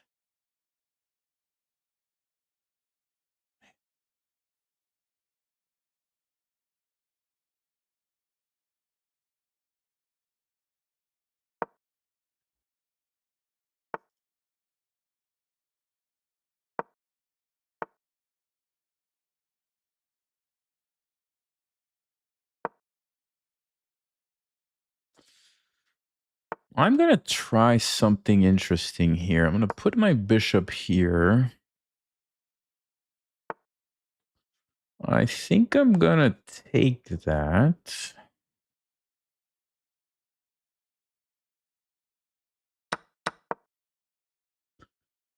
This is a 10-minute game, keep in mind. So I have to be mindful of the... Whoa, whoa, whoa, whoa, whoa. Did he mess up? Did he mess up?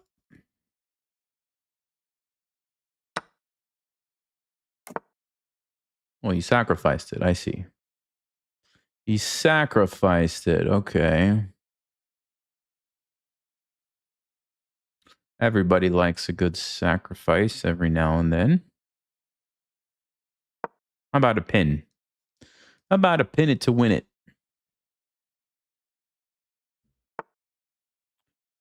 So you want to make a trade. All right. I like trades. I do like trades. I like trades when I'm up pawns. You know what I'm saying, guys?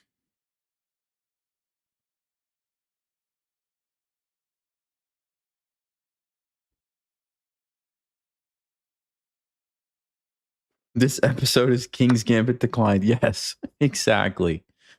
King's Gambit declined every single game.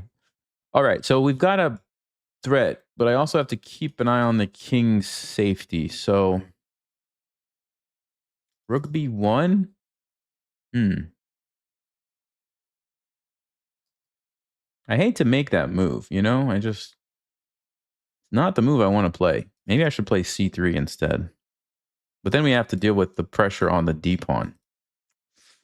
So I guess we got to do this, but it's a bit of an ugly move. Yes, indeed.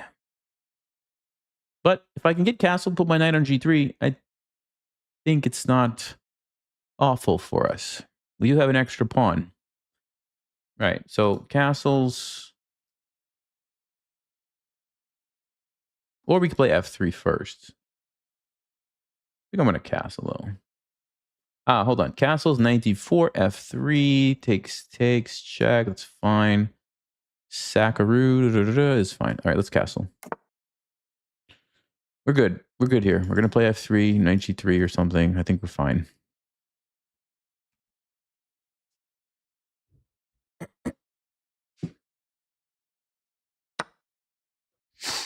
Okay, so he trades that.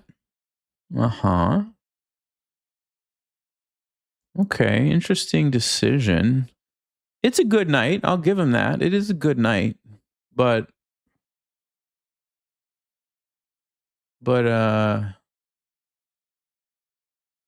is it that good? Question is, where do I put my queen, right?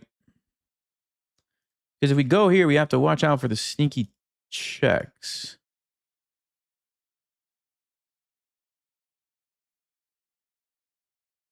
That's what we have to watch out for. But I really don't want the queen back here if I can help it, because I want the rook to come over. So let's do it.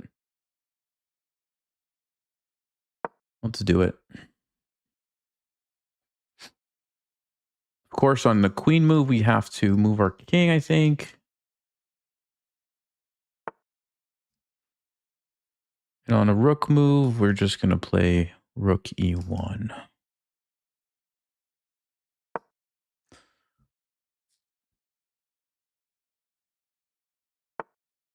Okay, don't forget, don't forget, don't forget.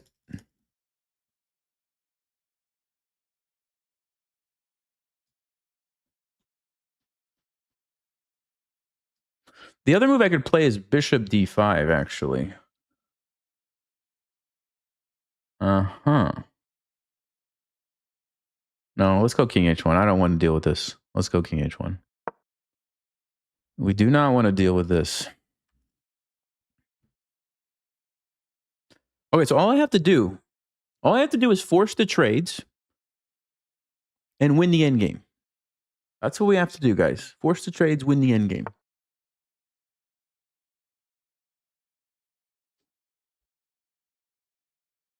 Might be easier said than done, but it actually shouldn't be too difficult. c3. Get that annoying knight out of there, I think. Then we can at least trade one pair of rooks, potentially another pair of rooks.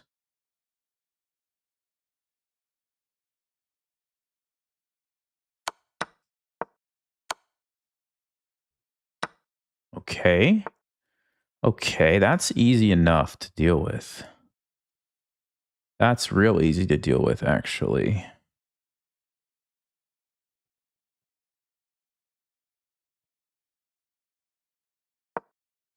So we put the queen there. We defend. We threaten everything.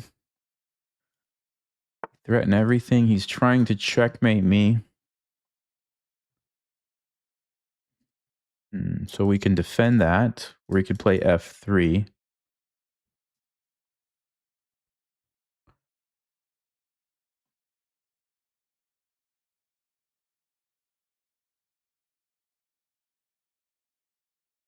The thing about f3 is queen g5 is a bit of a problem. So I think we should go bishop b3.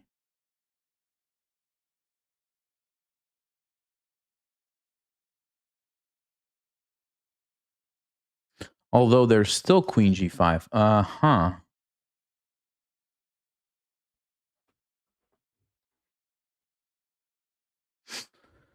f3 queen g5.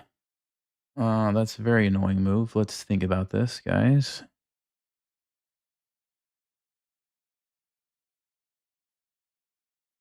We could play h3 here. Allow the check and run to h2. Then if he attacks me, we get to go on the offensive. That's the move, isn't it?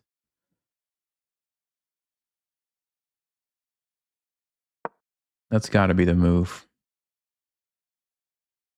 Okay.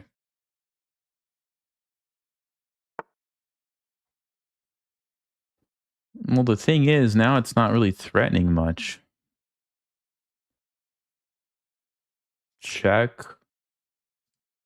But I can just go up, right?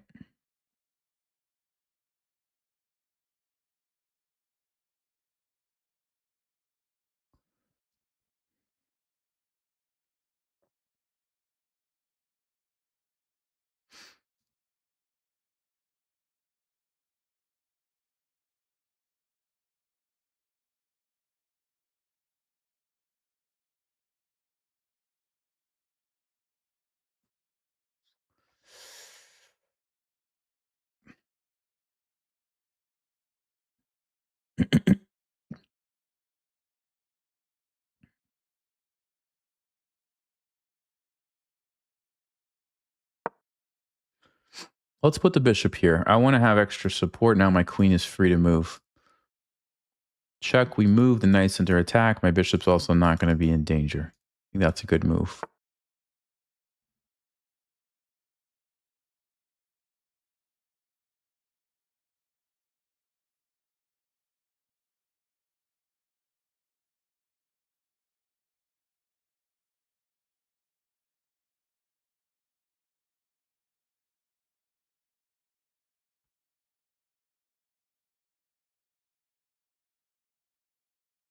Okay.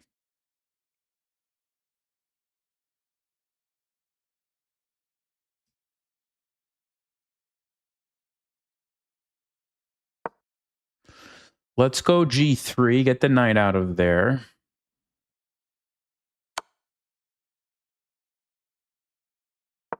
Fine, okay.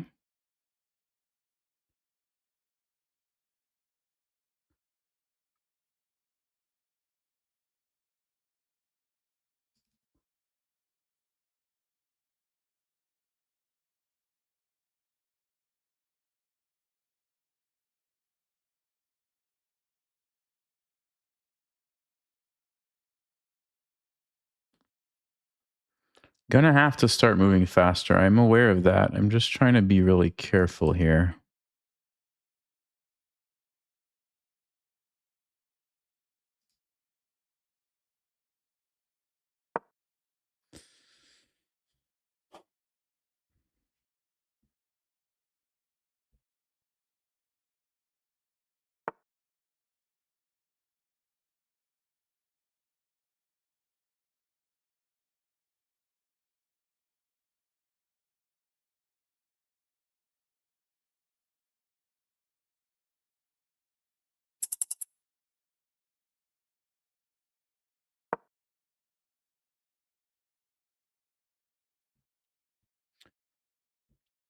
Okay, we're almost ready to pick up the pace, guys. Don't worry.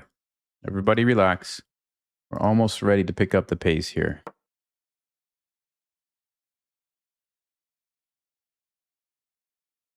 Because I'm threatening to win his knight. Now he can't keep doing these shenanigans. He can't keep doing these shenanigans.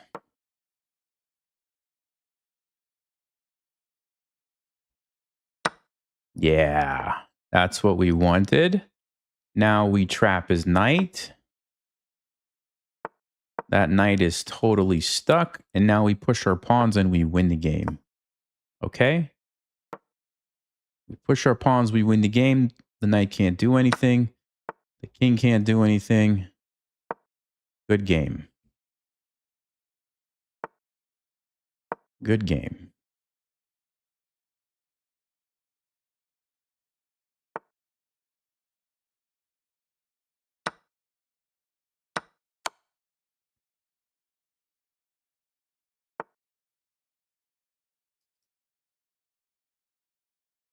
I can move my king.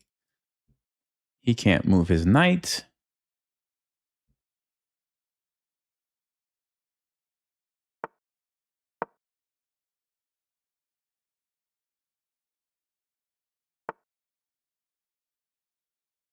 I don't even need to take that.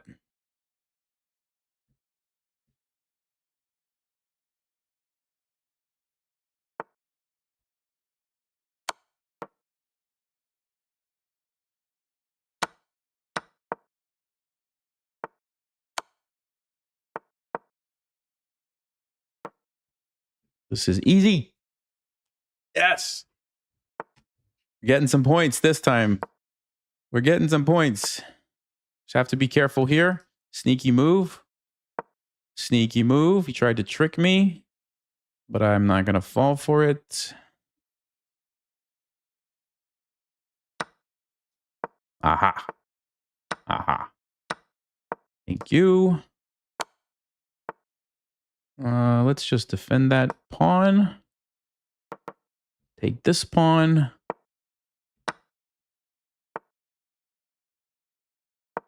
Let's go here, here.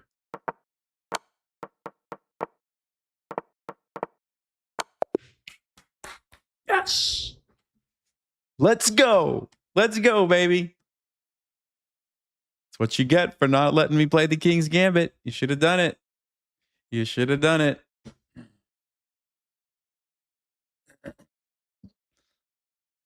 That's what I'm talking about. All right. All right.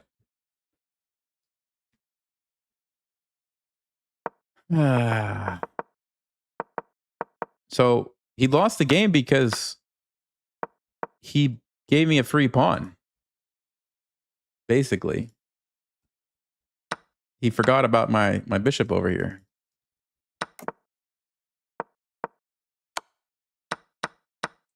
Although, no, he did get actually some decent counterplay, according to the eval bar there. I guess that actually wasn't where the game was lost. Yeah, he shouldn't have traded the bishop. Should have just brought the rook over, kept the bishop on the board. Was not a great decision.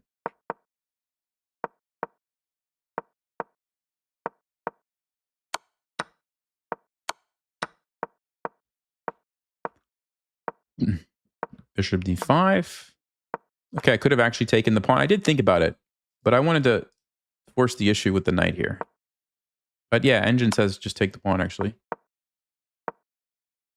He would have gone knight e7. That's, for some reason, a good move for black.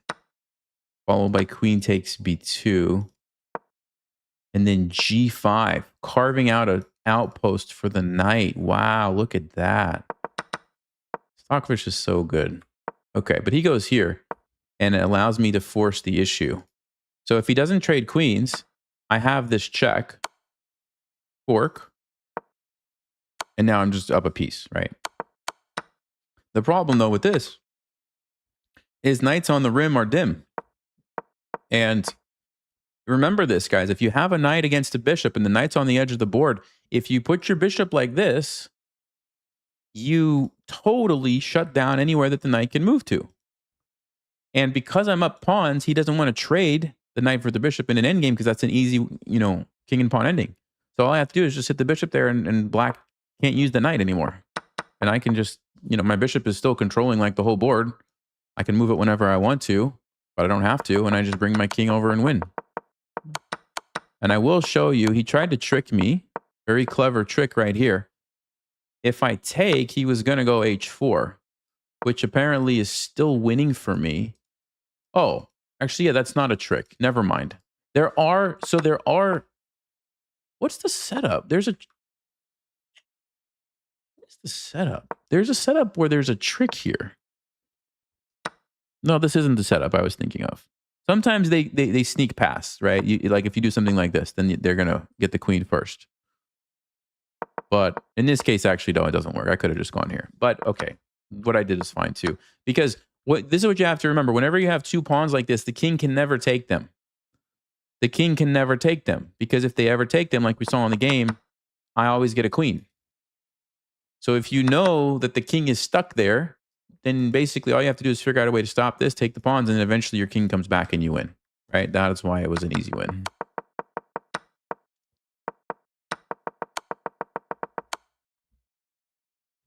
King's Gambit declined, yes. That about sums up the stream. King's Gambit declined. We played I don't know how many games for 4.5 hours, and we didn't get a single King's Gambit. Okay, if you go to an analysis board, you go to the Explorer, E4, in the Masters Day, okay, it's actually not as high of a, okay, it's 22%. 22% of the time. I don't know how many games we played with white, but we should have probably at least seen one of them. C5 is the most common, though, which we did see quite a bit of. So.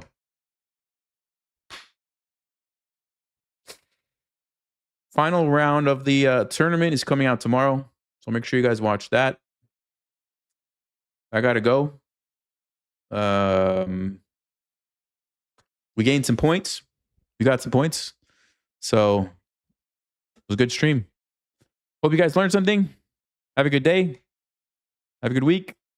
I will see you guys next time.